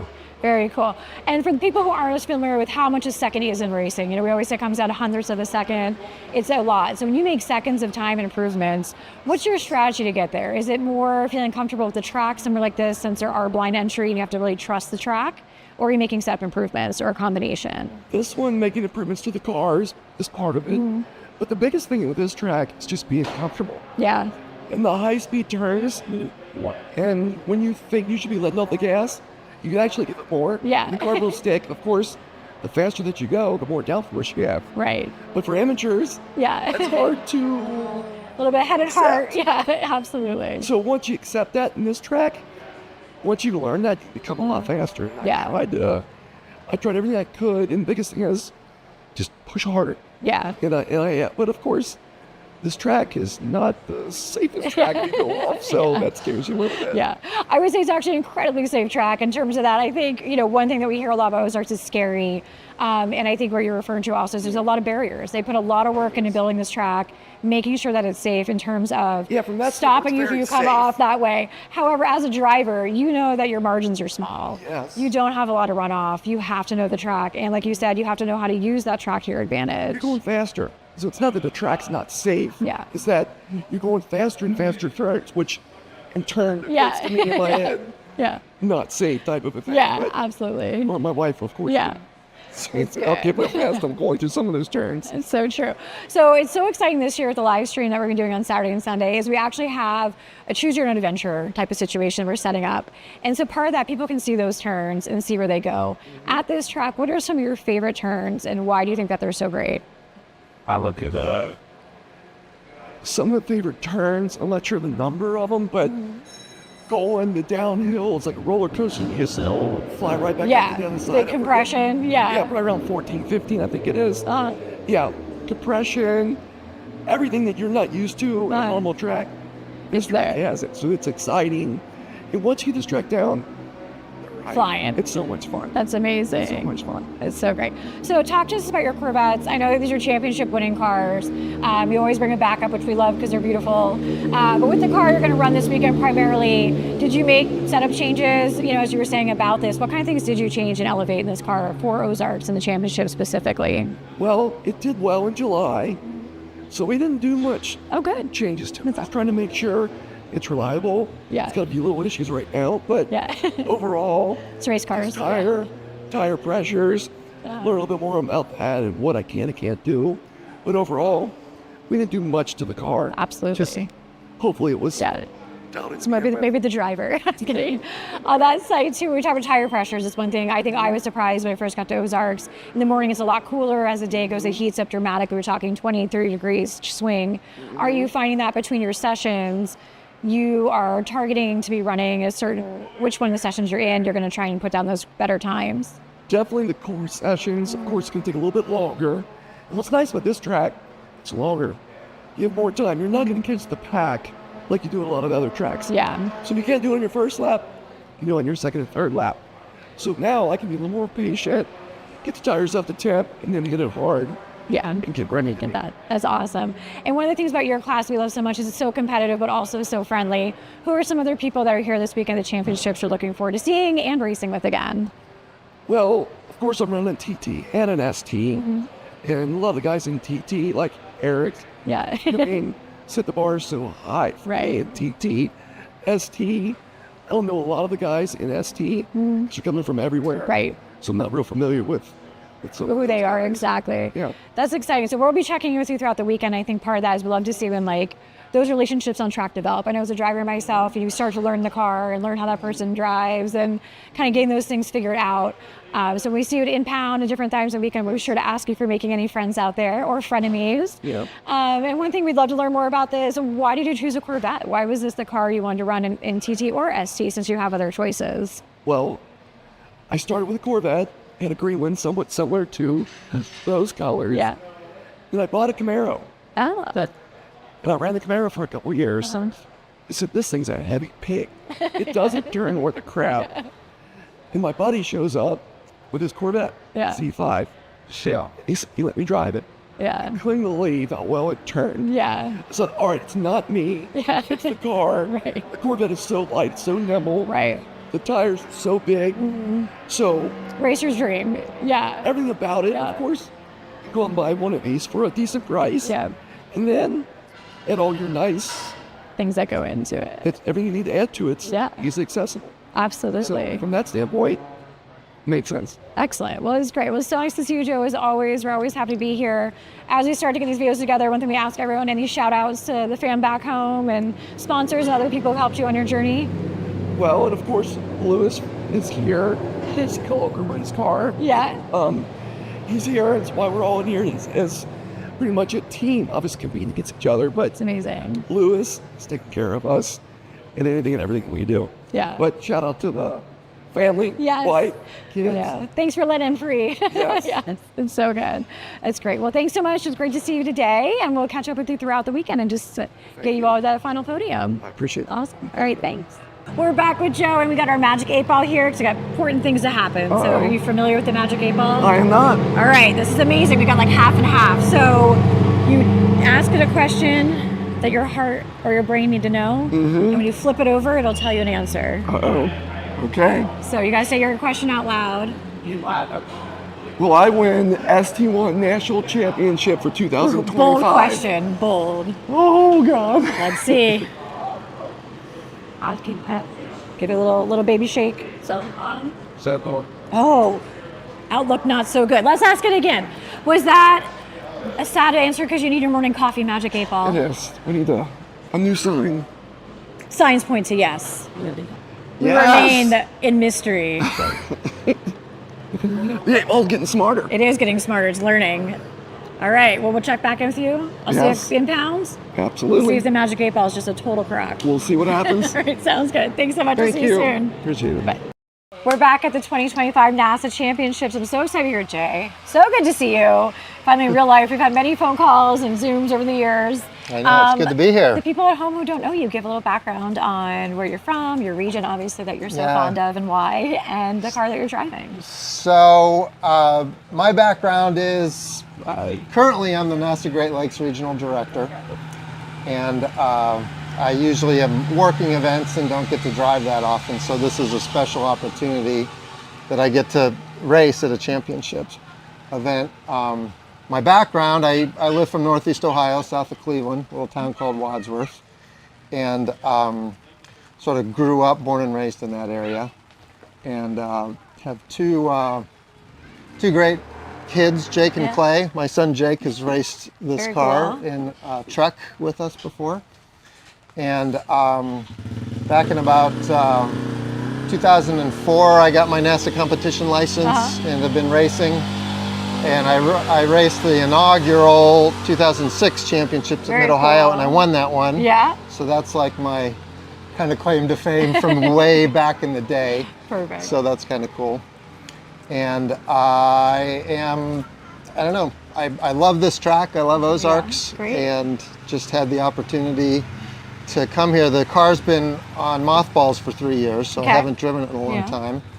And I got it all set up, and we're ready to go. It's awesome. Well, we're really excited to see this car out here. This is a year we have a huge American Iron group here, which is awesome to see. You know, I think that's one thing. I love American muscle cars. It's very exciting for me to see that.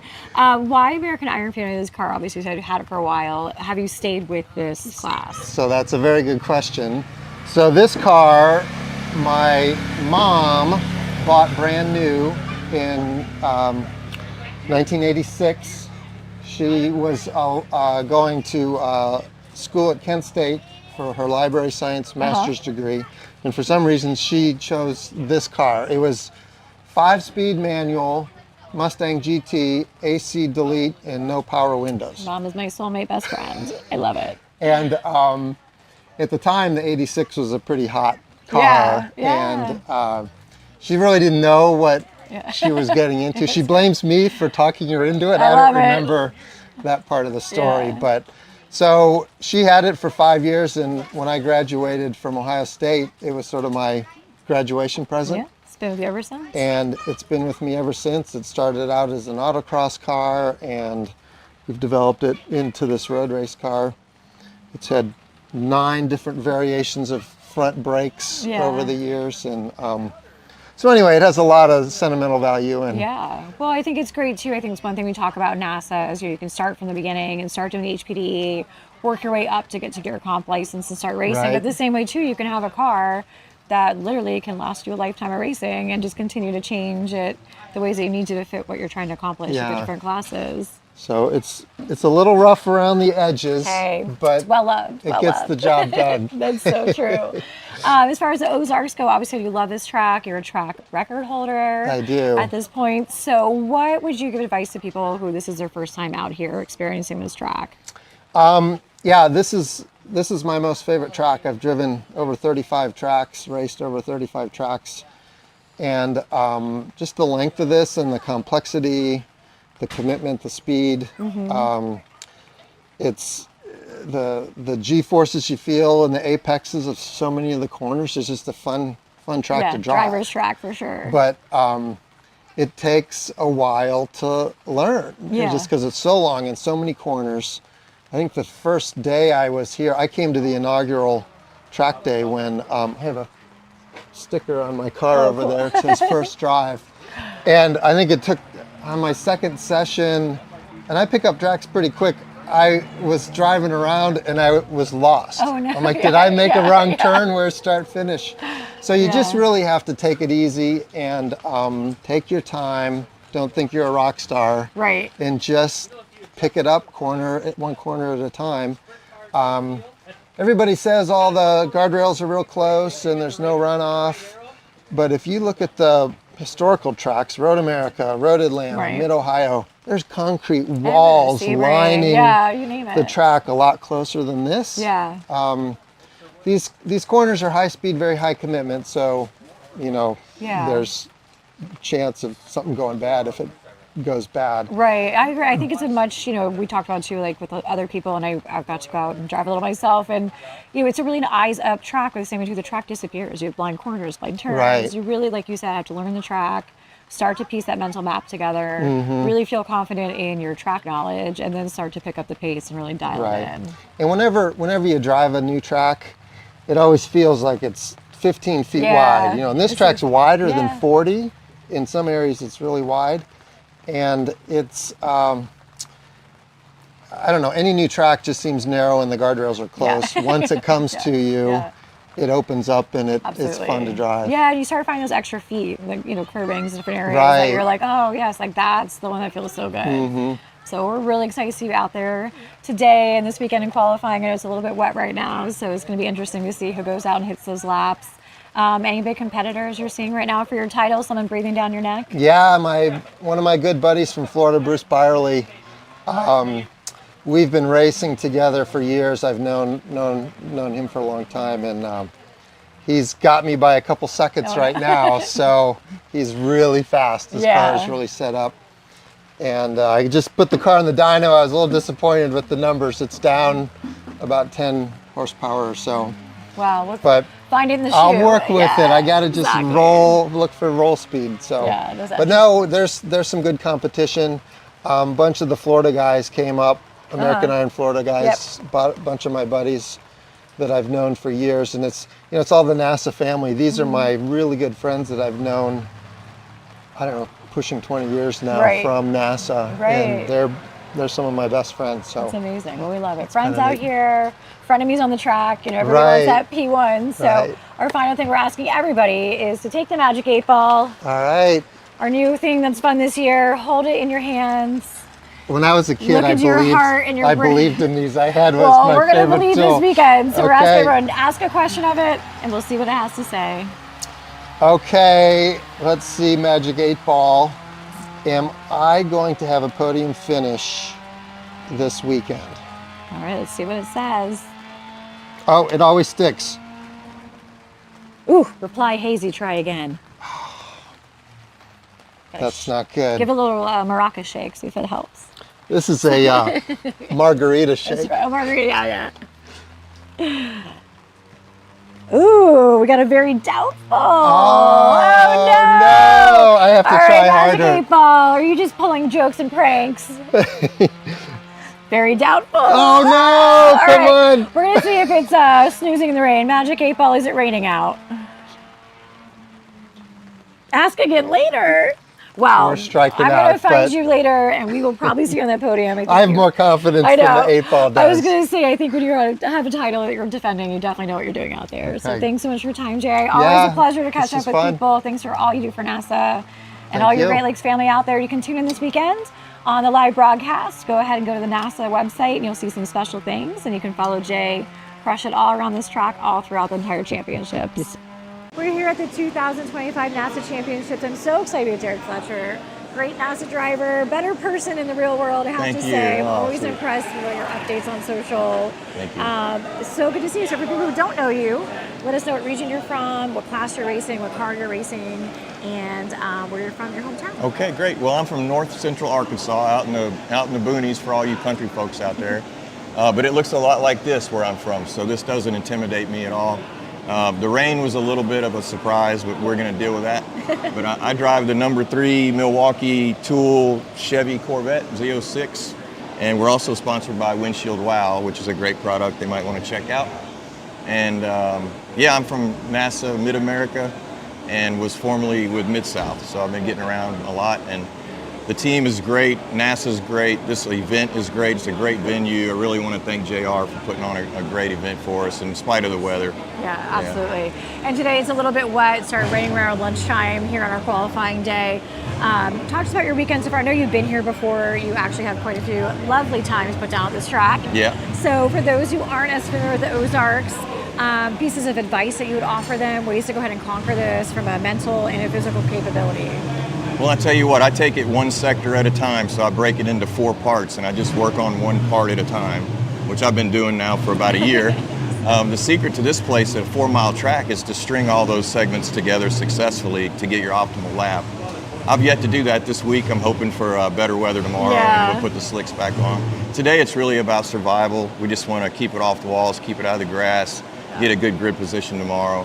And so we put on the Hoosier Track Attack Pro, which is a 200 treadwear tire. It's hopefully going to help us cut through the water puddles a little better than the guys with slicks. I would hope so. Yeah, Absolutely. Yeah. So we expect a lot slower lap time today, but certainly we think we can put down a good enough time tomorrow that we can have a good grid place tomorrow. Yeah. Yeah. Speaking of Hoosier, I know you're a wonderful person out in the world doing other great things with your charity that you have in honor of your daughter. And you were a Hoosier hero, which is so cool to see that happen. I know I voted for you. I think a lot of people were certainly voting for you. Awesome. Tell everyone, like, what is the Hoosier Hero Award?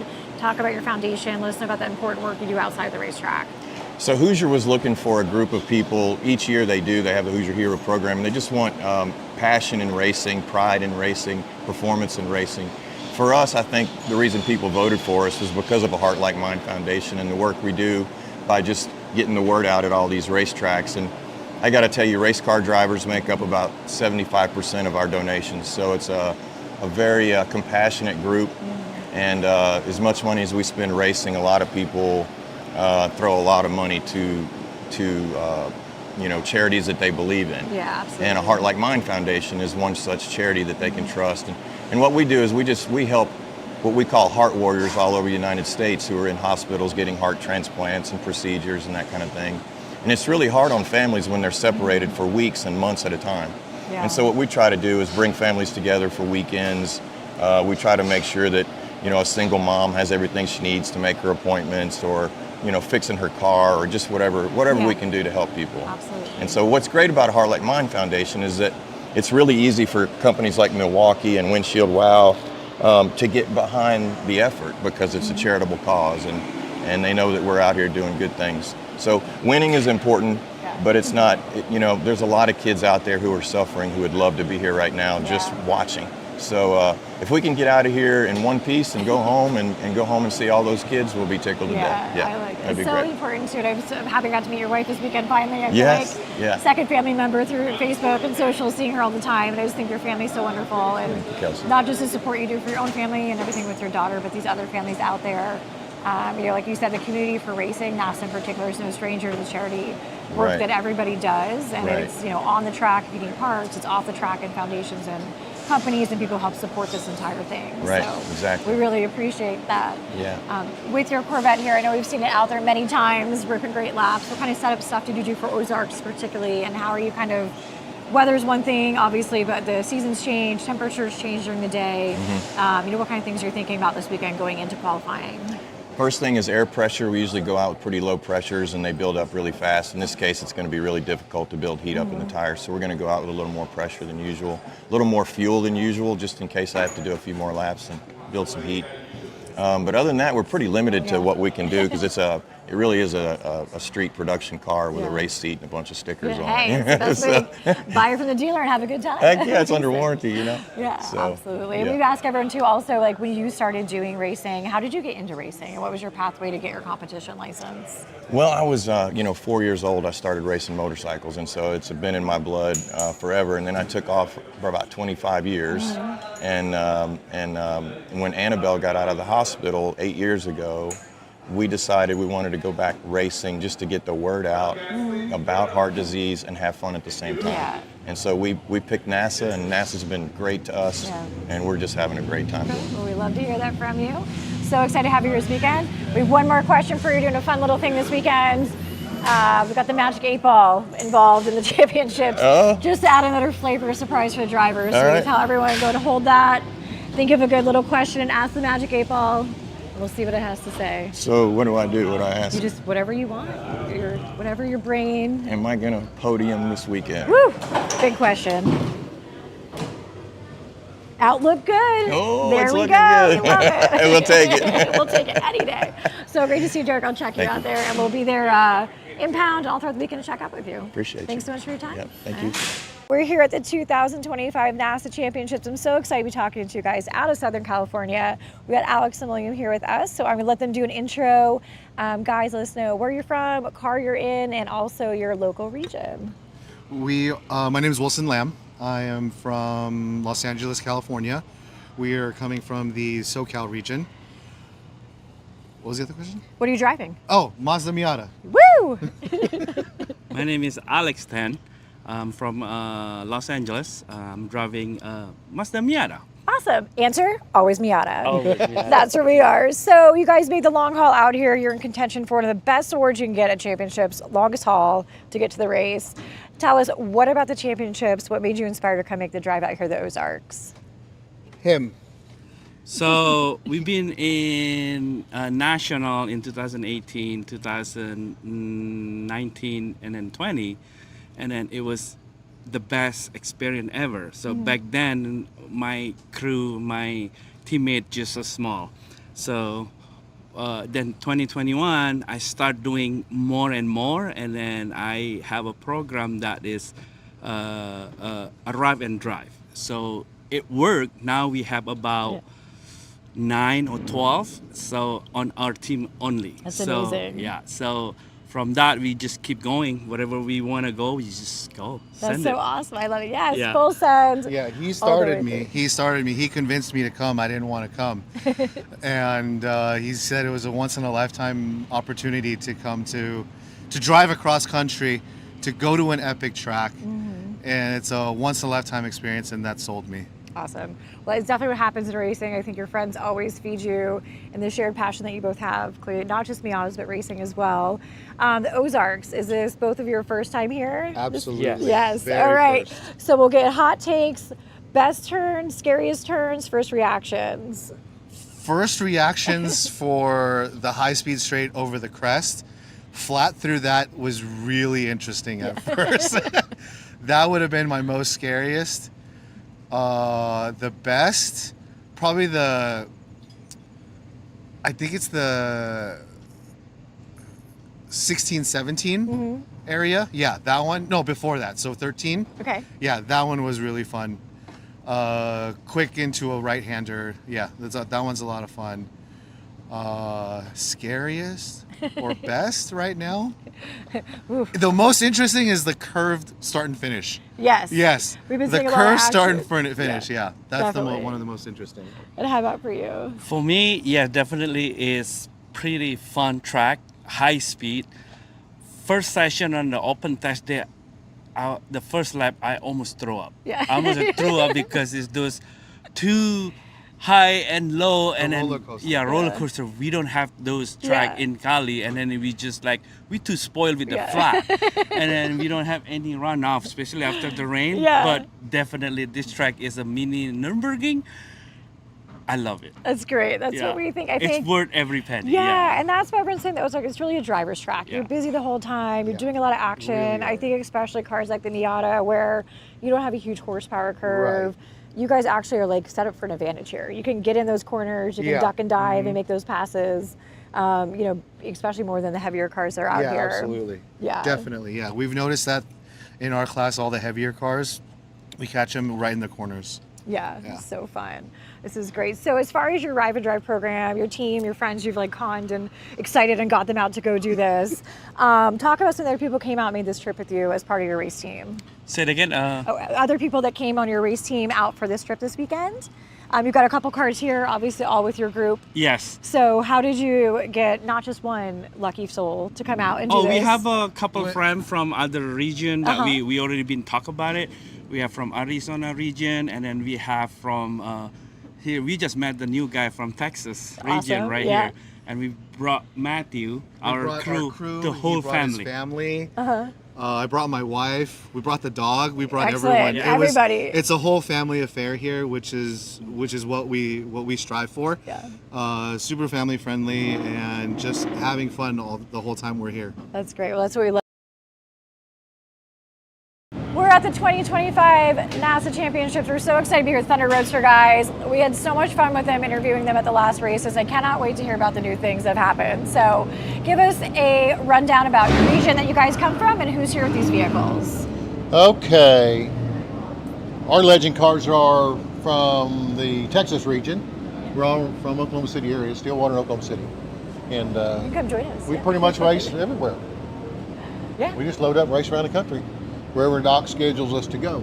That's awesome. That's where we go. Very cool. Well, I'm going to do a quick intros with each of you gentlemen. So give us your name and which one of these beautiful cars belongs to you. My name is Bobby Pugh. I drive the black number 3 car. And you're the ringleader of this endeavor. Well, no, I'm the one that gets to help work on them all the time. Yes, we definitely have questions for you about what we were working on when we've got here today. Brian Pogue, Oklahoma City. I drive the little yellow car. It's perfect. And last but not least, come on over. Hello, Hi, give us your name and where you're from. Bobby Christensen from Oklahoma City, and I drive the 5C red car. Perfect. So last time we caught up with you guys, it was really cool to learn about these. Talk about the motors that are in these vehicles. Here's our motor man. Oh. We run Suzuki Come back over to Hayabusa Bob. motors. They're Suzuki Hayabusa motors. We do some modifications to them because the motorcycle doesn't weigh near as much as the cars do. So we make them a little bit stronger. We tune them down just a little bit so that we can make them last longer. They're real efficient cars. We're struggling a little bit with the number 5C right now, but we had some fuel issues yesterday and I kind of messed it up. But I think we're back to going the right way now. So Awesome, so fun. So have any of you been to Ozarks before today, or is this your first time, or this weekend? Is this your first This is time our out here? fourth go round, fourth weekend. Yeah. Great.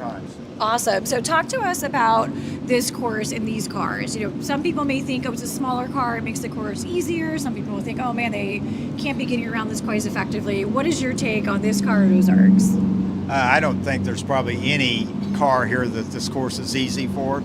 But ours, it runs well. We've got a short wheelbase. Down the back roller coaster, that car gets really squirrely when you go over the top of the hills. So you just got to be careful and hit our marks. Excellent. We heard a lot about the compression factor. Are you guys finding that you're hitting the bottom when you're coming through those big compressions? Or are you kind of just cruising because you're a little bit smaller wheelbase, you get a little more bounce? No, there's plenty of compression when you go to the bottom. And actually our cars lift when you go over the top. You gotta, our car nearly comes off the ground. Wow. So we have to be careful to chase our car. It's a true roller coaster for sure. Yeah, absolutely. And did you guys do any certain setup changes or things to adapt to Ozarks? You're kind of keeping it consistent throughout the different places that you race. We've been running these cars for 25 plus years, so we've kind of got them figured out, but we've been here 4 times. Brian did a little bit of spring change on his car, I think, maybe before this weekend, but for the most part, we kind of had it tuned in. We kind of knew what we wanted. We just got to get the 5C car where it's shifting better and doesn't cut out. Get Brian's springs a little bit adjusted so he doesn't scrub the tires, and I think we'll have fun. We just want to outrun those GTR cars, those Thunder Roadsters. They're going a little faster than we are today. Yeah, so we look at the Legends cars, look at the Thunder Roadsters. What do you think people should be looking out for when they're watching this live broadcast and seeing the racing in action this weekend? Well, I think there's a lot of passing in our cars. We pass a lot in tight spots, so I think that's the main thing. Yeah, we tend to accelerate off the corners faster. They go into the corners faster. So they'll get beside us in the corner, then we can sometimes out drag race them going up out of the corner. So exit speed's better, entry speed is worse. When we're looking at these cars, one thing we love to do with this broadcast in particular, these little videos we put together, is talk to people about getting involved with you all, joining you in these Legends cars. How can someone go about joining this awesome looking race car lifestyle that you guys are doing so well? We try to get them to start out in a spec car. It's kind of hard for somebody to jump in one of these that has 170 plus horsepower, but they make a spec Legends car that has 125. They learn that car, and then they can get up to this right here. If not, they're going to tear a lot of parts up. So, but Russ from the Mid-American region is driving a Legends car now, and they're trying to gather some guys to drive with them. And that'd be a great place to start, is get a hold of Donna or Russ and they're trying to get a Legends group going, and then we'll try to help them move forward from there. I love that. Yeah, every year I see you guys, I think about it myself, and got to clean a little out of the garage, put more in. So one day I'll be out here joining you. Come on. Yeah, absolutely. So I'd love to actually talk with you guys also about the fact that you're racing each other. You're obviously friends. Your families are close. Who's the predicted out of the three of you to be on top? Are you guys going to run side by side through that finish line? You know, youth tends to help. Bobby's the fastest by quite a bit, and he's just a very good driver, and his skill level's higher than probably what Brian and I's is, but he's got 20 years on us too, so age does make a difference, but also he's always been very good. Excellent. Well, we're very excited to see all of you out there. I've got one more fun thing we're doing this weekend, and we are having a magic 8-ball that we're asking everybody to ask it one question. It can be fun, it can be serious, and see what the cards hold for you. Ask it a question? Yes. Is that number 5C car going to run good today? It says, it is decidedly so. Hey. All right. I want to pass 14 Thunder Roadsters. Is that going to happen? 14 Thunder Roadster, we're coming for you. Magic 8-ball says. It is also decidedly so. Awesome. And your question, sir? Are you sure the 5C car is going to run good today? We're going to double check with the 8-ball. It says, my sources say yes. We love this. You guys have done an awesome job with this. I love seeing you guys out here every year. We love seeing on the broadcast. So thank you so much for your time and your talents. And we'll see you out there. Thank you.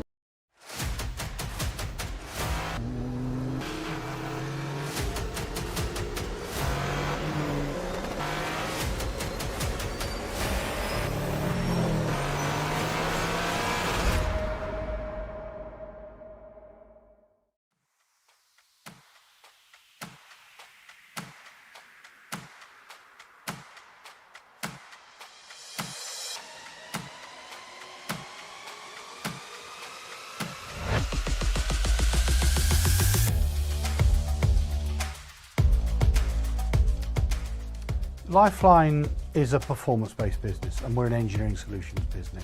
We thrive on innovation and making the best products, the lightest products, and therefore the fastest products. Lifeline has an ethos of being the global leader in motorsport safety. We're focused very heavily on our R&D capability. A lot of our energy is focused now towards EV, different powertrains, biofuels, synthetic fuels. And that allows us to develop exciting new products. Everything that we design, we then validate and we approve if it requires an FIA homologation. And we do all of that in-house. I'm very, very involved and hands-on in that process. And we do spend a lot of time doing conceptual thinking and trying things that do work and don't work. Since 1994, we've steadily grown the business and diversified into other sectors such as defence and aerospace. We're a global business. We export to 43 different territories throughout the world. We want to be perceived as the global leaders in motorsport safety, and we believe that being champions of safety will get us there.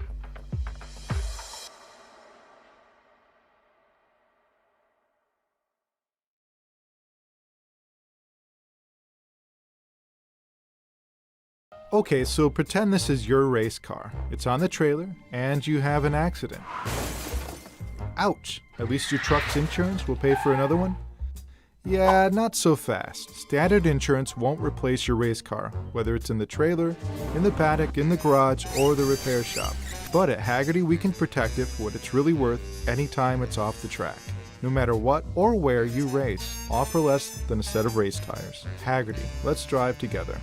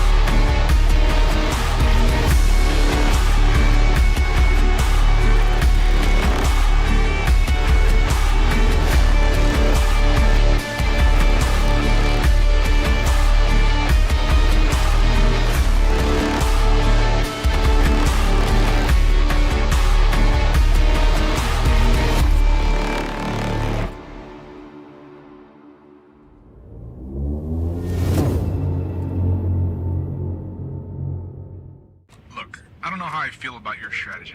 Listen, if you really want this to move forward, really get traction, you won't hit the brakes. You turn into it hard. And what if we don't hit our sales PB? It's my neck on the line. All right, hold on. Let me unwind your concerns. You just visualize the line, the direction we're taking, and accelerate right into where you want this company to end up. All right, let's launch it. Great. You guys have a great weekend. I know I will.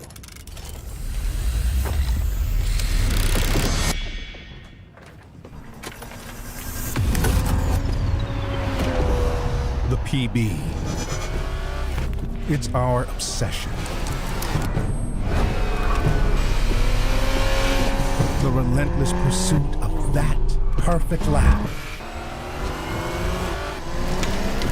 Every corner, an opportunity. Shave a few tenths. Feel the car's limits. Hear the tire speak. Brake deeper. Throttle early. Friendly pressure is on. Drive on the limit. Trail brake with precision. Keep it tidy. Keep it smooth. PB is looking within reach. Just a little more. The PB is yours. At least until next time. I told you guys it would all work out. We just needed that little push, that little extra to get us to the PB. Actually, we lost the deal. Your competitor did it in 2 days. They did it how fast?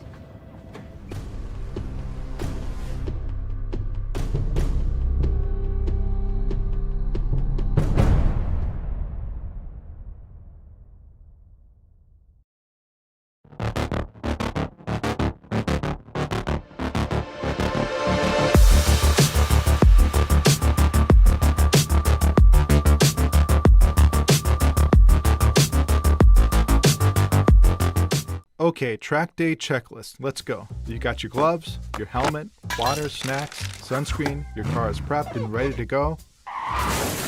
Oof, forgot your track day insurance, didn't you? If you want to be covered for the whole value of your car, you need high-performance driver education coverage through Hagerty. We'll get you a policy for track days, time trials, and more in less time than it took you to apply that sunscreen. Hagerty, let's drive together.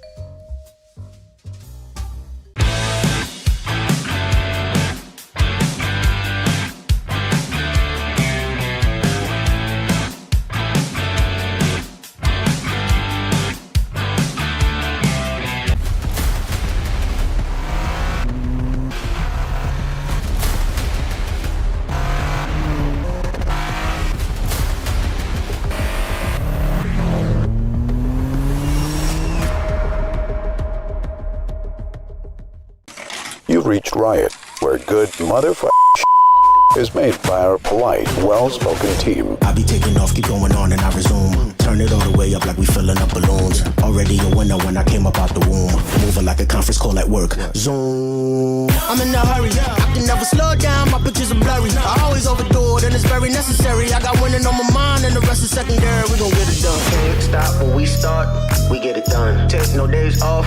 We number one. Lace up these kicks, and we run like this. We gon' get it done. Stop when we start. We gon' get it done. Start when we stop. We gon' get it done. Get it when we start. We gon' get it done. Start when we stop. We gon' get it done. We gon' get it. We gon' get it. At OG Racing, when you are shopping on our website, when we say in stock, this is what we mean by in stock. Seats and seat bases, brakes, harnesses and restraints, shoes, suits and steering, helmets, gloves and undergarments, fire suppression, and so much more. Shipping directly to you from our conveniently located Sterling, Virginia warehouse with thousands of in-stock items. Another one for Tommy Boy. Another one for the world. Another one for the listeners. This bag wasn't designed for hikers. not for gym rats, golfers, skiers, or campers. This bag is for drivers. Drivers who show up ready to race. Drivers who know that preparation is the difference between first and last. Drivers who prepare, not just pack. Drivers that are built different, think different, are different. Delivery carry isn't for everyone, and that's the point.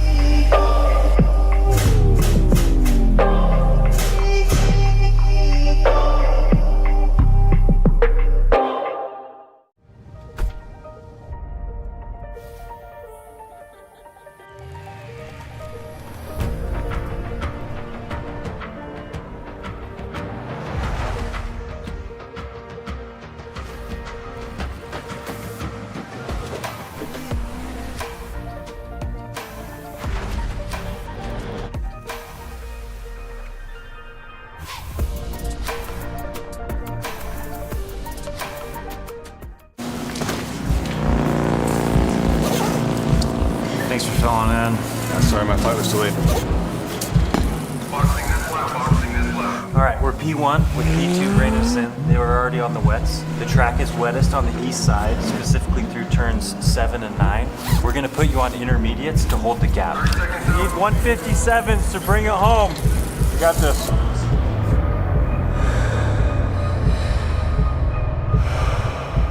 There ain't no debate. Ain't no debate.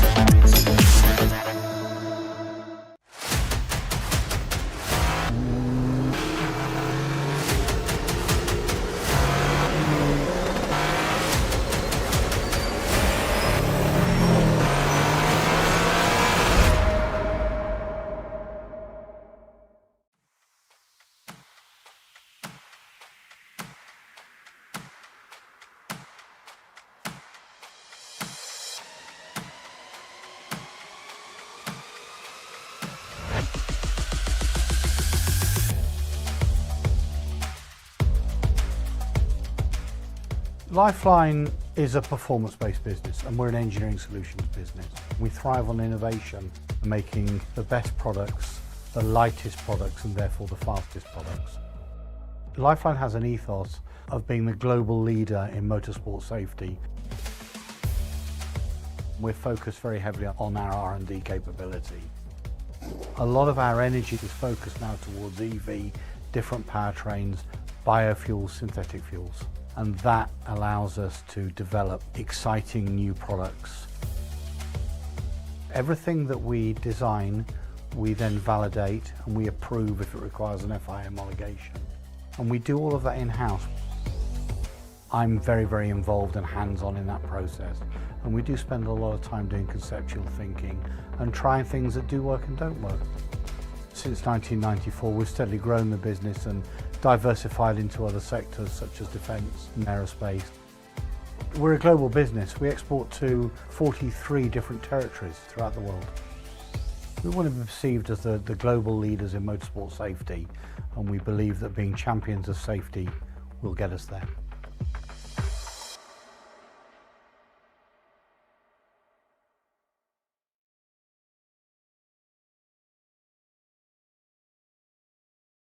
Okay, so pretend this is your race car. It's on the trailer, and you have an accident.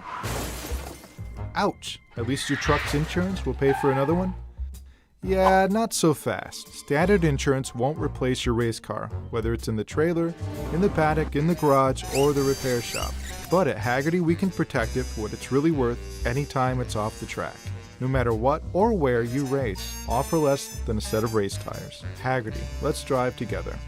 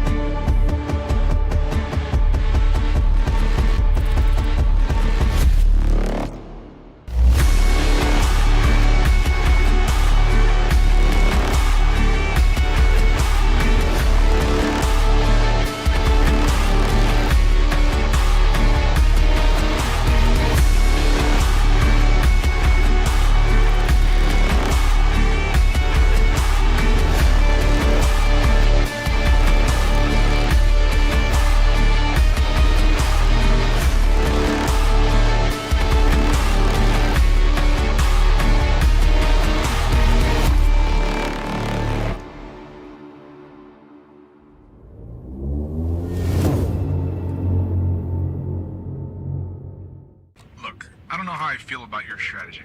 Listen, if you really want this to move forward, really get traction, you won't hit the brakes. You turn into it hard. And what if we don't hit our sales PB? It's my neck on the line. All right, hold on. Let me unwind your concerns. You just visualize the line, the direction we're taking, and accelerate right into where you want this company to end up. All right, let's launch it. Great. You guys have a great weekend. I know I will.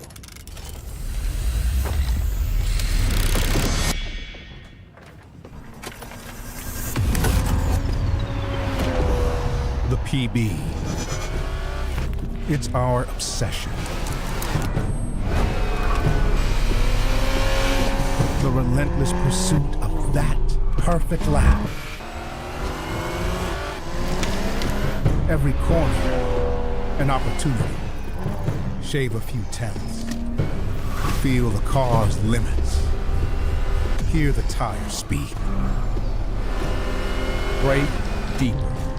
Throttle early. Friendly pressure is on. Drive on the limit. Trail brake with precision. Keep it tidy. Keep it smooth. PB is looking within reach. Just a little more. The PB is yours. At least until next time. I told you guys it would all work out. We just needed that little push, that little extra to get us to the PB. Actually, we lost the deal. Your competitor did it in 2 days. They did it how fast?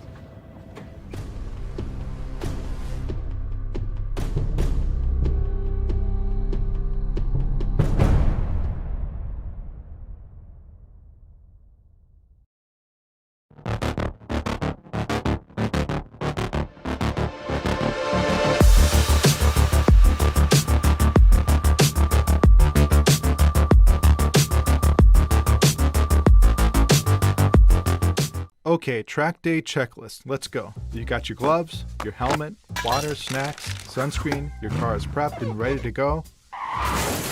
Oof, forgot your track day insurance, didn't you? If you want to be covered for the whole value of your car, you need high-performance driver education coverage through Haggerty. We'll get you a policy for track days, time trials, and more in less time than it took you to apply that sunscreen. Haggerty, let's drive together.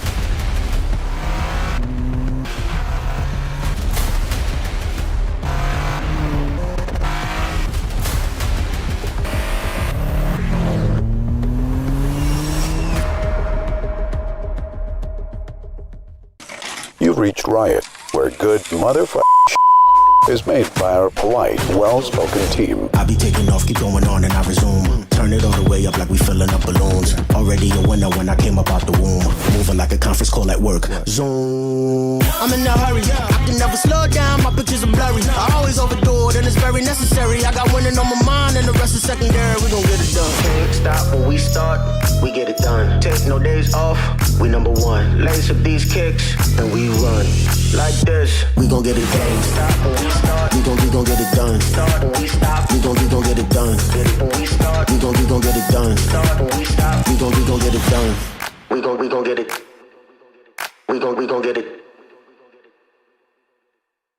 At OG Racing, when you are shopping on our website, when we say in stock, this is what we mean by in stock. Seats and seat bases, brakes, harnesses and restraints, shoes, suits and steering, helmets, gloves and undergarments, fire suppression, and so much more. Shipping directly to you from our conveniently located Sterling, Virginia warehouse with thousands of in-stock items. Another one for Tommy Boy. Another one for the world. Another one for the listeners. This bag wasn't designed for hikers. Not for gym rats, golfers, skiers, or campers. This bag is for drivers. Drivers who show up ready to race. Drivers who know that preparation is the difference between first and last. Drivers who prepare, not just pack. Drivers that are built different, think different, are different. Delivery carry isn't for everyone, and that's the point.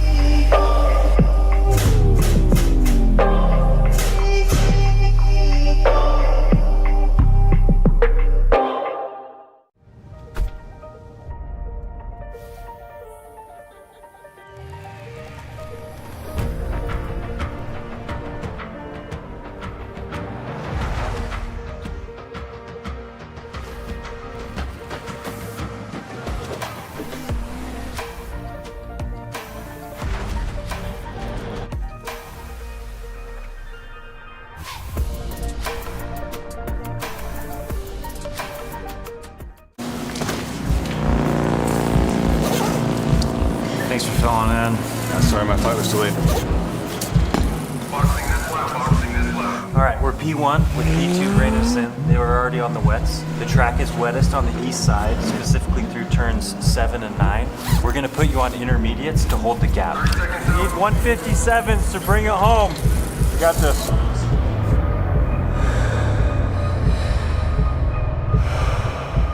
There ain't no debate.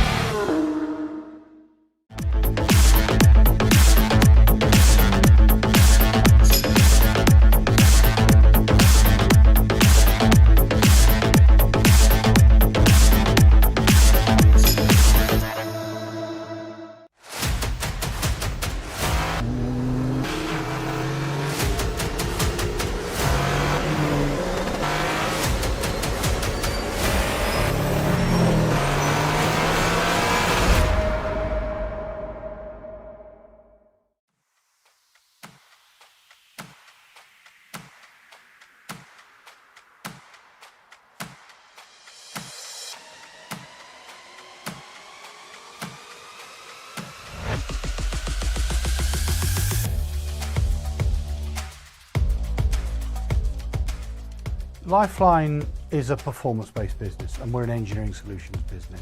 We thrive on innovation, making the best products, the lightest products and therefore the fastest products. Lifeline has an ethos of being the global leader in motorsport safety. We're focused very heavily on our R&D capability. A lot of our energy is focused now towards EV, different powertrains, biofuels, synthetic fuels. And that allows us to develop exciting new products. Everything that we design, we then validate and we approve if it requires an FIA homologation. And we do all of that in-house. I'm very, very involved and hands-on in that process. And we do spend a lot of time doing conceptual thinking and trying things that do work and don't work. Since 1994, we've steadily grown the business and diversified into other sectors such as defence and aerospace. We're a global business. We export to 43 different territories throughout the world. We want to be perceived as the global leaders in motorsport safety, and we believe that being champions of safety will get us there.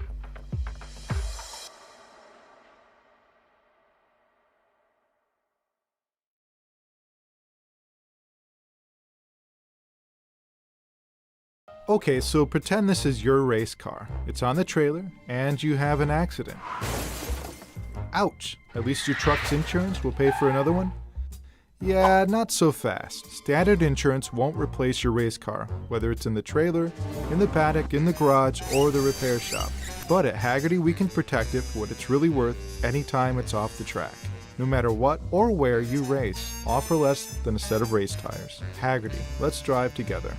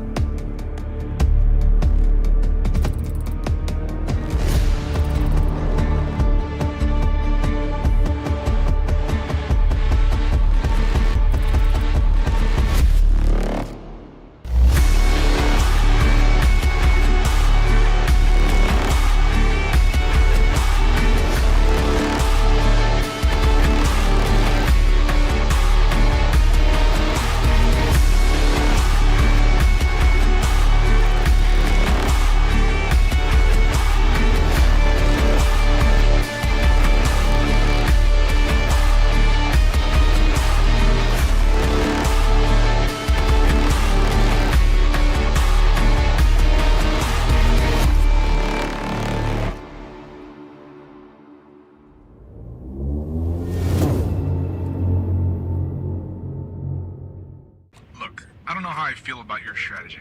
Listen, if you really want this to move forward, really get traction, you won't hit the brakes. You turn into it hard. And what if we don't hit our sales PB? It's my neck on the line. All right, hold on. Let me unwind your concerns. You just visualize the line, the direction we're taking, and accelerate right into where you want this company to end up. All right, let's launch it. Great. You guys have a great weekend. I know I will.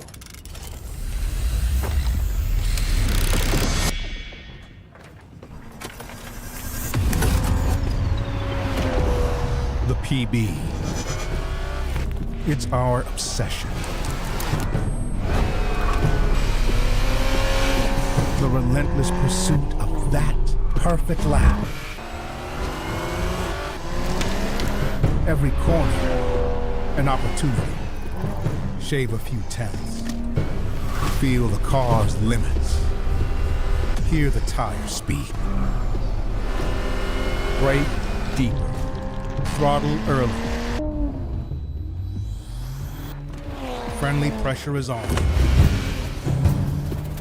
Drive on the limit. Trail brake with precision. Keep it tidy. Keep it smooth. PB is looking within reach. Just a little more. The PB is yours. At least until next time.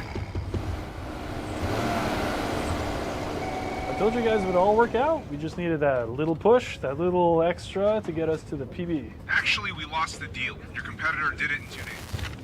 They did it how fast?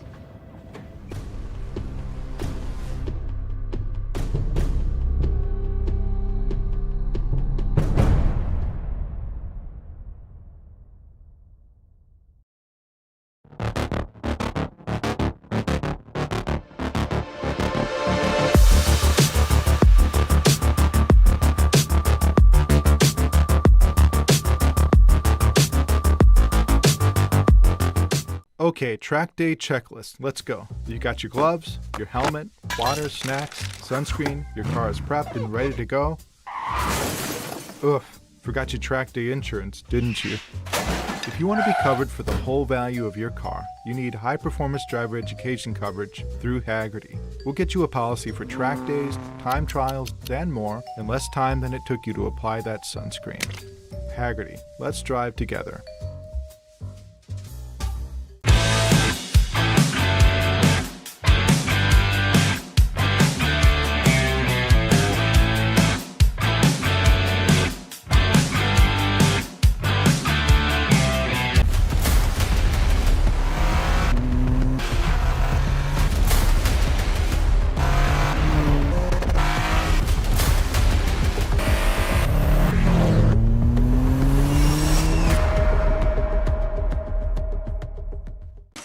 You've reached Riot, where good motherfucking is made by our polite, well-spoken team. I be taking off, keep going on, and I resume. Turn it all the way up like we filling up balloons. Already a winner when I came up out the womb.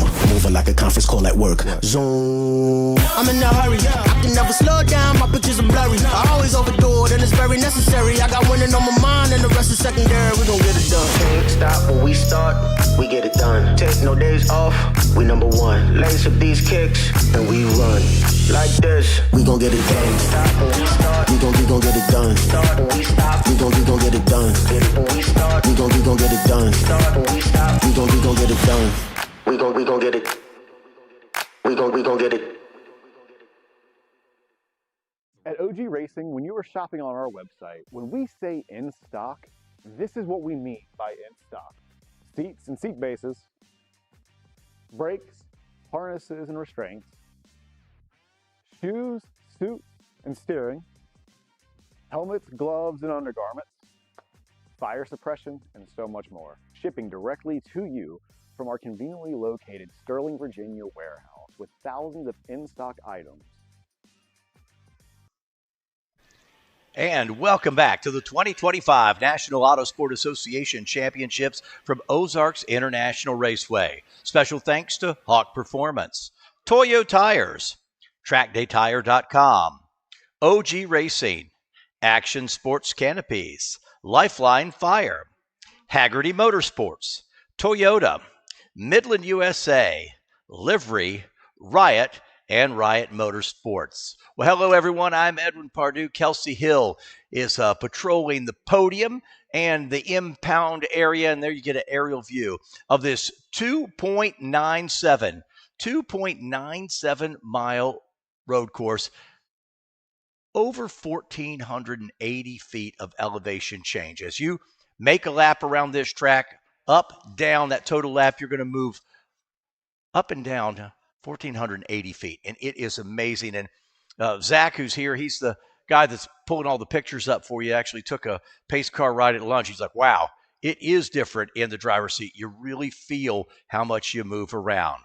Well, we've had 2 championship races already this morning, plus our time trial championships wrapped up this morning. 2 more championship races this afternoon, and we start now with Group D. How did we get here? Well, Friday qualifying, 1:15 in the afternoon, a bit of a damp track, and guess what? Only 2 cars went out in that entire session. Didn't set a great lap. They were the only 2. So it came then down to the afternoon. That's when it got fast. Super Unlimited, Jonathan Finstrom was quickest in qualifying. The prototype, Atkinson, a 2:34. Pugh in the Legends, and then Thunder Roadsters, Moorhead. That was Friday qualifying. Then we went to the Saturday races. Finstrom went out there, but it was Jason Ross who ended up with the win. In the prototypes, Atkinson, he held on to that top spot, but then a little mix it around. And when we got to Thunder Roadster, Derek Moorhead started first. Guess what? Derek Moorhead finished 12th. So something happened to the car. Moorhead went into this thing saying, I'm going to start on the front row for a national championship on Sunday. Now he's going to be buried back in row number 6. Bobby Pugh led the whole thing, and he will start up front. Bobby Pugh looked pretty dominant. So qualifying on Friday, qualifying race on Saturday now sets the field for you, and here's how they'll roll off. Starting up front, our Super Unlimiteds, car number 10, Jason Ross on the pole next to him. Joe Henske in a Super Unlimited, and the other 2 Super Unlimiteds. You got Jonathan Finstrom, has set a new time, all-time, I should say, new track record for any car here, and that is a 2:08.9. You see it there on the screen. Andrew Lang in the second row in the 03. The prototypes, Tyler Atkinson in the 15, and Steven Seiler in the 99. Here comes the race I think we'll be watching closely here. So Tinker started 3rd yesterday, moved up to 1st. So on the front row, the 171 of Gary Tinker. Next to him, the 212 of Jordan Dosh. Row number 2, John Spain in the 47, and Jeff Stutler in the 0. Shane Denny is in the 73. The 515 is Paul Raymond, and they make up row number 4.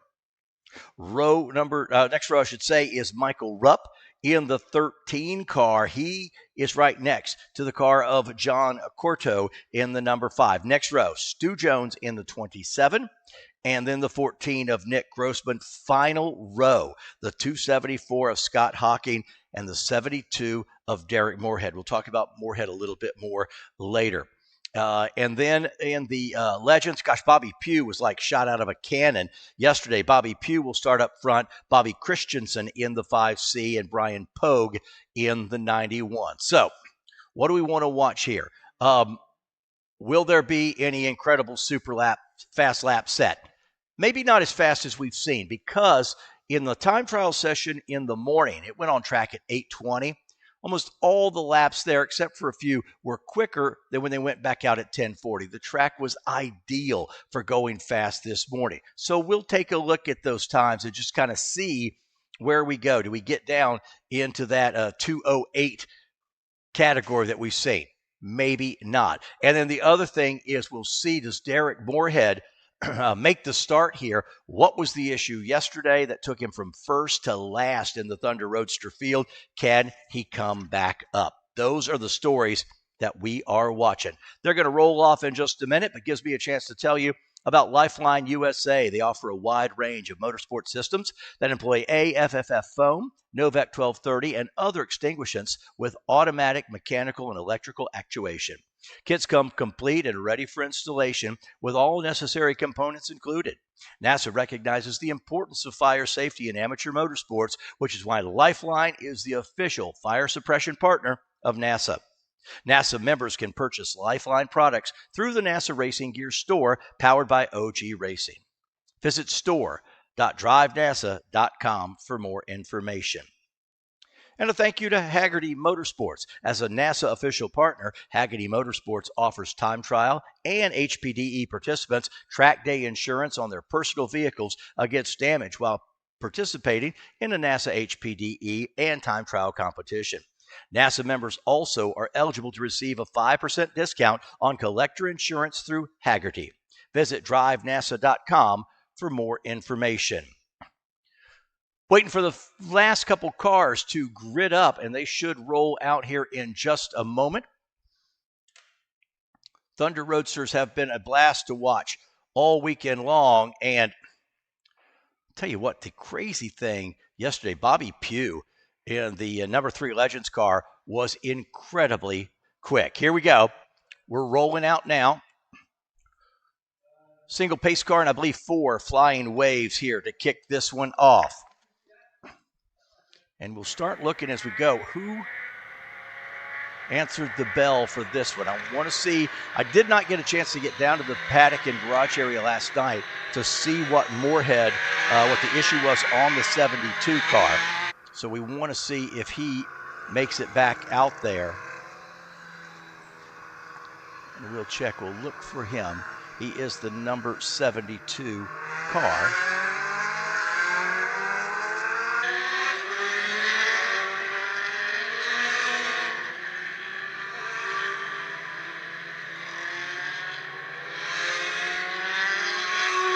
Again, big field of Thunder Roadsters. Gary Tinker set to start on pole. So 1 pace car, but there'll be 4 waves going by. So they've got 4 flying waves and a single pace car. What can Derek Moorhead do from the tail end of this field? We saw him in qualifying. The top 4 cars all in the 2-minute 38-second bracket in their best time qualifying session. So how will that play out today? And then, you know, what was Stutler's time? 2:38.9, so a little bit slower than Tinker and Jordan Dosh, who start up on the front row. Can he get up there and run with them? And again, we'll look and see. I'll try to see if I see the 12 of Moorhead here as they come by. And it may be, yes, I believe that sort of bronze-orange car right there at the back of the field indeed is Derek Moorhead. And you see he's got a long way to go to catch up to the front. So the 2 things we'll look at, be close racing here in the Thunder Roadsters. Where can that 72 car come back up to? And then the other thing is overall fast laps. Can anybody reset the new track record of a 2:08 point? I'll have to pull it up, but I know it was fast. Now, Finstrom this morning did go out for the time trial first session this morning, round 5 of time trial, and did not do a hot lap, really just sort of did an installation lap to get ready for this race this afternoon.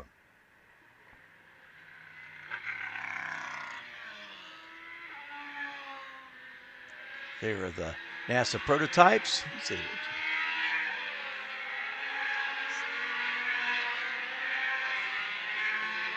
It does look like the full field of Thunder Roadsters are here. Yes, all 12 of the Thunder Roadsters are on track. So that'll confirm Derek Moorhead is on track. A field of 12 will take the green. So close racing we're looking for in Thunder Roadster, and we're looking for fast laps up front in the Super Unlimited. A bronzy orange machine right there. Can he come through the field? There you see the Super Unlimiteds up front, 2 of the prototypes, and then into the Thunder Roadster field, and then you'll see our group of Legends cars being there in the 4th wave, and there they are. And one of the Legends cars not going to make the start. And I believe that's the Brian Pogue, the 91 of Brian Pogue, who ran yesterday. Brian Pogue, and if you remember the qualifying race with us, Pogue right at the end pulled off driver's right at the entrance to pit road. So Pogue did have a mechanical at the end of yesterday's qualifying session and will not answer the bell here for the championship race. Pace car is on pit road. This is our Group D championship. It's Championship Sunday. You're at Ozarks International Raceway, the National Autosport Association 2025 championships are getting ready to go green here in just a moment. Here we are. Super Unlimiteds are by, and green flag, and we are racing. Here come the prototype cars waiting for their green flag. As you see the leaders, look at Finstrom jump to the outside. He's immediately going to try to dispatch of the two cars in front of him. Here come the Thunder Roadsters. Keep an eye on that bronzy orange in the back. Moorhead. Don't know what the issue was yesterday. Did he get it fixed? Oh, the field is tight. Everybody's bumping up, doing a little bump draft to come down to the green flag, and they now are green, and they are away. And look at Moorhead immediately. Moorhead's going to make it 3 wide into turn number 1, trying to split those two cars, pick up 2 spots on the green flag. He does it. He'll then jump to driver's left and try to take another spot. That is going to be fun to watch here. Gary Tinker leads the field, but here comes the 72 into turn number 4 for the first time, and they are a cloud of dust off the corner 4, and they set up now, watching if they're still too wide, navigate their way through turn number 6. It's a handful to do it single file. They sort everything out. Now they're single file. Here they are into that section. You see back in the distance the Legends cars. Somebody put 2 wheels off. It's been a bit dry. It's dusty, and Moorhead has picked up 3 spots. He had the first. Oh, and the second place car was that Dosh, I believe. Yep, put 2 wheels off, so he'll lose a spot. The 212 of Jordan Dosh puts 2 tires off, slows his momentum down. He'll lose a spot. This is going to be a barn burner. It's going to let Tinker go, jump out in the lead. All that racing behind him is exactly what he needs. Get him a little bit of breathing room. All right, we'll see our Super Unlimiteds come by in just a little bit. They'll be making their first lap. That group there through turns 10, down the hill in 11th. Bobby Pugh in that fast Legends car is going to catch some of the guys at the back end of this Thunder Roadster field. And that got interesting yesterday. Moorhead has now picked up 5 spots from the start of this race. Finstrom leads the first lap, the Super Unlimited, a lap of 2:16.207, and that wasn't even a flying start. That was on coming to the green. We'll see how hard he wants to push that car today. Joe Hinsky, the 326 car in the Radical. He is second, but already 15 seconds behind.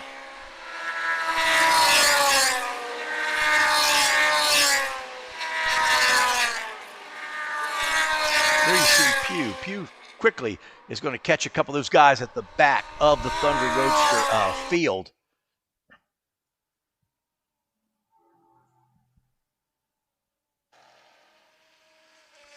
All right, let's set the Thunder Roadster field for you. Gary Tinker in the 171 leads. Jeff Stutler is second. Jordan Dosh is third.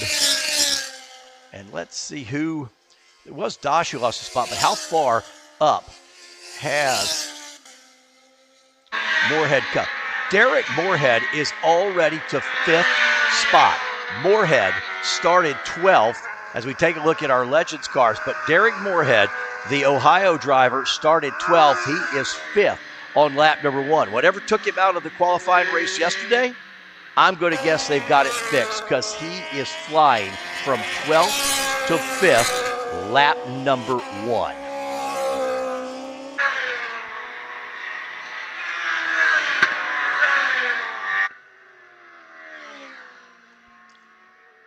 There is Pugh going through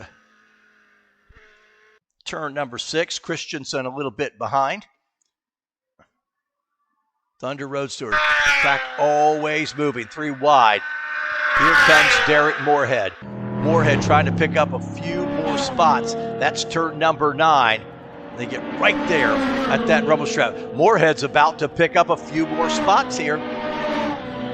In that number 72 car, he's making a run. Whatever hurt him isn't hurting him right now. There's a move to the inside.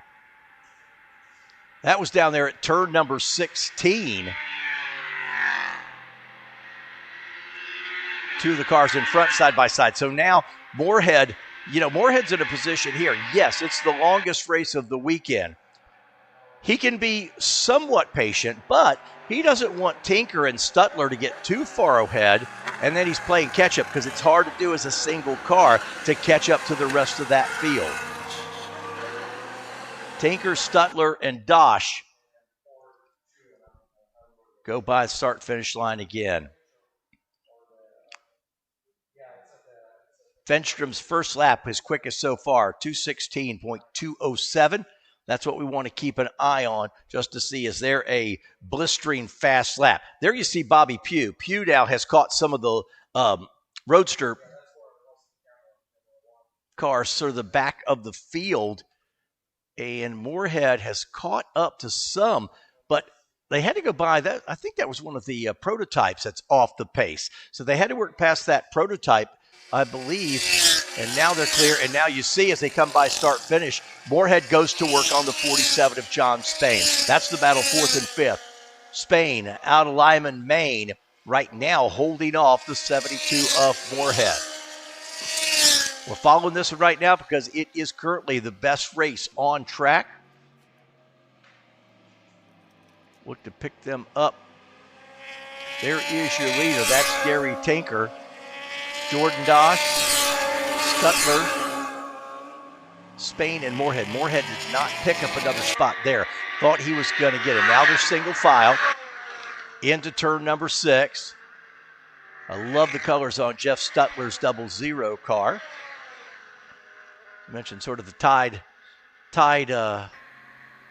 old-time looking color, sort of a flashback look. So Moorhead made quick service to get to 5th, and now his progress has stalled a little bit. I mean, John Spain was quick in qualifying earlier, a 2:38. So it's gotten now, well, there's 2 cars next to each other now. As they come through turn number 9, the 2 cars, I think it was Spain and Stuttler, were side by side. That'll help Moorhead if those 2 race together to try to pick up another spot. But he can't lose touch of Tinker and Dosh out front, because if he does, he can clear those guys, but then he's going to have all this ground to make up. There you see him side by side, picks up another position.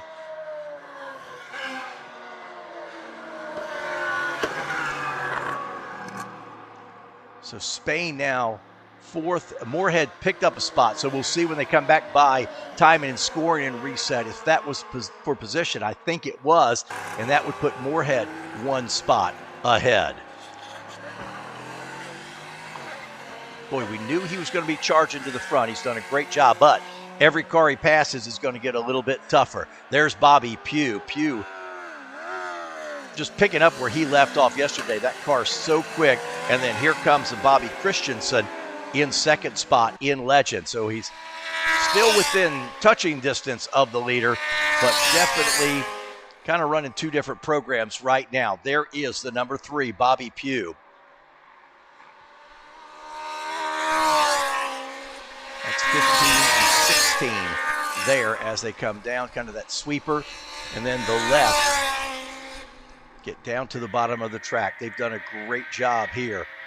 Ooh, using all the track there. And it looks like, again, that the car of Moorhead, in fact, has picked up a spot. So now he's just outside of a podium finish, and they've only had 3 green flag laps. Bobby Pugh in the 3 car. Stretches his lead out because you'll see the red. There's Christensen just popped into your screen. Pop up over the hill. Now we are in turn number 6. And there are your top Roadsters cars all together. Gary Tinker, then Jordan Dosh, then John Spain, and Moorhead. So your top 4, in fact, top 5, all in a picture together, and a battle going to go for the lead now. Dosh, remember Dosh kind of got offline earlier, and they're side by side. Tinker and Dosh side by side, and now the going to make it 3 wide. John Spain looked to the inside. Here they come through turn number 9, battle for the lead. Side by side. Spain now goes to the outside. Moorhead to the inside. battle for the lead. And now, look, here's Derek Moorhead. Derek Moorhead is slotted in the second spot. John Spain in the white car was the one that got everybody jumbled up. He jumped out of line. And now he tucks into third. Moorhead is second. They get back single file once again. The top 5 throw a blanket over that group right there. Early stages, Group D, championship racing. Everything we expected it to be. Moorhead, Spain, Stutler. And let's see when the white car of Spain made a really nice move, popped out, and for a moment there as they were going through the roller coaster headed for 8, I thought they were going to get 3 wide for a second. Luckily they didn't because they had run out of room there. Turn 16. Rest of our field stretched out a little bit, so we're staying right here with this battle. Let's reset the field for you. They're going to come to start finish here in just a moment. We'll go through timing and scoring, tell you exactly where everybody is. And now Moorhead there to the point. You see, he made that final pass. Derek Moorhead to the point. Dosh is second, and there Spain now takes third place. You see Spain, the white car, got inside Stutler in that bright orange car. So Spain to third. Reset the whole thing. In 4 laps, Derek Moorhead has gone from 12th to 1st in the Thunder Roadsters. Dosh has done a great job. Remember, Dosh had a almost off-track excursion, gathered it back in, but now he sets his sights on Moorhead. But this is exactly where we were yesterday, where Moorhead was looking super strong out front, and then whatever the mechanical was took him out. He has definitely recovered. Don't count Spain out. The white car of John Spain out of Lyman, Maine, he has fought back and forth in this field. He started third, kind of on the start, got shuffled back a spot or two, and now has got himself back up to third. So even though you're thinking, oh, well, he's running right where he started, well, it's not been that easy because he's had a couple battles going backwards and then forwards to stay in third spot. One thing that made it so interesting as the 72 was coming through, forcing cars to go too wide, it really tightened the field up. Now that Moorhead's taken the lead, they've spread out just a little bit. Jordan Dosh now within a car length. Dosh, you saw the back end step out just a little bit. Stutler now is going to have, I believe, Gary Tinker. Yep, there was Tinker right next to Stutler. That's a battle for 4th spot.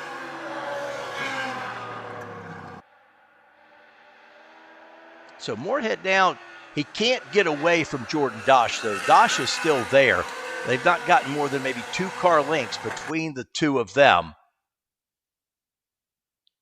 Come off turn 14, head for 15. And Spain, I believe that white car looks to be reeling those leaders in just a little bit. I'm going to run through the field real quick, give you the leaders. Jonathan Finstrom in the 2X. He leads overall and leads in Super Unlimited. Tyler Atkinson is your prototype leader. Thunder Roadster, we talked about it. In fact, there they are, Moorhead. In fact, Moorhead's going to get a challenge now from Dosh. They go heading for start-finish. Moorhead and Dosh. Dosh got to the inside. Question is, can he make the pass? Moorhead led as they went by start-finish, but not more than about a foot. Now they go back single file, and Spain, oh man, Spain used all of the racetrack there, the white car. But that was great. Dosh made a move. They came off of 18, the slowest corner on the track. Dosh kind of made a late move to the inside. Moorhead had to defend. They were still side by side down the front straightaway. Derek got out just enough to shut the door to hang on to the lead. Dosh quickly got back single file. They continued to race. Now through the dip after turn 5, the gardener is going to have to come back and do some planting there on that piece of curbing. Dosh with a good run. He got a good run off the turn 6 complex. And now can it pay dividends down this long, winding straightaway? 2 car lengths behind. They'll head up to turn number 8. try to do it. They can't do it there. And right now at 9, they'll stay pretty much single file. You see them, they clip right next to the wall right here. I love that angle. In fact, you saw Moorhead putting 2 tires on that inside curbing. Dosh stays within a car length. And now they were going down there into turn number 11, and Dosh decided to take a peek one more time. Couldn't get it done. I'll tell you who loves this. John Spain loves this, because as those two battle hard, it's going to keep Spain in a battle for the win. He's not locked in, but he's got that last podium spot right now. But as long as those guys battle, he still can win this race. Moorhead with 2 car lengths. That's actually a little bit of breathing room. Right now, your top 5, Moorhead, Dosh, Spain, Stutler, and Tinker, putting on a show. There is Finstrom, who seems to be off the pace, or we're doing a slow-mo replay, but I believe Finstrom off the pace in the Super Unlimited.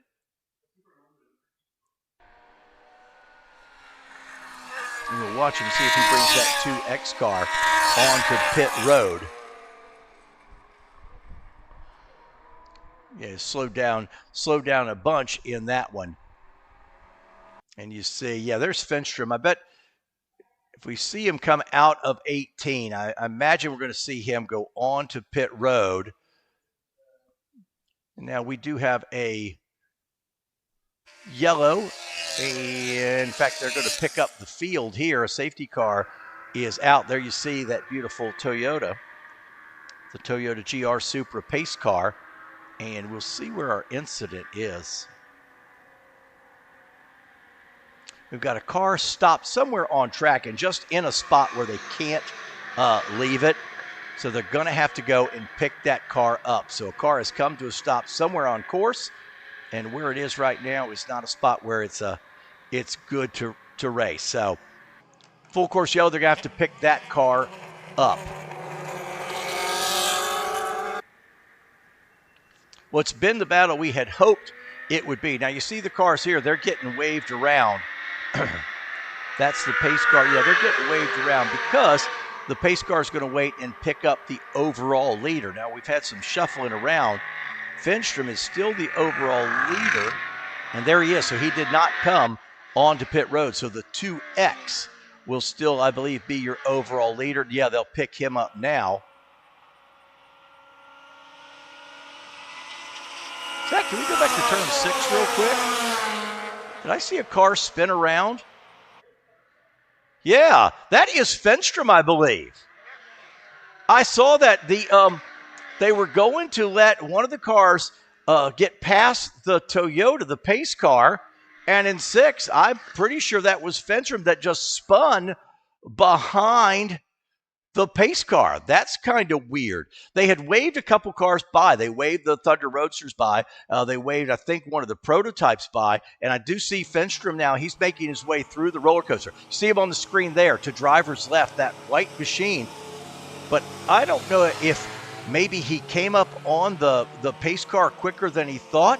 But again, spun that car coming through the turn 6 complex. And I caught it just out of the corner of my eye. I'm like, did I just see a car spin? So some strange happenings. Again, there's a car that came to a stop on course and just in an area where they had to pick it. In fact, the car's in turn 11 to give you an update. Turn 11 is where that car is sitting. And that's that kind of that bottom area, the little Eau Rouge spot of the racetrack. So they need to go get that. But we'll see now. I thought Finstrom had slowed a little bit and would head for pit road, and then the pace car was trying to pick him up, so he's still there. There's the 2X. This will let our Thunder Roadster field get all bunched up. So let's run through everything for you. Finstrom, with all that craziness, Finstrom in 2X is still your overall leader and leading in Super Unlimited. Tyler Atkinson in the prototype, he is leading in that class. Thunder Roadster, as we've documented, Moorhead leads overall. and then Legends car Bobby Pugh, who has been like a rocket ship this weekend. So now you see the field all collected behind the pace car. In a little bit, you'll see the lights go out once they get that car picked up at 11. And they're letting a few more cars go by so that the leader then can pick up the 2X of Finstrom. But we'll see in a little bit that lights will go out on the pace car. Pace car will stay to driver's right and go on to pit road. And then we'll go back to green in just a little bit. But a car coming to stop again in turn number 11. And there you see them out to pick that car up. So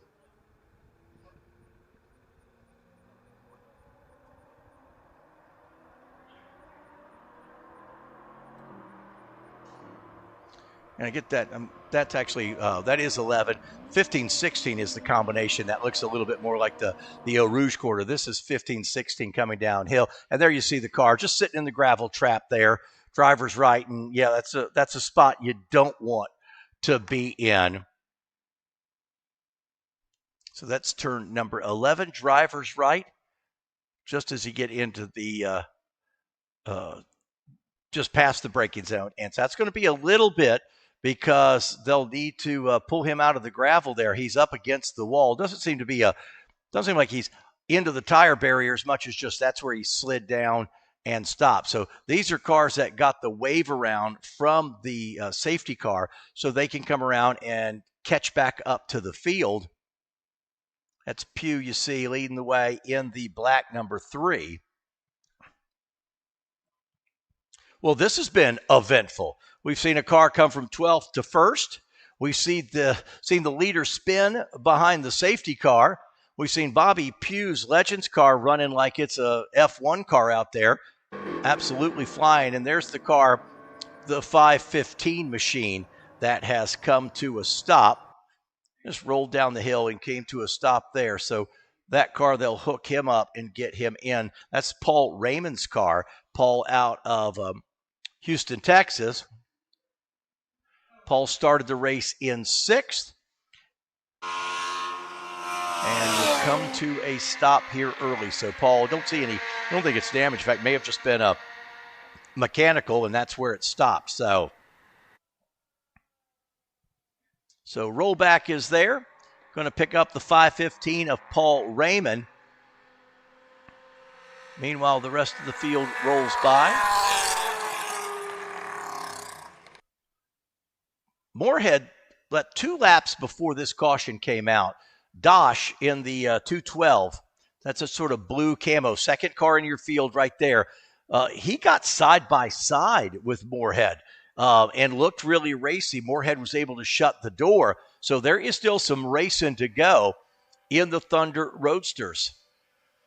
Derek Moorhead, Jordan Dosh, Spain, the orange car Jeff Stutler, and then Gary Tinker in the 171.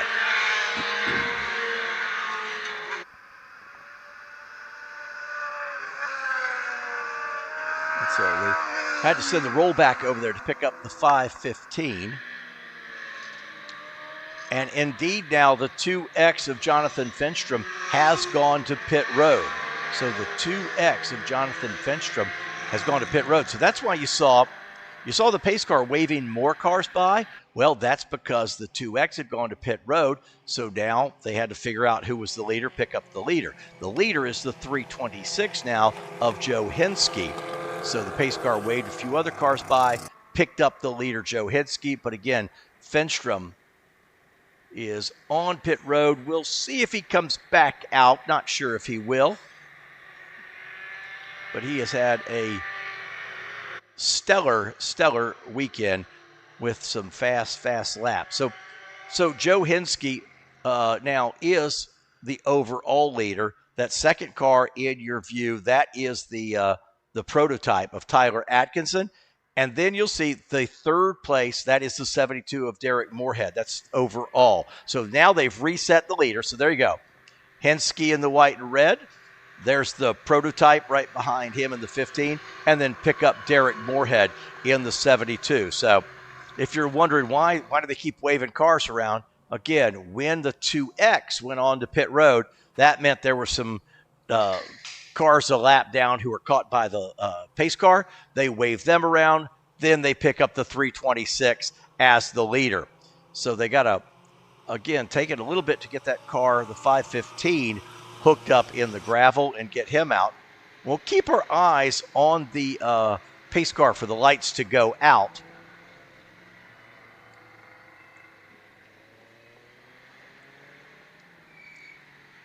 And here and now, that makes sense. So I just heard from race control. The issue with Finstrom, he had a flat tire. So that explains then why he had that strange spin in turn number 6. So trying to figure out what was up with Finstrom.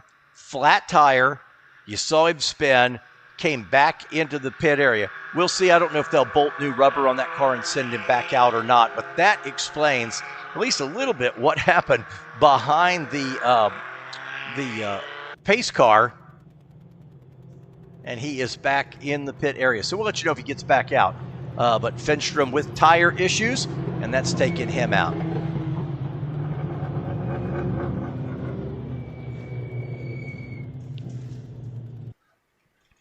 So again, picking up the one car that has gone off track. We've reshuffled the leaders, so everybody's where they're supposed to be. And still waiting for him. They just, like I said, didn't see damage on Paul Raymond's. He just stopped. He just sat in a really tough spot. And so they needed to go pick him up. So we should see the light go out on the Toyota GR Supra pace car here in just a moment. There you see that track truck. The car, I believe, has been removed. And that truck should pull away. They got things cleaned up here in just a moment. Indeed, he starts to roll. So we'll keep an eye on the pace car. In fact, there's the flatbed. Let's take a look as it goes by. I don't think there was any damage to that 515. I think that's just where he came to a stop. And indeed, looks like maybe came down the hill, had a mechanical, but then where he was stopped in the gravel, he was hard to get to. That's why the delay in getting him out. But most likely just a mechanical, which is great. That's good news for the car driver, number 515 of Raymond. All right, lights still on the pace car, but let's see what happens. Dosh, I'll mention it again. There, the kind of bluish car in front of the white car. He's running second in Thunder Roadster. He had gotten alongside Derek Moorhead one time. Moorhead was able to shut the door, but there is some race left in that car, number 212 of Jordan Dosh. Extended safety car period here, and we'll have to wait and see how much green flag racing we have left, which means I think you'll see Dosh try to make a move on this restart. Waiting to see the lights go out on the pace car.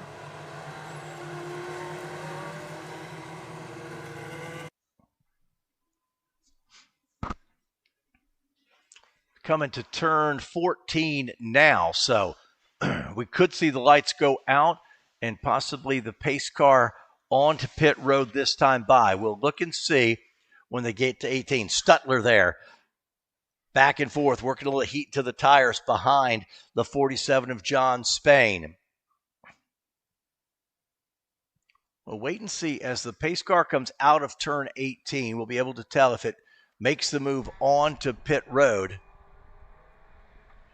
That's the drivers coming out of 16.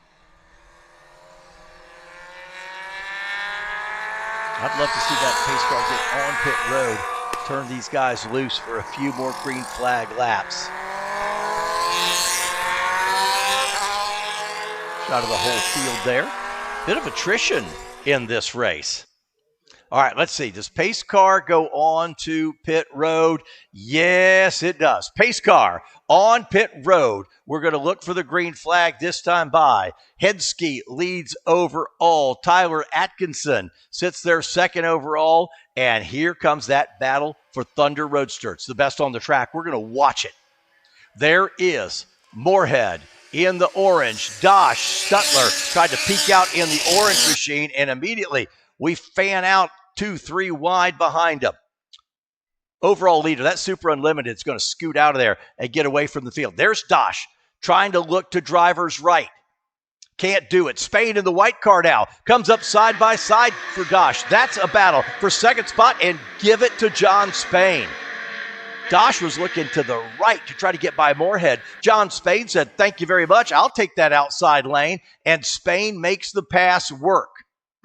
Now, one question, they're going to get by. That prototype that's in front of them normally is a much faster car, but you see he's off the pace.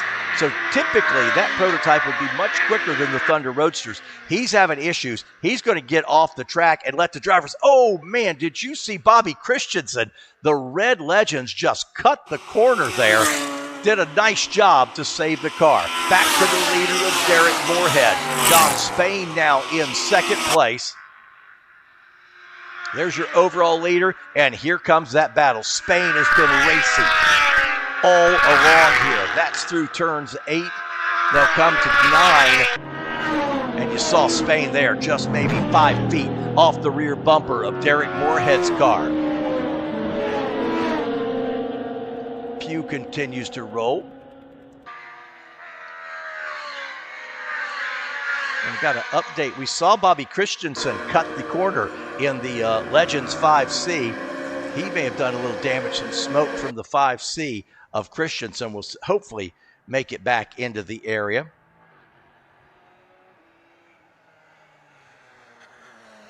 And maybe an engine issue on the Legends car. Update on Finstrom.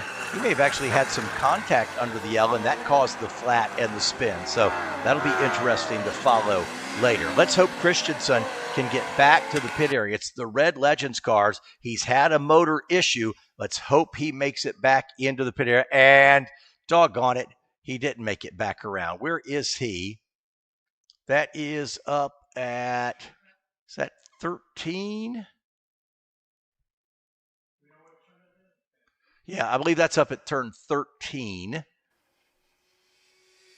So there's the leader. Let's see that where he's tucked in might be a spot where they can leave him. It's off to the right and off the line. There you see Moorhead goes by. Now Spain's backed off a little bit. Spain was right behind him. That's now a 1 second gap. So let's see if we're okay with where Christensen is in the Red Legends car. They may let this thing go green till the finish. We'll see momentarily. Also, the one prototype we saw off the pace, he did come to the pit, Steven Seiler, in the 99 car.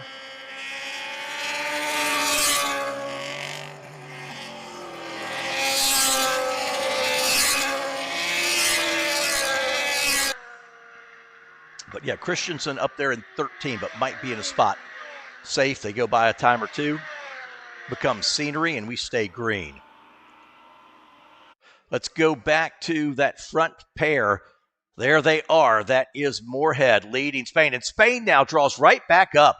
Moorhead had opened a little bit of a gap, and Spain comes right back to him. Turn number 8 and 9. They go over the tunnel there, you see. That's the entrance to the infield of this track.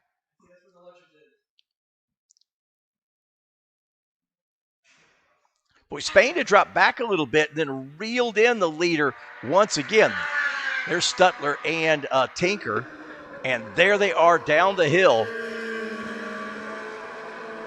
That is turn 11 and 12.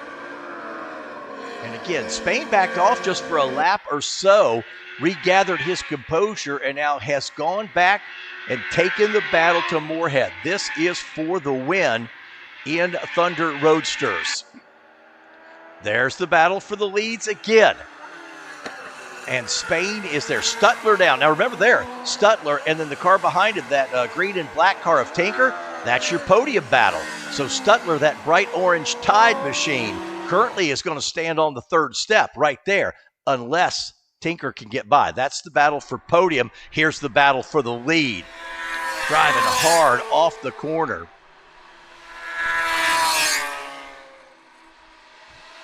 They don't have too much more. This thing's getting in the late stages of this race.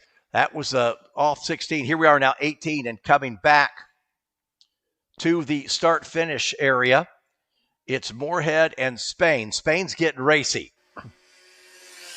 And again, he goes back and forth. That time Moorhead had opened up the gap again, and it seems like Spain can reel the leader in. Spain going to use all the racetrack there.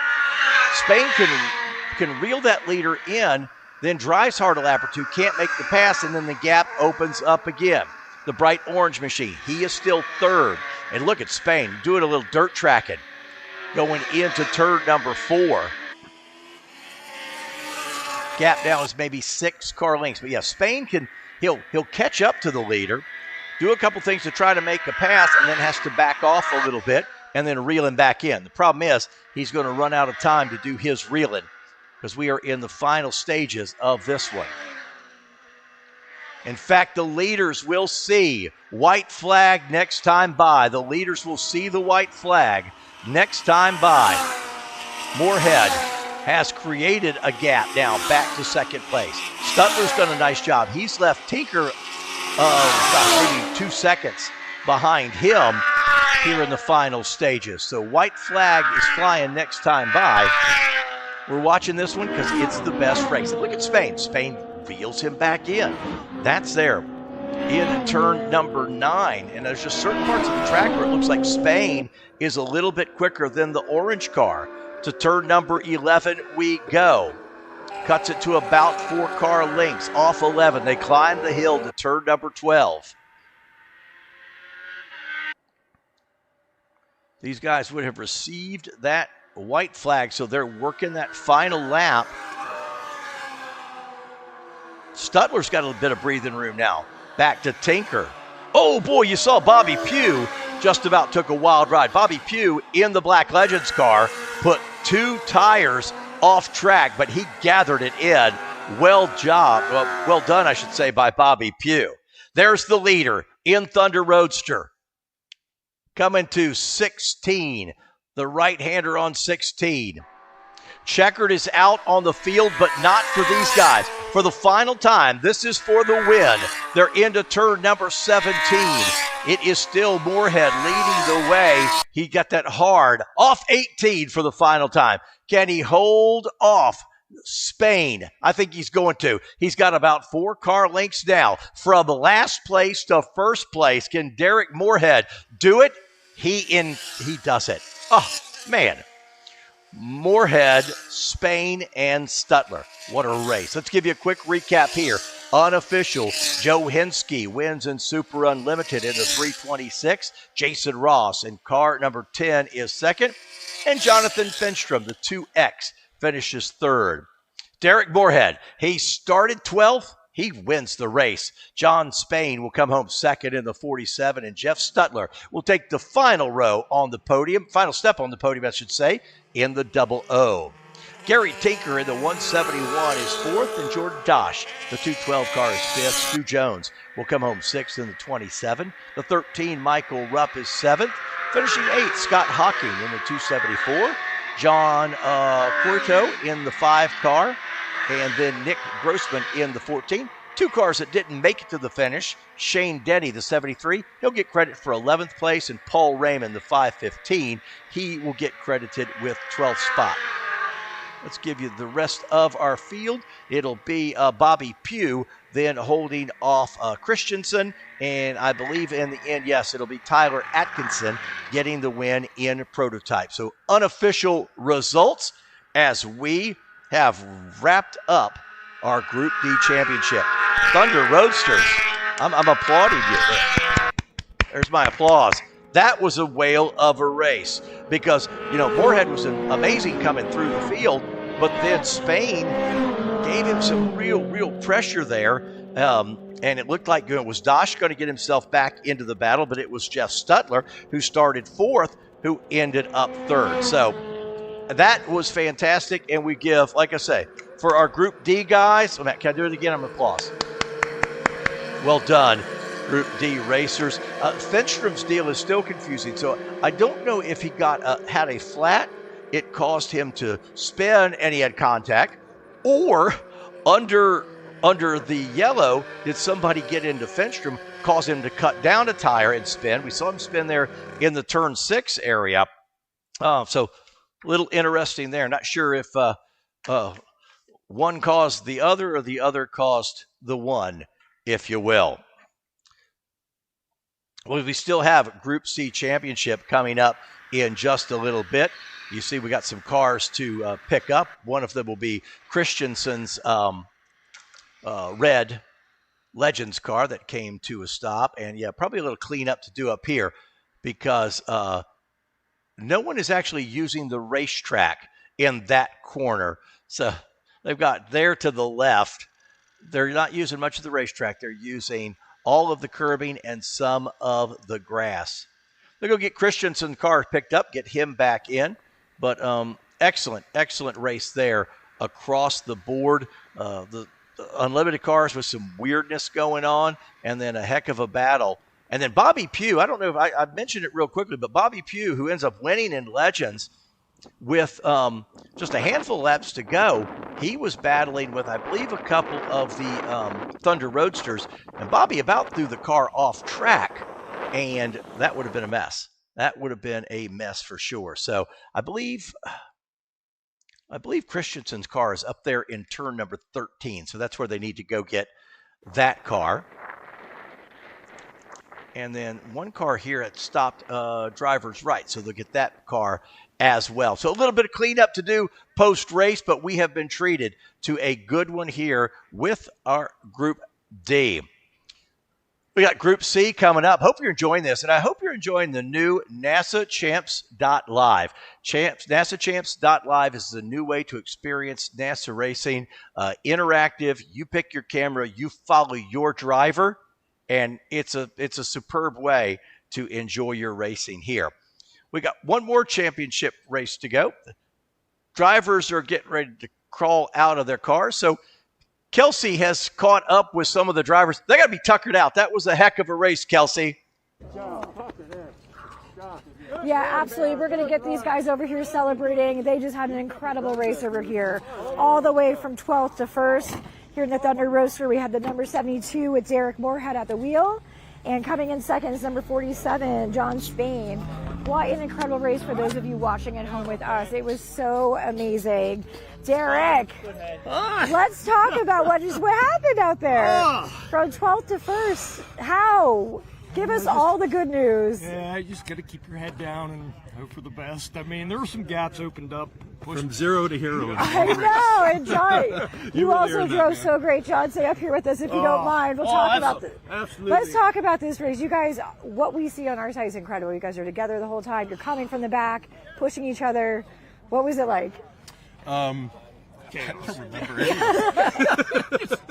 It is absolute chaos. It's split-second decisions while you're out there, and at the end you go like, what happened? Yeah. What happened? Well, it always takes a couple minutes for everything to start coming back. But boy, I tell you what, these guys are such a great group of racers. Yeah. They give you room. We race hard, and we have so much fun. And we're best friends off the track. You can tell. So, I get it. Absolutely. The joy for each other is truly there. Yeah. Oh man. Tired. Yes. For sure. Yeah. That was amazing. That was a great one. Yeah, we saw you come out and you were all the way towards the back, and then you just worked your way all the way through. What areas of this track at Ozarks did you find you could kind of make those passes and get the work done? Coming out of 8 up the hill, I always seem to go pretty well there. Yeah. Gain a lot there, and coming out of 11, always get a good drive and gains me some spots. And, Let's go. All the spots, actually. Yeah. So sometimes you got to make the room, but you know, everybody was good, clean racing today. We had an absolute fantastic race. Yeah, it was fun to watch. Absolutely love this track. This is such a top-notch facility. You can't ask for anything better. I love it. Well, we feel the same way. We knew people loved being here at the Ozarks. Technical track for the drivers. Beautiful facility for everybody. Yes. Weather couldn't be more perfect. What's next for the potential 2025 champion once you get through tech?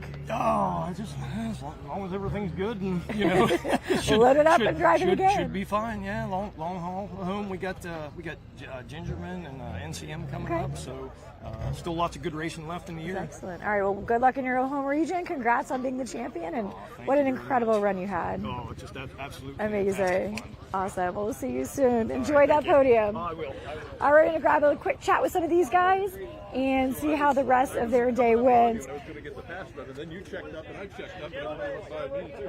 We've got, hey guys, enjoying a couple seconds with people who want to chat about their race and how it went. And I know we just had a little bit of time with you, but How do you feel with all the other guys out here? You guys looking towards your next races that you have coming up? Oh my God, I get to race again, don't I? Yeah. Oh wow. It's half the fun of a season. The best part of this is, as Derek said, we're all buddies, but all of these cars are spec. They're all the same. Same power, same weight. We're all competing on driver skill. Yeah. Some of us win, some of us don't. Yeah. Derek drove a fantastic race today. Perfect. From the back all the way to the front. He deserves that championship. Most of our cars are sourced from Toys by Tink. That's Gary Tinker, who was on the top of the podium yesterday. It's a little plug for Thunder Roadsters. If you're a wannabe road racer or disenchanted road racer, this is where you belong. Yes, I love that. Thunder Roadsters, man. Toys by Tink. So fun. Well, it's been amazing to watch it. I think everyone who's seen this broadcast and the way we have it set up this year with the NASA Champs Live, they could see you through every single corner. And I think 8 the coverage was great this year. Oh, thank you. We thought, people at the same time too, just turn 8 was so fun. And I know Jacob behind the lens here, he's really enjoyed watching you guys. Especially getting a little bit off the track, the dust puffs, and you guys coming through. Yeah. And you get all the cars in one shot. So thank you for that amazing racing. It's our goal to put all the cars thank tightly together. Thank you. From all of us in production, we really appreciate what Absolutely. you did for us. Okay. Well, enjoy the rest of your day. Enjoy that podium. Thank you. Thanks for being We'll see you out there. Thank you so much. All right. Well, we're going to go ahead and send this back up to the booth. Everyone enjoy the rest of the race. Got the Group C, and Evan's going to tell you all about it. Thank you so much, Kelsey. Always good to hear the drivers just as they crawl out of the race cars. You see, there is, that's the Christensen car getting picked up. We got more racing coming up in just a little bit. And hopefully, even though it's beautiful, hopefully we don't see as much of the safety car as we did in that one. But we are thrilled to have the track-focused Toyota GR Supra in its role as the official pace car this weekend at Ozarks International Raceway. The GR Supra is the perfect car to lead drivers around this challenging 3.97-mile course, 19 turns, and over 1,400 feet of elevation change over a single lap. This track is a driver's dream, boasting a formidable 382 horsepower, 3-liter turbocharged inline-6 and a precise 6-speed manual transmission. The GR Supra has become a favorite of sports car enthusiasts everywhere.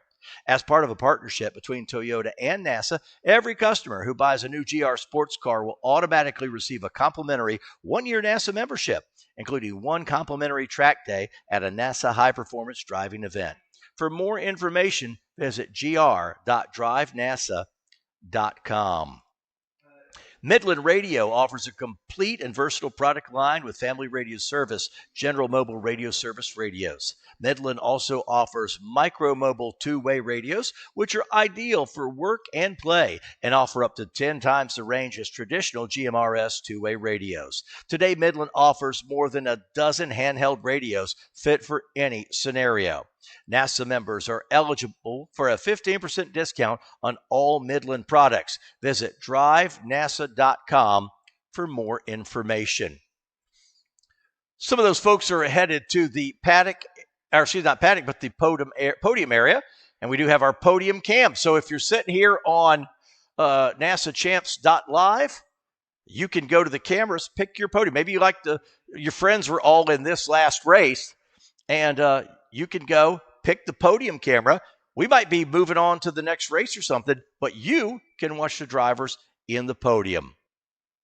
Riot pushes brands to reach their full potential, whatever it takes. The full-service marketing team can handle all your customer touchpoints, from branding and packaging to video, digital marketing, and web development. NASA worked with Riot to brand and design the 2025 championships. Learn more about Riot at weareriot.com. Aerial view of the Ozarks International Raceway. We have one race still to go, and the American Iron class has been a blast all weekend long. We got the American Iron Extreme, American Iron, then 3 of our spec classes, Spec E40, 944 Spec, and Spec E30. Those are all coming up as our final championship race of the weekend. Hey, we hope you've enjoyed all this coverage, and we've had an absolute ball bringing it to you. This place is incredible. If you can, go to their website, Ozarks International Raceway, find out about an event coming. I know my buddies with Evolve GT and Azra Racing, the motorcycles, will be here next week. So Billy Sink and those guys, they will be here next weekend, which is just a fantastic event. So check out Ozarks International Raceway website. Just find any excuse. Just come out here. We've got more racing coming up in just a little bit, but some more behind-the-scenes interviews are coming up. Kelsey's been busy. Let's take a look at some of the things she talked about earlier this weekend. We're here at the 2025 NASA Championships. I'm very excited to be talking to Matthew. So nice to meet you finally. Pleasure. Very excited because of your company, Garage to Stick, and you guys do so much for us as sponsors. Talk to us first about yourself, and then we'll talk about what you do with your company. So what region do you run from, and where are you from? Well, I'm from Southern California, born and raised there all my life. Been racing now for about 17, 18 years. Started young, just doing track days and stuff, and always been a fan of BMWs, and it kind of made sense, once I went through school to become a machinist to make parts for the cars that I like. So that's kind of how it started, and this thing started about 15 years ago, Gargistic, and I just basically specialize in really the cars that I like, which is E30, E36, and E46. Passion. Yeah, if I'm going to use it on my own cars, then I'll use it. I can make it for other people. So that's kind of been the logic. I love that. Well, I'm a fellow BMW user, so we'll have lots to talk about in terms of all the parts in a minute. Talk about the Spec E30. Yep. Why did you choose this class of BMW, and what about the Spec E30 class and chassis does it for you? I'm gonna have to probably say it's probably been the community, to be honest. The E30 it's a car from the 80s. Yeah. There's really nothing special about it except that it's a kind of a fun car, and it won't mask your mistakes. Like, it's gonna let you know when you do something, and every mistake is magnified. And I really wanted to work on my racecraft and just as a driver. So, and this was a very budget-friendly way of doing it. It's also the car that I started with, as far as making parts and stuff like that. But I think it's the community that kind of kept me here, because I was like looking at maybe going to Spec E46 and also cool group, but these guys are just awesome. So it's a combination of just how cool the car is, and that I can make anything for it, but also the community. So And I think one of the things with the older cars that I love about it myself is that it's that nostalgia behind it. You can imagine over the years people running these chassis, having these races out there, and then on top of that, you're still doing it today. Yeah. And I think with some of that, also that shared community aspect that you talked about, with the California region, you guys have a big Spec E30 group there. Yeah. What kind of things in the community are you knowledge sharing? I'm sorry? Like knowledge sharing within the community? Everything. Now, I don't know whether they believe me or not. Then they see me do it and they're like, oh yeah, okay, he's telling the truth. Yeah. But no, we're all sharing each other, and that one over. All right. Shot of patriotism right there.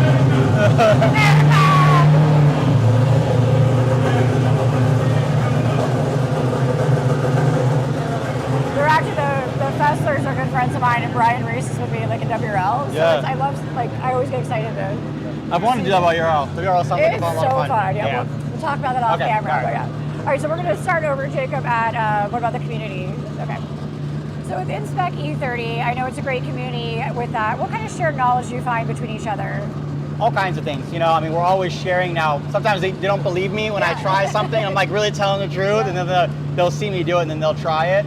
And what's pretty cool is that, like, with the knowledge sharing, you'd think that by now we've figured everything out to make these cars faster. And it's always like, well, let's try disconnecting this or doing that, and you squeeze a little bit more out of it, So even though it's been, Spec E30 has been going on for a long time, the knowledge is still building and you're still learning. So we're sharing knowledge and we're just learning together. And in reality, we're all doing 14 miles an hour out there together. So come on, it goes a little faster than that. Yeah. But one thing you just said actually made me think of another great question to talk to you about is something like Ozarks, a new track, new to NASA, new for the championships. Who are you leaning on? I know you know the parts so well. Actually, they're gonna pull back in. Whatever, we're gonna start that one over. They're coming back in. I saw them moving.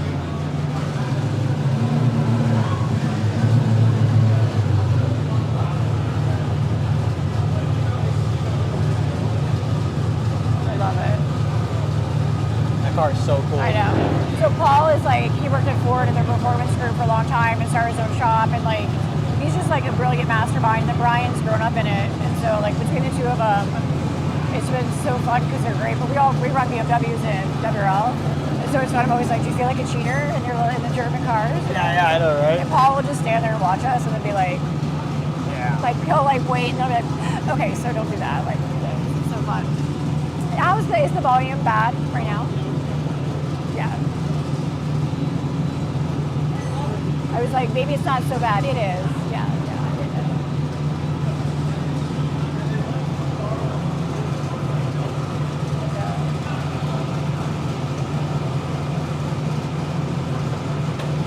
That's a tube chassis?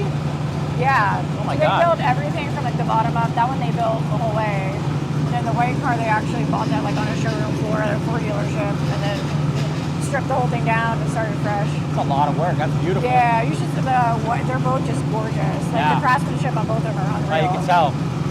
That's awesome. Yeah, and the newer Ford, the newer Mustang is like under the hood. It's like pristine. You know, like you can eat off of every. You can see it from here. Yeah. Yeah, it's so neat. You're like the best guys. They're so sweet. That's awesome. And they're like the nicest family ever. Like Brian's mom used to race and stuff. Oh, it's a whole family. That's yeah, then amazing. Brian and his wife just had a baby, and I'm like, are you bringing my baby to the? He's like, yeah, the whole fam's coming. I'm like, yes. Yeah, it's very cool. That's awesome. Are you going back out today? No. Okay. I just want to keep you from like. No, we're done. Yeah. I'm tired. Car's tired. Yeah. All right. So how's that? How's the low hum? I know. This is life shooting in the garage with the echoing. I know, right? Setup changes and everything. There's really no data, so we're kind of like just figuring it out as we go. For me, I'm just like, the car just needs to be reliable. Yeah. Absolutely. It's clearly not the car that's going to be the problem. It's going to be the squishy part inside, so I'm going to work on me. I love that. That's so great. That's great. So I have a bunch of BMWs. I just picked up a spec E30, so I can come rip with you guys awesome. as well. I've got some E36s. I've got the E46, things like that. E92, just love all the European cars too. I'm excited to hear about your business and making parts. It's one thing that we find is that it's not that you can't find the parts for other quality. Yeah. A lot of times you're coming from a used place, you're getting it from a scrapyard. Yeah. What can people find with your company, and how can they go about working with you as an asset partner? Yeah, I mean, as far as reaching out, we're doing sponsorships, all kinds of stuff. So we sponsor some drivers in everything from Formula Drift to an Australian Spec E30 league. So we're very in the community and in a few different disciplines. So just reaching out, and that's a great way to work with us. And as far as like what we make and that kind of stuff, right now we're going to specialize in a lot of the stuff that BMW seems to make the same mistakes over and over again. They're really good at that. So reinforcements, shifters, bushings, it's all pretty standard stuff. But we're now starting to get into a lot of restoration parts. Yeah. Track life. You could pick it up at Hey, pick it up like we're starting to get into, because we'll cut it, like we'll put some in between stuff. Okay. But yeah, I could. Well, let's see. Okay.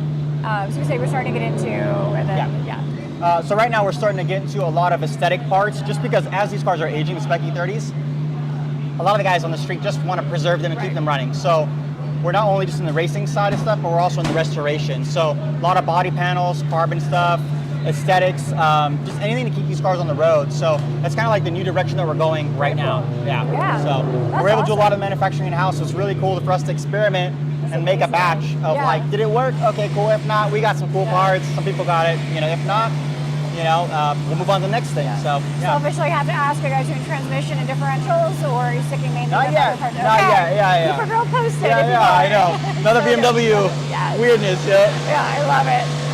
So it's great. So when we're talking about this weekend, what are you looking forward to in racing and being out here? Honestly, I'm just happy to be out here. Me and my wife, we recently just had our firstborn. Oh, congrats. Yeah. So 3 months old. You're lucky you got away. Well, she wanted me to get away. Yeah. So I'm just happy to just get out for a second. And they're gonna be watching the live stream, so it's gonna be the first time. Very cool. They get to see it with my son. Good. So I'm looking forward to that. Sure, put this out on the social. As you mentioned, we got a live stream going starting Saturday afternoon all the way through Sunday. We got a really great experience for you all at the NASA website with that live stream. And thank you so much for taking the time. We'll be checking in with you throughout the weekend. Awesome, thank you. Thanks so much. We're here at the NASA 2025 Championships. I'm so excited to be talking to Calvin Rowe. Great to see you. We've been watching you all season doing so well. For the people at home who don't know you, what region are you from and what's your hometown?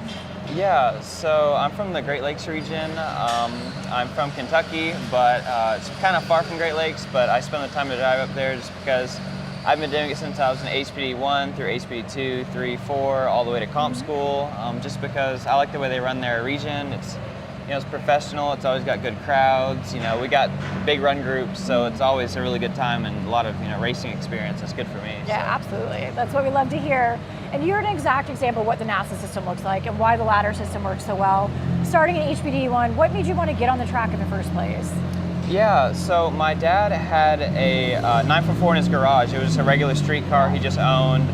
And he was interested in track driving, and he decided to take me with him. So I spent some time driving his car, he drove it, and then he got more interested in that, but realized, he wasn't maybe as interested in driving as more so being at the track. So he put me in HPD1, and I did really good through that. I, graduated HPD1 my first time in the, with Great Lakes, and I just spent maybe 4 years working through HPDE, 1, 2, 3.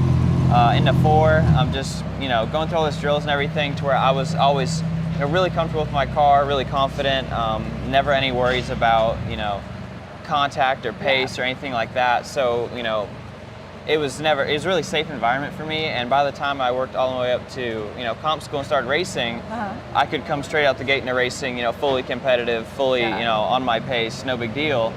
Just because I spent so many years in HPD with Great Lakes. So it's just a really good ladder to be fully confident by the time I reach the track. Yeah, awesome. And do you think doing those HPU programs in your 944 of your dad's, which then obviously was your car actually, did you find that really helped you say, like, I love this car, I love this chassis, I want to see what I can do in a race environment? Yeah, it's they're easy to work on if you know how to work on a car, because they're really simple, not a lot of electronics. People are sometimes scared of 944s because they think, Porsche tax, but really, they're really not that expensive. Consumables, they're, as cheap as any other Miata consumable. Parts, there's, so many 944s laying around that you can get parts from, so it's no big deal. But so for the consumable standpoint, it was always really good. And for the driving standpoint, it being a slower, safer car was always really nice.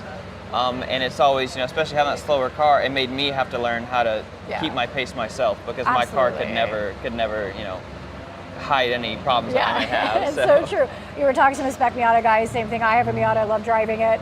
When you can take a slower car and drive it fast and keep up and be in the turns, you really feel like you're actually driving, which is so nice. You're not relying on the speed on those straightaways to make that gap back up on the next person.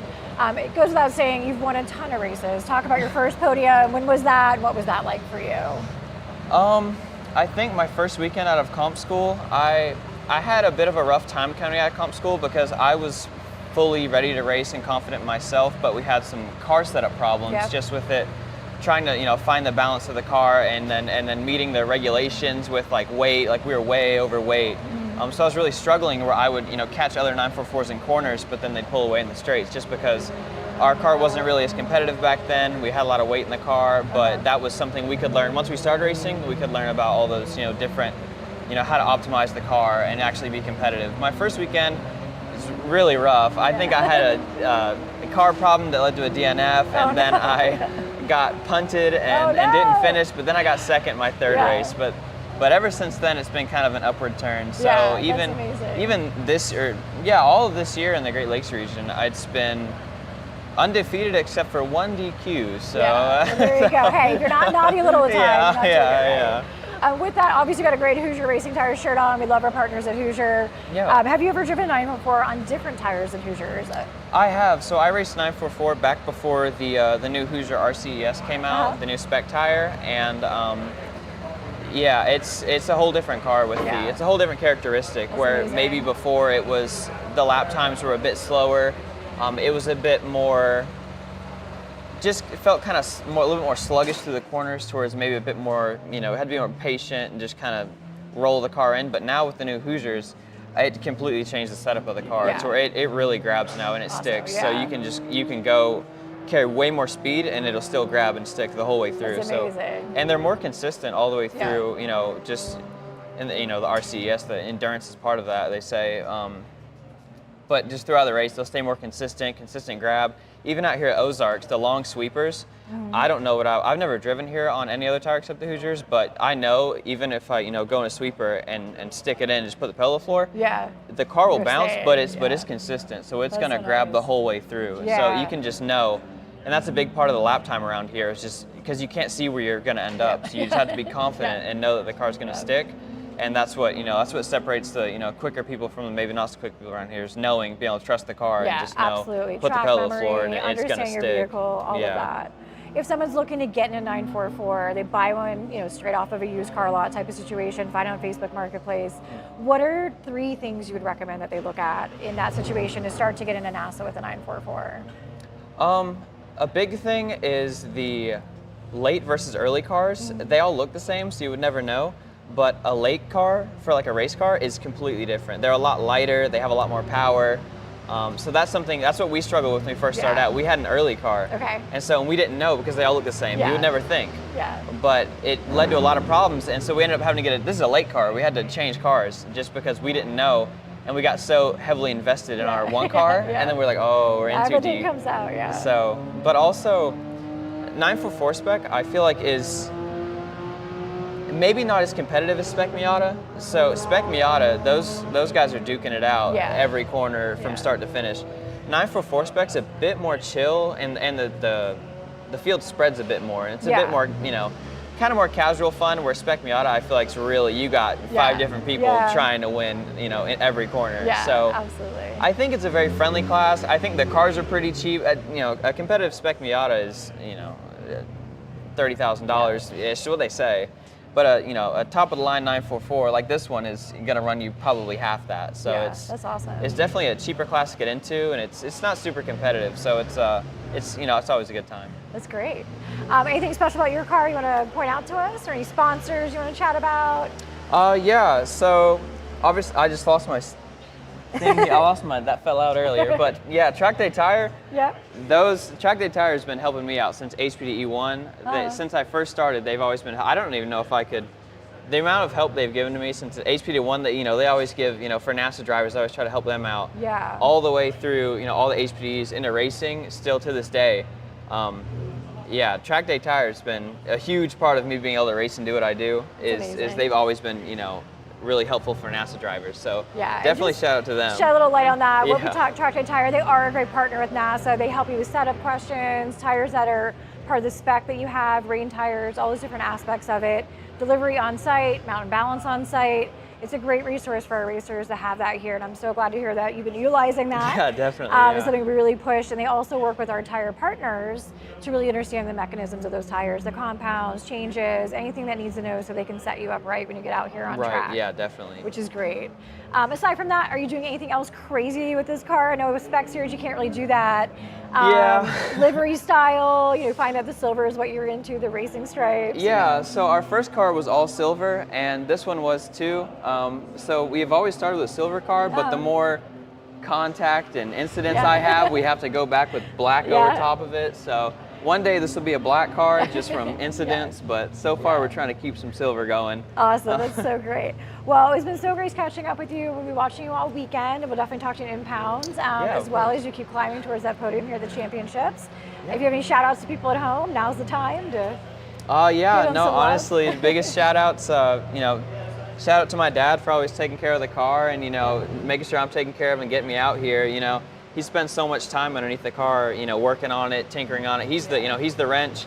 He's in charge of making sure all my events are straight, everything like that, getting us here. And, that's a lot of effort. So, if I'm the one driving instead of him, then, it's important that I do my job. So, definitely really thankful for him. But that's why I'm going to try to get out here and do what he wants me to do. So good. Yeah, we love that. I think NASA's one thing we all see. There's a lot of family stuff between it. We see that generation after generation, kids getting involved early, and that is a big part of the ladder system, all of it. But also we have, the Team Mazda Challenge has come up, which is really cool with our partners at Mazda. I think from our side, we say to everyone, this is for any age. I mean, I love walking the paddock. I'm sure a lot of your competitors are like, this is my original 944. I own this originally. So I think that's part of NASA. It's not really age driven. It's really just about that community that you talked about. So yeah, definitely. We love having you as part of it, and we look forward to seeing you this weekend. Yeah, of course. Thank you so much. All right, thanks.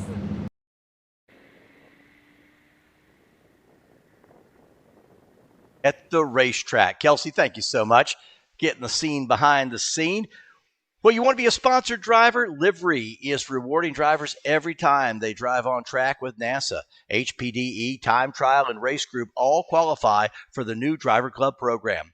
Simply place the livery decals on your car. drive at a NASA event, and get rewarded with points to spend at the Livery website store. To learn more, visit livery.co. Well, we're ready to go. Final championship race of the day, Group C. How did we get here? Well, we had some qualifying on Friday. There was a light rain after lunch, and most cars, about half the field or more, decided not to go out and take laps. They waited for the afternoon. That's when it got fast. Lucas in the 37 AI car went out and turned a 242.787. Mick Blue in the Spec E46 led the way. Garagastic in the E30.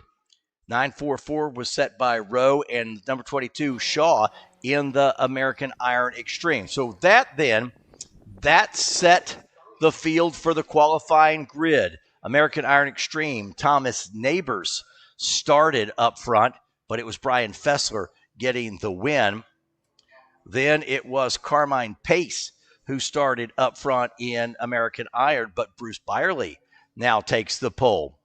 Spec E46, we mentioned Mick Blue started up front, but he lost that position to Greg Hartman, although Blue still starts in that front row. Calvin Rowe in the 944 spec, he held that spot. And then no change in the qualifying race. Garrett Main started in first spot, stayed there, but it was a 65X of Clay Pierce. He started second, but fell to fourth.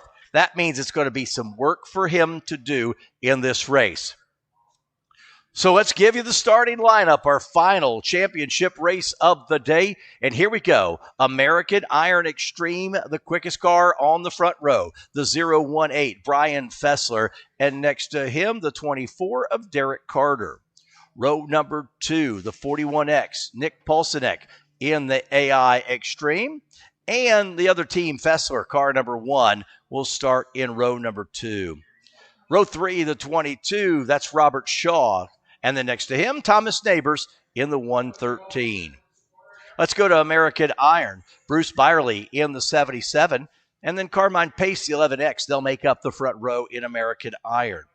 Row number 2, the 170. Marcos Rodriguez.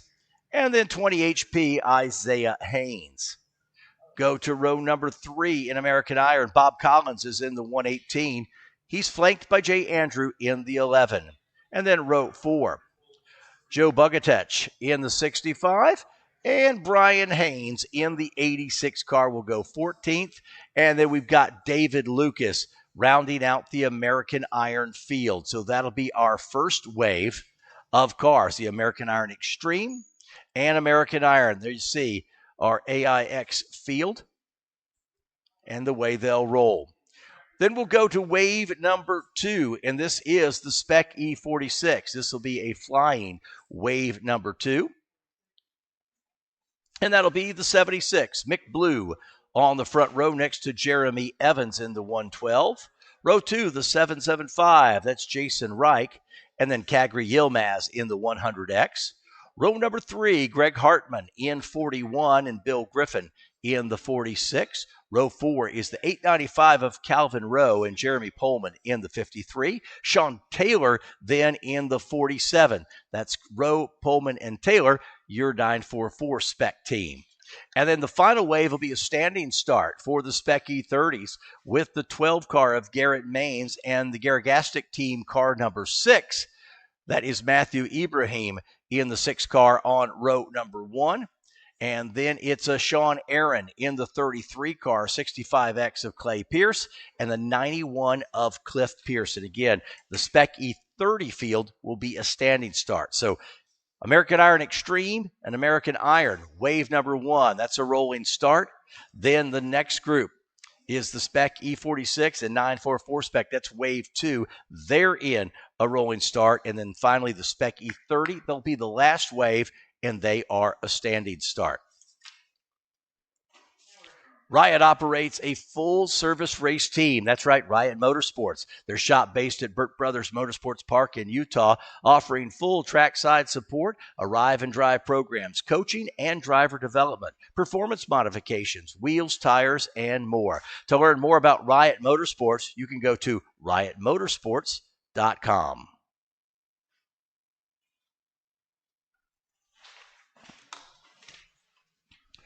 Field now rolls off the grid. Final championship race of the weekend. It's been a good one. Been a long week here. Folks arriving as early as Wednesday, getting set up Thursday, optional test day for some of these drivers. And then we rolled right into Friday with morning warm-ups, qualifying, warm-ups yesterday morning, and then qualifying races. Throughout all that, our time trial groups getting some of their warm-up sessions and then sets of time trial yesterday and today. And also some of our high-performance drivers doing HPDE sessions in between. So the track has been busy. Beautiful aerial view there. That carousel section is turn number 4. You see the different waves ready to go here. Final championship race of the weekend. It's been a good one. What a successful rollout of the new NASA Champs.live. Just a totally new way to watch your favorite motorsports at home. You pick your cameras, you follow your driver, you set up what you want to watch. You can click on and just watch the full streaming broadcast if you want to. Or you can create your own. And like I said, pick the cameras you want. Multi-view. You can pick up to 6 cameras. Those are the only ones you want to watch, and set up your own multi-view. But it's been a great premiere. An ideal spot to do it here at Ozarks International Raceway. 3.97 miles, 19 turns. I think the official now we're saying 1,486 feet of elevation change in a single lap. Drone coverage has been amazing this weekend as well. Also, the folks, official photographers this weekend, they've been busy. WJP Aerial, those are the official photographers this weekend. A lot of folks, drivers taking home pictures of what they did here this weekend.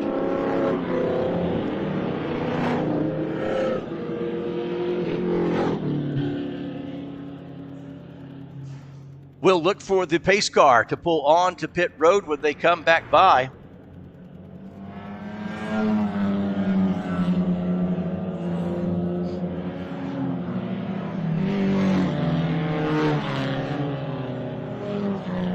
That's a great shot. That is turn number 9, sort of on the back side of the paddock. And we saw in Thunder Roadster, we saw some of the Roadster guys using that curbing. I mean, pounding that curbing. There's the 018 Brian Fessler, that team out of Cincinnati, Ohio, in the American Iron Extreme. So that first group is the Extreme and the regular American Iron group. And then the next is Spec E46 and 944 Spec. They'll be in a single starting wave together before we release the E30s, if they get a standing start. And there's that second wave. So that's the leaders. There's your front drivers in E46. Mick Blue, Jeremy Evans will make up the front row when they come to the green flag. These championship sessions, 45-minute session on track, which that includes the out lap, pace lap, and then the cool down lap. So we'll keep you abreast of when we see that white flag.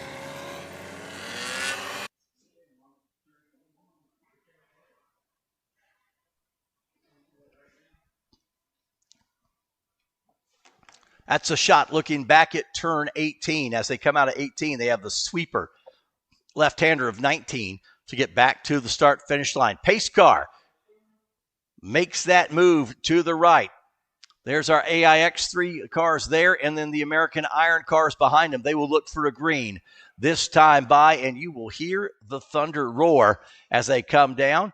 See how far down that start-finish line after this little kink. So they got to hold position, and now they are green. You see the green flag waving, and Fessler will lead that field down into 1. The American Iron field right behind him. Fessler will get through turn number 1 out front. That's been a tricky spot this weekend.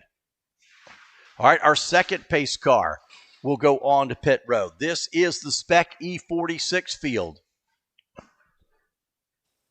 And there's the Spec E30s, but they're going to do a standing start, so we'll wait for them. But from the drone shot there. It's so amazing how far down, you see it right here, how far down that start-finish line is. So you got the spec E46, and then you got the 944 spec cars. They'll look for the green. There's the green flag waving, and they are away. And then our spec E30s, they'll come to the line and do a standing start, and everybody will be rolling. Mick Blue with a good job. There's the standing start. They come into position. Hold up that flag. That is Maines and Garagistic. Waiting for him to drop the flag to start. I'm making him wait. Anticipation. Anticipation. Anticipation. And I know the screen's not frozen because I see the flag waving. And there we go. Off we go. Good things come to those who wait. A side-by-side start with Maines and Garagistic there. They'll stay single file now, sorted out a little bit. They want to get as much of a single file run into that turn number 1 as they can. They still stand side by side. The E46 cars now up the hill. And with that, I'm going to tell you what, Brian Fessler will be catching these guys pretty quickly because that's a big gap in between those groups. You're going to see that 018 car. He's going to be in E46 traffic here, excuse me, E30 traffic here before we get a lap done. Top 3 now break away a little bit from the 4th and 5th place car. Dirt track it through turn 6. And they now enter the roller coaster. We see him out of our broadcast window here. And meanwhile, Brian Fessler puts in the first lap in the 018 car. So he leads the first lap in American Iron Extreme as we expected. Looking at our 944 spec cars. Jerry Pullman in the 53. Calvin Rose in the 895 car, and then Sean Taylor in the 47. Currently, those are your 3 cars that'll be stepping on the podium a little bit later this afternoon.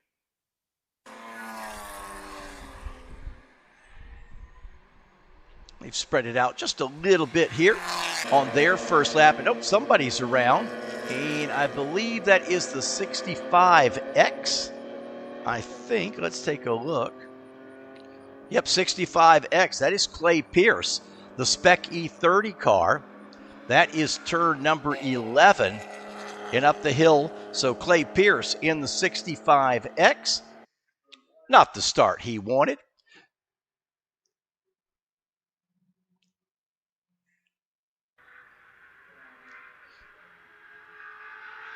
Clay Pierce had started there in 4th spot. He's got a lot of catching up to do. But it is early. He's got time. Turn 9. Love that shot.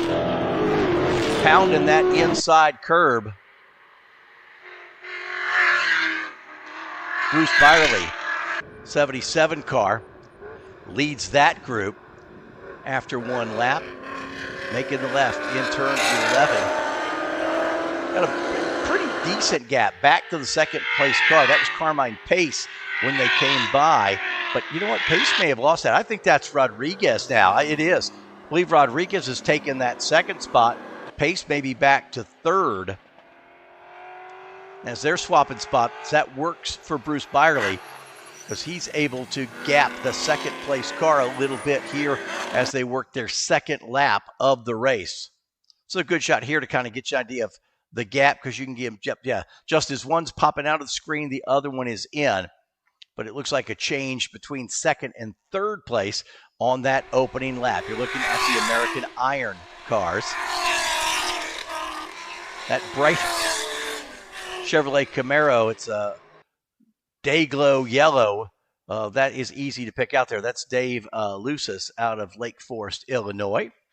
He's running back there right now in 5th place. They're going to come to timing and scoring here, and let's see. I believe you'll see that that's Rodriguez, and Pace has lost a spot.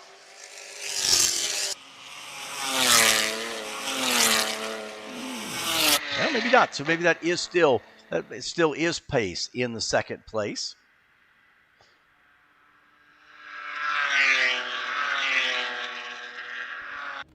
Let's go to Spec E30. How much did that cost? The Clay Pierce then fell obviously to the tail end of the E30 field with that spin.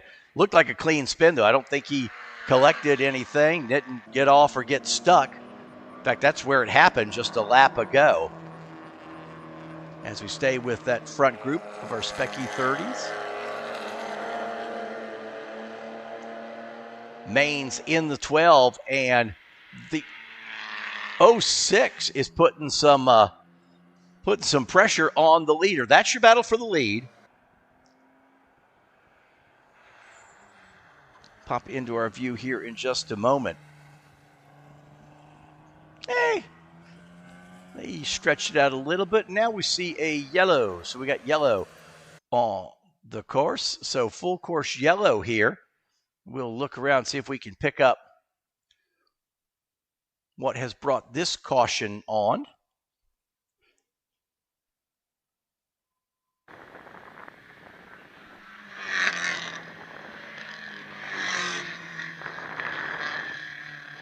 As soon as we have some information, we'll pass it along to you, but this will slow the field down. I believe pace car will come out and pick the field up. Yep, pick everybody up, let everybody get bunched back up together. There is that Toyota pace car. So bunch the field back up and get whatever we need cleaned up. Obviously, there is somebody somewhere that we're not comfortable where that car is sitting. Oh, there we go. So car off track. They'll pick that vehicle up. You see rollback already there. So they'll get that car picked up, get everybody bunched up behind the pace car, and we'll be able to go racing in a bit. That, I think,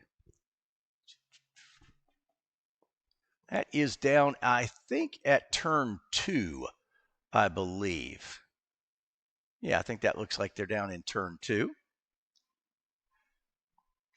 So down at the bottom of the hill at turn 2, do a little cleanup, pick up a car, let the pace car gather up the field before we can go back green flag. There's Mick Blue leading the way in Spec E46. Had a solid weekend here.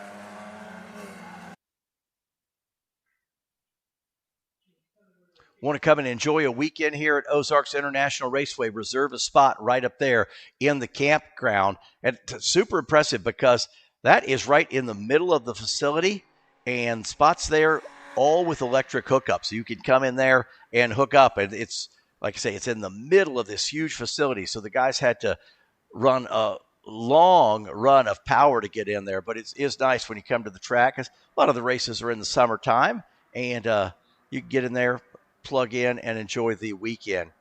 Saw the pace car wave a couple cars around so we can pick up the leader. Overall leader they'll be trying to pick up is Brian Fessler in the 018.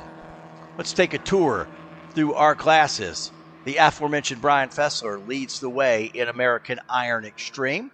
Nick Polsonek in the 41X and Derek Carter in the 24. That's your top 3 right now in American Iron Extreme. American Iron, Bruce Byerly in the Ford Mustang, the 77. He leads. Carmine Pace, the 11X, is second. And then Marcos Rodriguez, the 170 car, he now runs in third. Just mentioned Mick Blue, the 76 car in Spec E46, leads over the 112 of Jeremy Evans.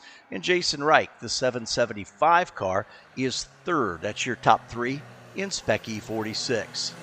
944 Spec, Calvin Rowe in the 895 car, leads over Jeremy Pullman in the 53. Sean Taylor, the 47 car. That'll round out your top 3 in 944 Spec. And then go to E30, the 12 of Garrett Maines. He's led from the start. And then the Gargastic Team 06 and Sean Aaron's number 33. That's your current top 3 in Spec E30. So crew working to pick up a car. There you go. Rollback is down. Car there. I can't get a number on that. But we'll check for you in a little bit. See who that might be. And I believe 65X. Yep, 65X of Clay Pierce. And reports he is A-OK. So driver is A-OK, but he needed the pickup down there. And so Pierce out of Tulsa, Oklahoma will end his championship hopes a little bit earlier than he wanted. But again, Race Control reporting that he is A-OK in car 65X. That's right at the start. You come down, and we've seen several incidents in turn 1, and then you see at turn 2, the track sort of bottoms out there, and I would say 2 has been, 1 has been probably the biggest trouble spot, but that's been on a lot of starts where people were trying to run too wide through their turn 1. Then you get to 2, and you set up, turn 4, the carousel, one of the tighter spots. I guess you're going to say the tightest spot is that 17-18 combo. And then turn 14, and then that carousel at turn 4. Those are the 3 areas where you really have to get on the binders, woe the car down, and guys try to set up that. We've seen several people try to get to the inside. So you'll be on the outside at 3, so it sets you up for the inside of the carousel. And there we've seen a touch or 2 as the weekend has rolled along. It looked like they were getting that car up on the flatbed, so it shouldn't be too much longer. Look, there we go. Ask and you should say. There he is. Now loaded up on the back of the rollback. They should be able to pull away here very shortly, and they do. Thank you very much. We'll do it before we get off the air, but told you I kind of hung out in the camping area last night and chatted with some of the folks who work these flag stands, the corner workers around the track, great group. And then the folks who go out, pick these cars up, clean up, make the repairs. They have been speedy all weekend long. And the idea is, we've come here to race. We want to try to preserve as much on-track green racing as we can. So the guys have done a good job. Fessler up front. Pace car now has picked up the leader. Kind of going slowly, and I'll tell you why. Trying to preserve as much green as they can. They're going to try to slow that pace car down so the crew you saw just picking that car up, they've got time to get around, get on pit road, and that means we can maybe go green next time by. So that's why they probably slowed the pace up. And let's see if they can get that group onto pit road, those trucks onto pit road, and then that gives plenty of time because once the pace car gets onto pit road, you still have a ways before you come around to the start-finish. We're up there at turn number 4. So I'm going to bet, I won't bet, but I'm going to hope we see pace car in next time by. They still got almost a full lap to run before they get there. But let's hope we see pace car on pit road when they come in. Like I say, the beautiful Toyota GR Supra pace car. It is beautiful. It looks great on track. Let's just hope we don't see it anymore after it comes to pit road next time by. Spec E46 field. Now this will be interesting too. I'm not sure how mixed up. Don't know if we're far enough in the race where we've got some out-of-class cars mixed together. But on the restart, instead of those different waves and standing starts and all, they just bunch them all up. It's a single file restart. And if you're caught out of class, it can be a bit interesting. I don't think there's anybody, and they waved some folks around who had gotten picked up by the pace car. So should be a clean single file start. Field now is at turn 8.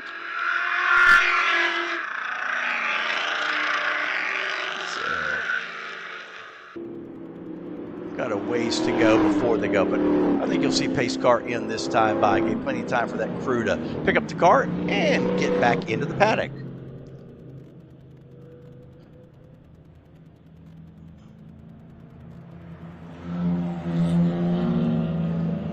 Field all catching up now.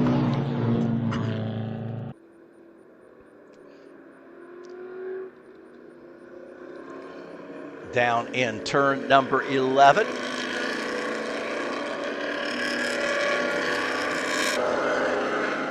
Spec E46 crew there.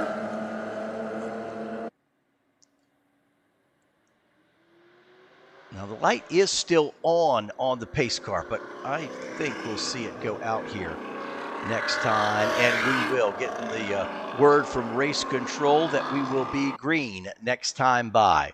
So we will be green next time by.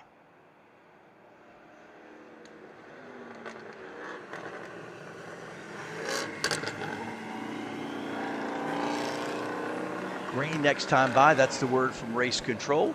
Group single file, there's your 944 spec field right there. We've lost, our E30 field has had it rough because we've already lost a couple. Garrett Maines and out early, and now just this incident right now for the 65X of Clay Pierce. So we've seen some attrition early in the spec E30. That looks like the lights are out. So indeed, we will go green. Those are the cars coming up the hill from turn 16.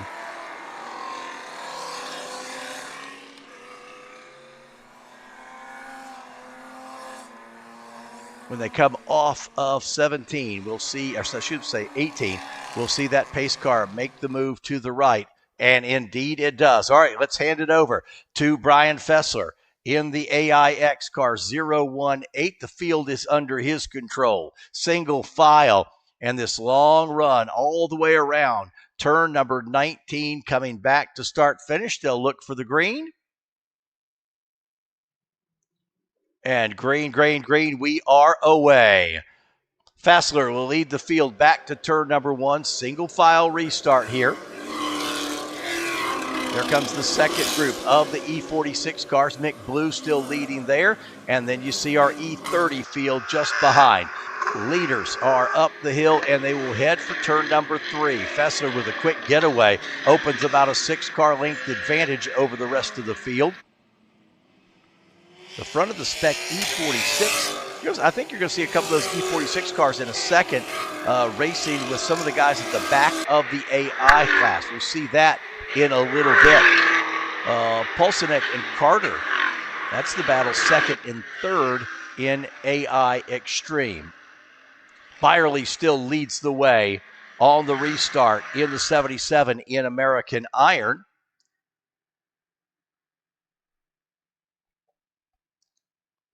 Beautiful shot from overhead.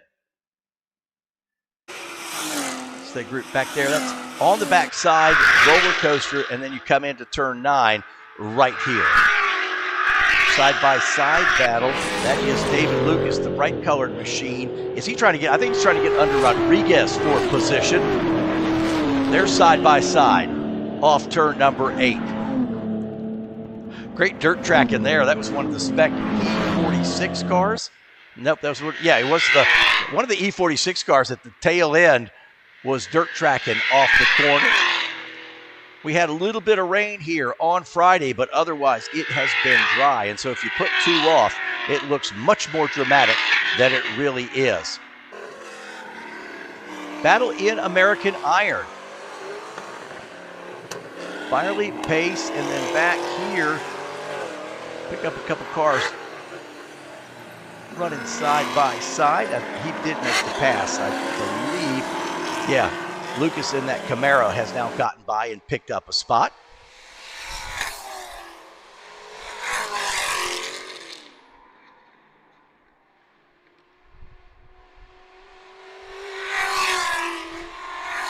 Good shot of turn number 16 here at Ozarks International Raceway.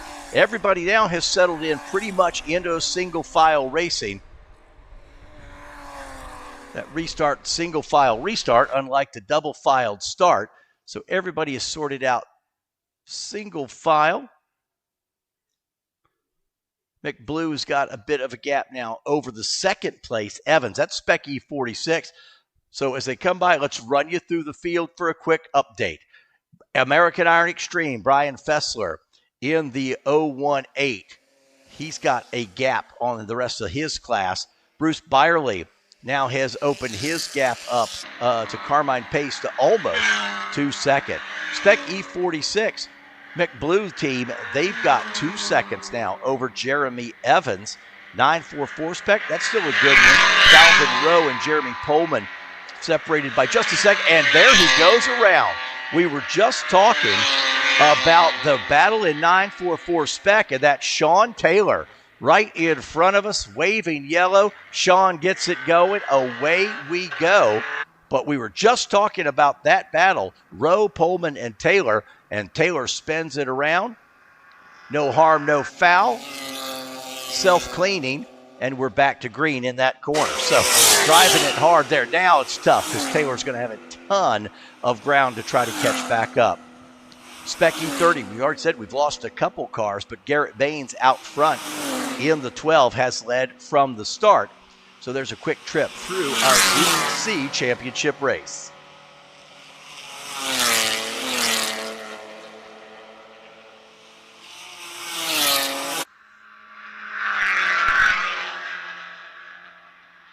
If you weren't with us earlier, you see that area there. It looks like a pit road. Indeed, it is. Not used when they use the full course, but coming up this next weekend, the motorcycle guys, Evolve GT and Astra Racing, they'll be here. They use what is sort of the outer loop here at Ozarks International Raceway. When they use that outer loop, that area you see there becomes the pit road, and you enter it as you're coming up to turn number 8.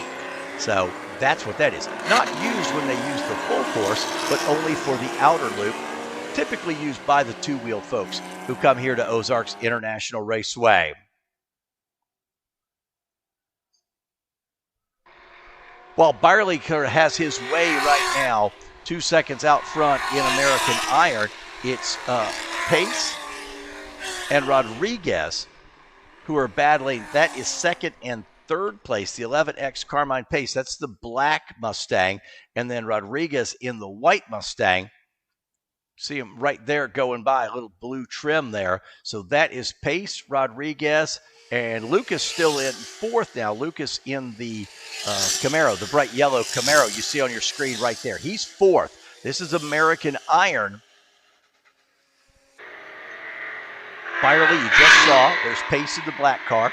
Rodriguez, that may be one car out of class. And then the bright yellow Camaro of David Lucas. That is American Iron Racing. Here probably a little bit past halfway in this championship. This is Group C. We're going to crown some more champions.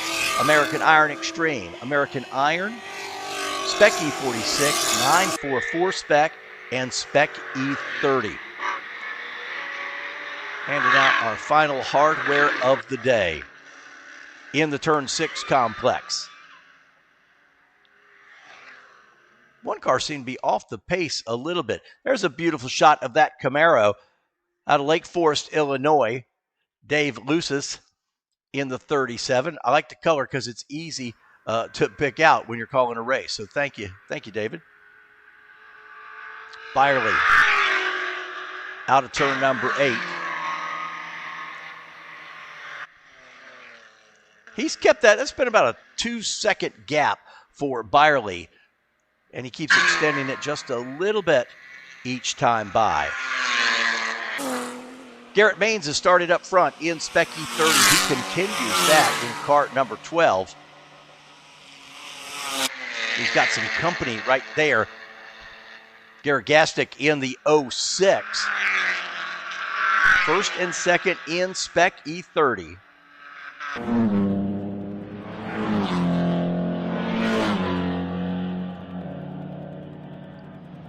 Off turn number 8. Oh, tucked right in behind him there. That's where you really can. You've come all the way down that long roller coaster section. You get into 8. You tuck right up behind, and now you make a move for the lead. Side by side, that's Spec E30. And Garrett Gastick to the inside. Can he hold on? I think we've got a swap. Now they're still side by side. He can't close the door, and now they do. And you see Maines try to switch over, come back to the other side. Can't get it done. So a change at the front of Spec E30 here as we are way past the halfway point. Maine started on the pole. Gargastic started second, so they simply swapped those positions.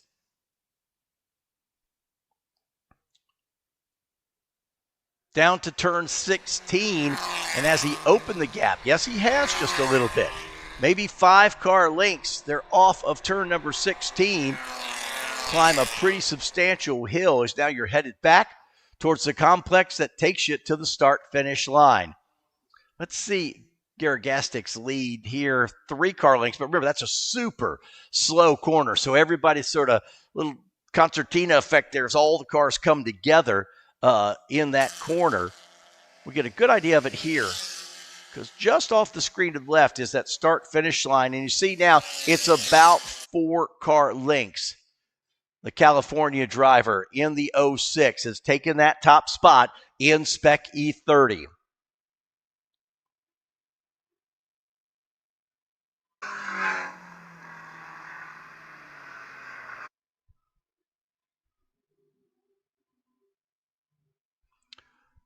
Update, another track record set in this race. In Spec E46, the 76 of Mick Blue has now set a Spec E46 record. New track record for Mick Blue in Spec E46. And not surprising, you see he's got a 5-second gap over Evans.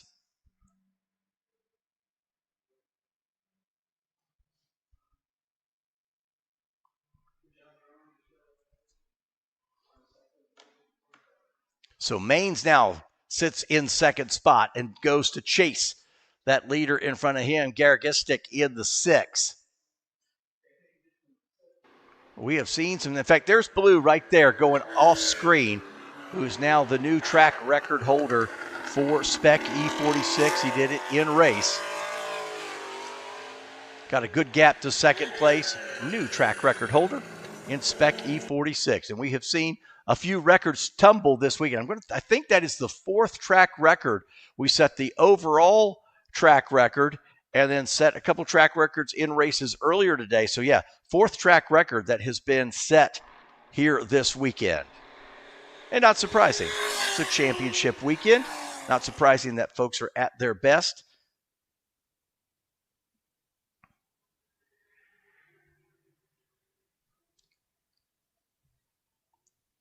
Best race right now is probably still in the Spec E30, the 06 and the 12 car. Whoa, a giant bug has attacked us. Oh, he's gone. Scary for a minute, like Mothra had attacked. There you go, there's Spec E30, first and second place, as Maines has fallen to second. And actually, Maines is actually starting to lose some ground. We'll look when they come back around at start-finish, which will be in just a little bit. The last time by, Maines was only 0.4 of a second out of that top spot. I think you're going to see it grow. There they are off turn number 18. And I think it's maybe not as big a gap as I thought. It looked bigger in that one section, but it goes from 0.4 of a second up to 0.9. So it's about a half second bigger than it was just a little while ago.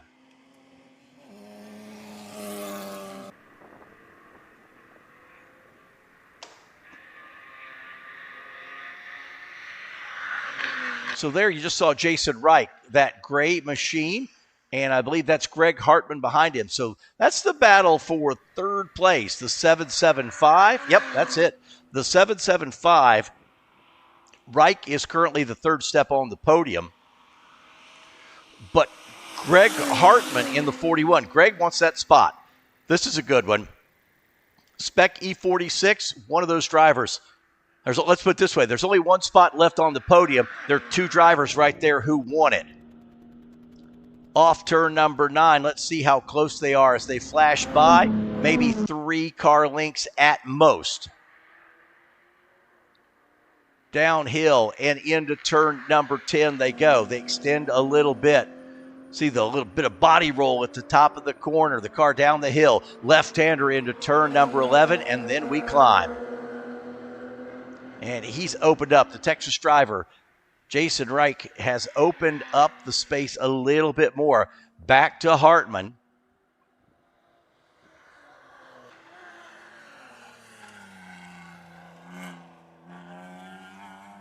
Pick him up here. Gap growing just a little bit more each time by. Off turn number 14 they come. And we'll see. That is the battle again for the final step on the podium. It stays about the same. Let's call it 6 car lengths. Into turn number 16 they go.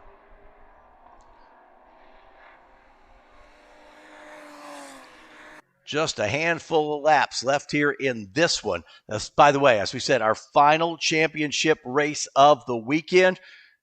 It has been a good one. Don't forget to follow up. You can get all the final results on all the different NASA pages, all the different NASA social media. I know that Kelsey and her crew have worked a ton, so there'll be so much material for you to check out once this is over, both as live as it's going, and then once we wrap everything up. So if you haven't gotten enough on the NASAChamps.live site, there is plenty to catch up on as we review the 2025 National Championships.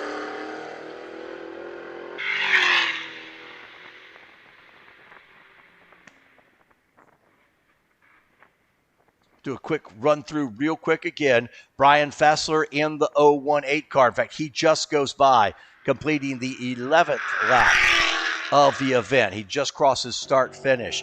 Bruce Byerly, he's been pretty solid. The 77 car leads in American Iron. Mick Blue, we mentioned just a moment ago, has set a new track record in Spec E46. His lead now almost 10 seconds over Jeremy Evans. 944 Spec, Calvin Rowe in the 895.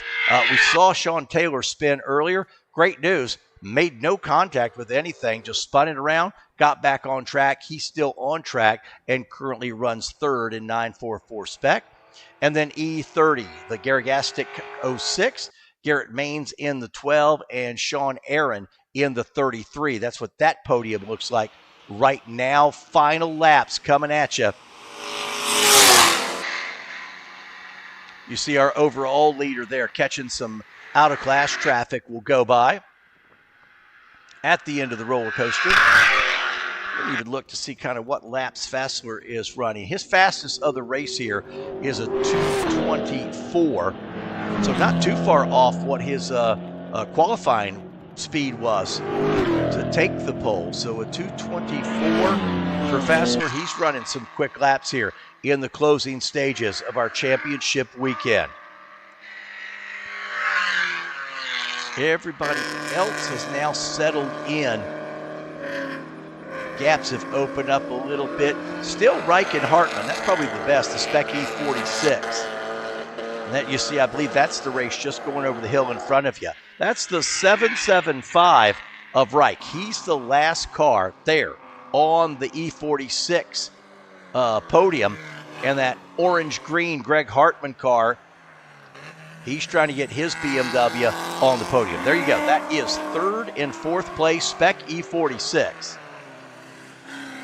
Back there behind him, you see Yilmaz in the 100X. Fast car coming. He yields and gives him some room instead of holding that car up. There we are. So now you'll see this car. So they got to get by there. In a way, you want that out-of-class car to get by you as quick as possible so you guys can go back racing. In fact, oh, and there's the move right there. Was that... No, that was an out-of-class car. I saw that. That was one of the Spec 944 cars. Here's this battle, and it stays the same right now, or no? Did he get by Reich? He did not. So they get tangled up with some of the other lap traffic. So let's go. Spec E46 is still Mick Blue out front. And then Evans. And then Jason Reich. And now Hartman. Yeah, and Hartman is still fourth. So they stay the same. So Reich in the 775 is still going to be on the podium. When we see it, checkered flag should be coming here soon.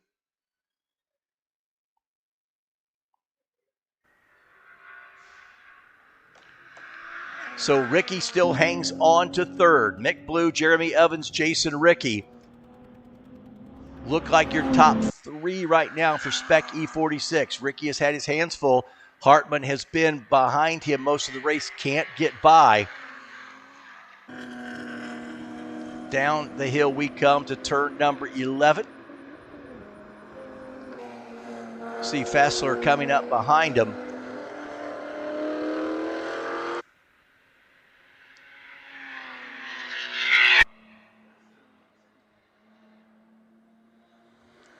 He'll make quick work of those cars. Out of class from him.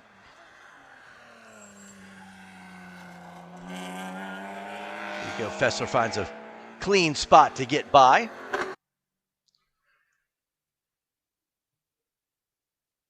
And does so safely.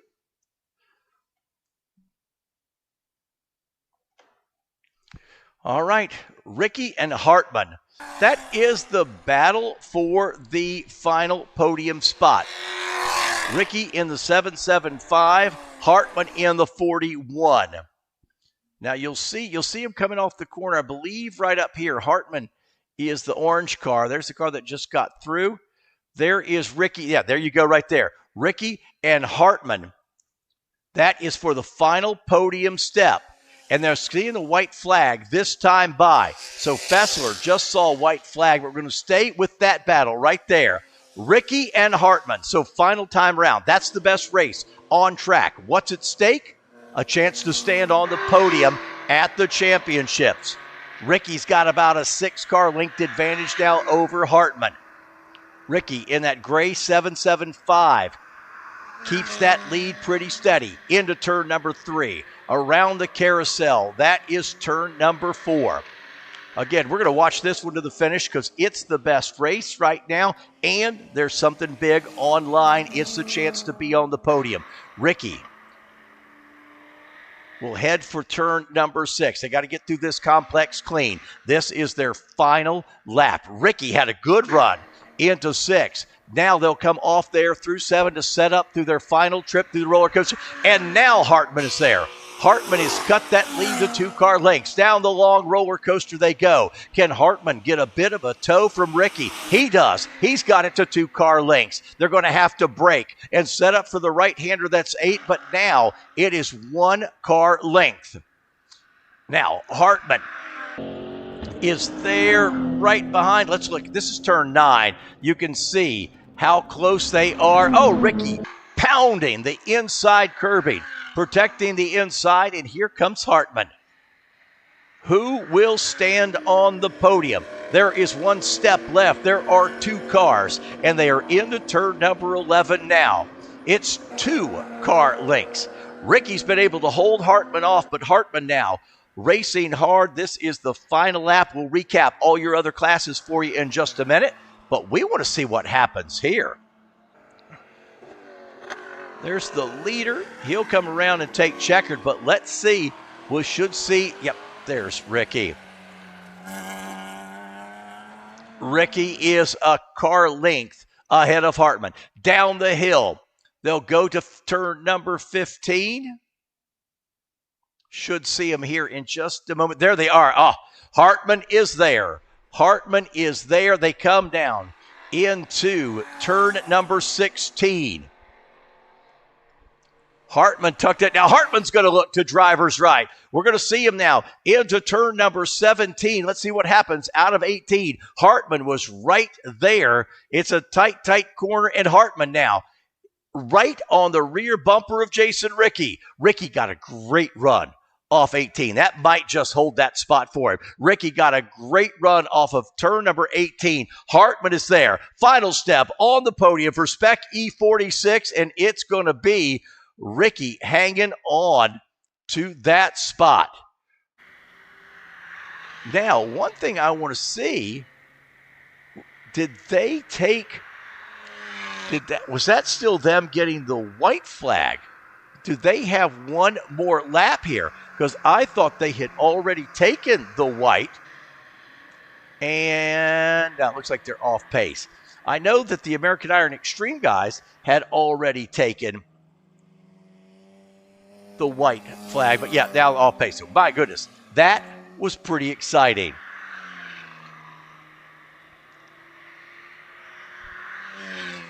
And that is going to wrap up. My goodness. That was pretty exciting. I got to tell you, to have these races right down to the final, you can't beat that. And we thank you guys for putting on a great show. That's all I got to say, because it's been good all weekend long. For it to come down to the last lap for the final podium position, you can't ask for more than that. We'll get you a recap of that race here in just a moment. Cars are coming down. We'll recap that. We're going to send you down there in just a little bit, down to the podium and to the impound area, because that's the way you want to wrap things up. Last lap, folks still battling for a championship. Let's see if we can give you a quick recap of what went on there in those final sessions, and we'll go through by class, unofficial of course. We'll start with 944 spec, Calvin Rowe in the 895, holding off Jeremy Pullman in the 53. Sean Taylor, he finishes third, but he's just happy that he spun a car around and didn't have any damage, so well done. Bruce Byerly in the 77 will win American Iron. Bob Collins in the 118 second. Marcos Rodriguez in the 170. Carmine Pace in the 11X was fourth. David Lucis in the 37, and Isaiah Haynes finishes sixth in car number 20. We saw Fassler in the 018 taking the victory in AI Extreme. Derek Carter 24th, and Nick Pulsinek in the 41X will be the final step on the podium. Garrett Gestick in the 06, the Spec E30 winner. Sean Aaron second in car 33. Garrett Maines, car number 12, was third. And then Cliff Pierce and Clay Pierce round out the Spec E30 field. The thriller we just saw was the Spec E46. Mick Blue, but this had all the headlines in it. Mick Blue, the winner, set a new track record for Spec E46. Car 112, Jeremy Evans, finishes second, and then it was Jason Rickey in the 775 holding off a hard-charging Greg Hartman to fill out that podium. Hartman will get fourth, Kagri Yilmaz will finish fifth, and Bill Griffin will be sixth in our Spec E46 field. We still got more going on, because we're going to go down into the impound area. We're going to find Kelsey with a whole bunch of happy folks. But our final championship race of the day, and what a weekend it's been. What a wonderful time to debut the brand new NASA Champs, the new NASA Champs.live, and it's been fantastic. Let's see. Cars are coming on. People are getting unbuckled. So getting unbuckled. You see one car getting picked up there. Cars are headed into pit road. They're going to see Kelsey. She's down in the impound area. So let's go down there, because there's going to be a lot of happy people. We get to hand out some more hardware. Kelsey, give us the story from the impound. Yes. Yeah, absolutely. We're so excited right now to talk to these guys. We've got the P3, the P4 here. As you guys just saw, they had such a massive battle this entire race. So hopefully we get them out of the car, talk to them about how this went today. But pretty much number 775 right here, Jason Reiki. This is his first champs. What a way to come out and do this. He's in this gray car battling door to door with the number 41 piloted by Greg Hartman. These guys were going at it both days. So we'll let them take off their gear, get out, stretch a little bit, and just see what happens. It sounds like there was a little bit of contact in some other groups, but we will see. Since you're already out, you could be our first candidate here. How was your race today? Hard. Sounds to be the case. Put a couple wheels off here and there. Still a lot of fun. But Mick, at the end of the day, he just had way too much pace for me. That's awesome. Well, Jeremy, good job. Glad you had a time out there. It was a lot of fun. Sounds great. Thanks so much. We're going to head out over here and talk to these two guys. Jason and Greg, if you have a minute, we'd love to talk with you in the live stream about your awesome race you guys just had. Thank you. So we are so excited. Everybody at home got to see that through all the turns. You guys were neck and neck for pretty much the entire race. Talk about how you keep your first champs. Yes, ma'am, it is. So yeah, talk about your race today. It was fantastic. I knew that once he started moving up from the back, there was no letting off. And every time in the mirror, I just kept seeing Orange get closer. And it's, it's kind of like, and it did rattle me a little bit. Yeah. There's just that pressure that I'm glad to have. And this guy here and I've raced together before, and I knew I could trust him. He came in on that late break, and I was like, okay, I get one block. Yeah. Oh, here it goes. I knew he was gunning for me. Yeah. I mean, I'm sweating. That's amazing. And as for you coming from behind, just looking for him, well, hunting him down. I had some issue yesterday to put me in the back of the field, and I thought I could be in front of him, but he had track position, so I knew I had a battle because he can hold the track position pretty well. And when Charlie's tires started smoking and throwing off stuff, I was a little worried that I was going to lose the rest of the field. But I managed to put in quali laps over and over and over until I caught up, but I just couldn't get past this guy. He's got the racecraft. That's amazing. As far as your first championships experience, how's it been? It's fantastic. I love the next level it brings you to. There's it's just something, you got to be here to do it, and you get to be that next level. To compete with these guys on this level is fantastic. That's amazing. I'm just still thrilled right now. That's great. I can tell you. I know. So you always know feeling of the car is so great for you. How is it? Are you from this area as well? I'm actually from Columbia. Oh, okay. I don't live there currently, but I grew up there. Unfortunately, this track wasn't here at the time. But I had an issue yesterday, and this guy and Jeremy up there helped me get my car back together. Amazing. Everyone came together to help us all get out on track. So the family spirit of this class is really great. And absolutely. Jason's here leading the way with his example. Yeah, absolutely. I think that's the big thing here with all of NASA and the community that's with it. You race in class against each other. You've got spec cars, but because that everyone has the same parts, which makes it kind of nice. Yeah. So if you do need something, someone will have it for you. It helps to help your competitor. Yeah. This is amateur club racing. I've said it so many times. When we don't help each other, we're not winning. Absolutely. I want him on the track so I can compete, because then I know I got some real good competition. That's great. Well, great. Well, congratulations. Such a battle for third. So we'll see you on the podium. I'm sure we'll see you cheering along. And we'll see you next year, hopefully, the championships. Absolutely. Have a great day, guys. We're going to try and catch some of the E30 guys. See what they're up to. Looks like they had a pretty good battle also. Check up with some of you guys. How's it going, guys? Battle out there in Spec 944. You guys are doing so much fun. We played your interview earlier. People love learning about you. And they're going to start having the podium soon, so I think we're going to go ahead and let you guys go. Okay. We're going to throw this up to Edwin in the booth, and then we're going to close things out with all of our sponsors here down at JR and Donna and everybody as well. So we're going to throw this back to Edwin, and we will talk to you in a few minutes. Awesome. Congrats, guys. Good race. Man, killing it out there. We're watching. It's so fun for us because we see everything up there. Yeah.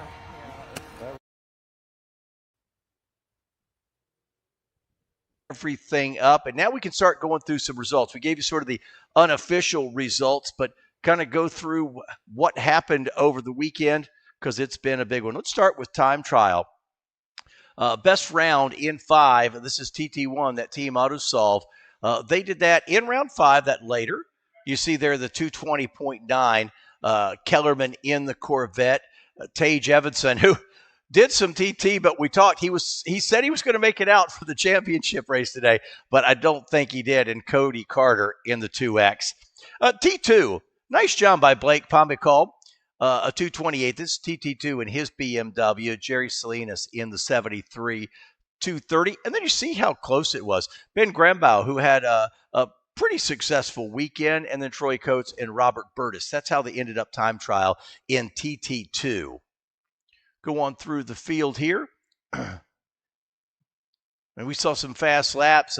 There's Cameron Lane. See, it's funny. You see some people in the early rounds, some folks in the late rounds here, but it was Lane, you see, doing it in round number 5, and the TT4 Team WRS, the 99 team. They did. In fact, look at all these guys. These guys were all late. The 81 car, Blaze Bauderschweiler, did that round 6. That was the last one right before lunch today, and that's your TT4. But the quick lap, a 233.255 to wrap up TT4. Jordan Hill, round 5. That was this morning. Put that Scion on top of TT5, 237.712. John Wallace went out. He did his early on. That was Friday in round 1. Or excuse me, Saturday in round 1. Mick Blue, he's been busy. Also in a time trial, TT5, he was third quickest, so he got to stand on the podium earlier today when we gave out our awards at lunch. And you see Wang and Metacroft there, fourth and fifth, and Terra Nova in the 98 car, the single TT6 competitor. TTGT, Brian Fessler, always fast. Ken Richard, the 76X, and then Raymond Guerrero and Terry Free. And then the lap that everybody's talking about. I told you we set 4 track records. This is the one everybody's talking about because it is the overall quickest lap ever done here at Ozarks International Raceway in any car. And it's the 2X of Jonathan Finstrom. Had some up and downs in the championship race today, some weird stuff, but a 2:08 for Jonathan Finstrom over James King with a 2:28. So new track record for Finstrom. Well done on his part. Well, it takes a lot of people and a lot of folks to put this together. There are numerous people who are behind the scenes setting up cameras, working the technical side of it, who put all this together. We're just going to say thank you to all of them. There's also the folks who write the checks for us. And that's Hawk Performance. Now, they've been a partner with NASA since 2008, and they're providing products, braking products, some of the best in the industry. Longtime partners since 2002. Toyo Tires. They've been the official tire of NASA. And TrackDayTire.com, the proud official tire supplier of NASA. What would we do without OG Racing? You can go to store.drivenasa.com for OG Racing. And not only is it a great place to shop, but you get some discounts because you're a NASA member. Action Sports Canopies, they've been around since 2011, and they are the official print partner of NASA. So glad to have Action Sports Canopies here as one of our sponsors. Got to keep our folks safe, and that's why we have Lifeline USA offering a wide range of motorsport systems to keep our drivers protected, recognizing just how important that fire safety is in amateur motorsports. So Lifeline Fire, huge partner here. Hagerty Motorsports. So Hagerty Motorsports, with that track day insurance, you can insure your personal vehicle while participating in a NASA HPDE or TT competition. So thank you to Hagerty Motorsports. How beautiful all weekend long was that Toyota GR Supra, the pace car for the weekend here at Ozarks International Raceway. It's so pretty. You want to see it on track, but also you don't want to see it. You want to see it lead them to the green and then sit quietly in the paddock. It had to do a little bit extra work this weekend, but so thankful to have those folks all on board the Toyota GR Supra, the official pace car this weekend at the Ozarks International Raceway. You need a solution to your radio needs? Well, that's Midland USA, offering a complete and versatile product line with family radio service and more. You can find about Midland at drivenasa.com. Riot, their full-service marketing team. In fact, Riot worked with NASA to brand and design this 2025 championship, and we can find them Riot at we'reriot.com. Livery. Man, go to livery.co. You want to be a sponsored driver? Put your livery sticker on your car. Go to livery.co to find out more. And then, of course, Riot Motorsports team, based there at Burt Brothers Motorsports Park in Utah. Trackside support, arrive and drive, and so much more. That is Riot Motorsport. It has been a fantastic weekend. Can call it nothing but a success. But we have had just an amazing time. See a little cleanup there done at the end of the weekend. Don and Randy, the region folks here are fantastic.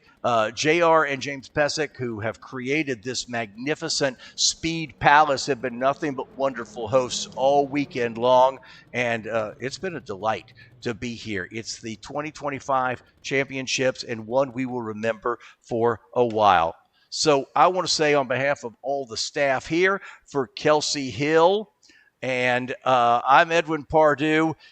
Before we get out of here, let's see if we can. I want to see if we can catch up. We just mentioned one of the owners, and I think before we go here, Kelsey has caught up, I believe. Let's see if Kelsey's caught up with, I believe, James Pesic. That's right. We're down here with James Pasek. Thanks so much for taking the time out of your busy schedule to talk with us about the Ozarks and this wonderful facility that you have here. So it's been a joy for the racers to be here. Talk to us about what went into building this when you guys were thinking about making this magical playground for drivers.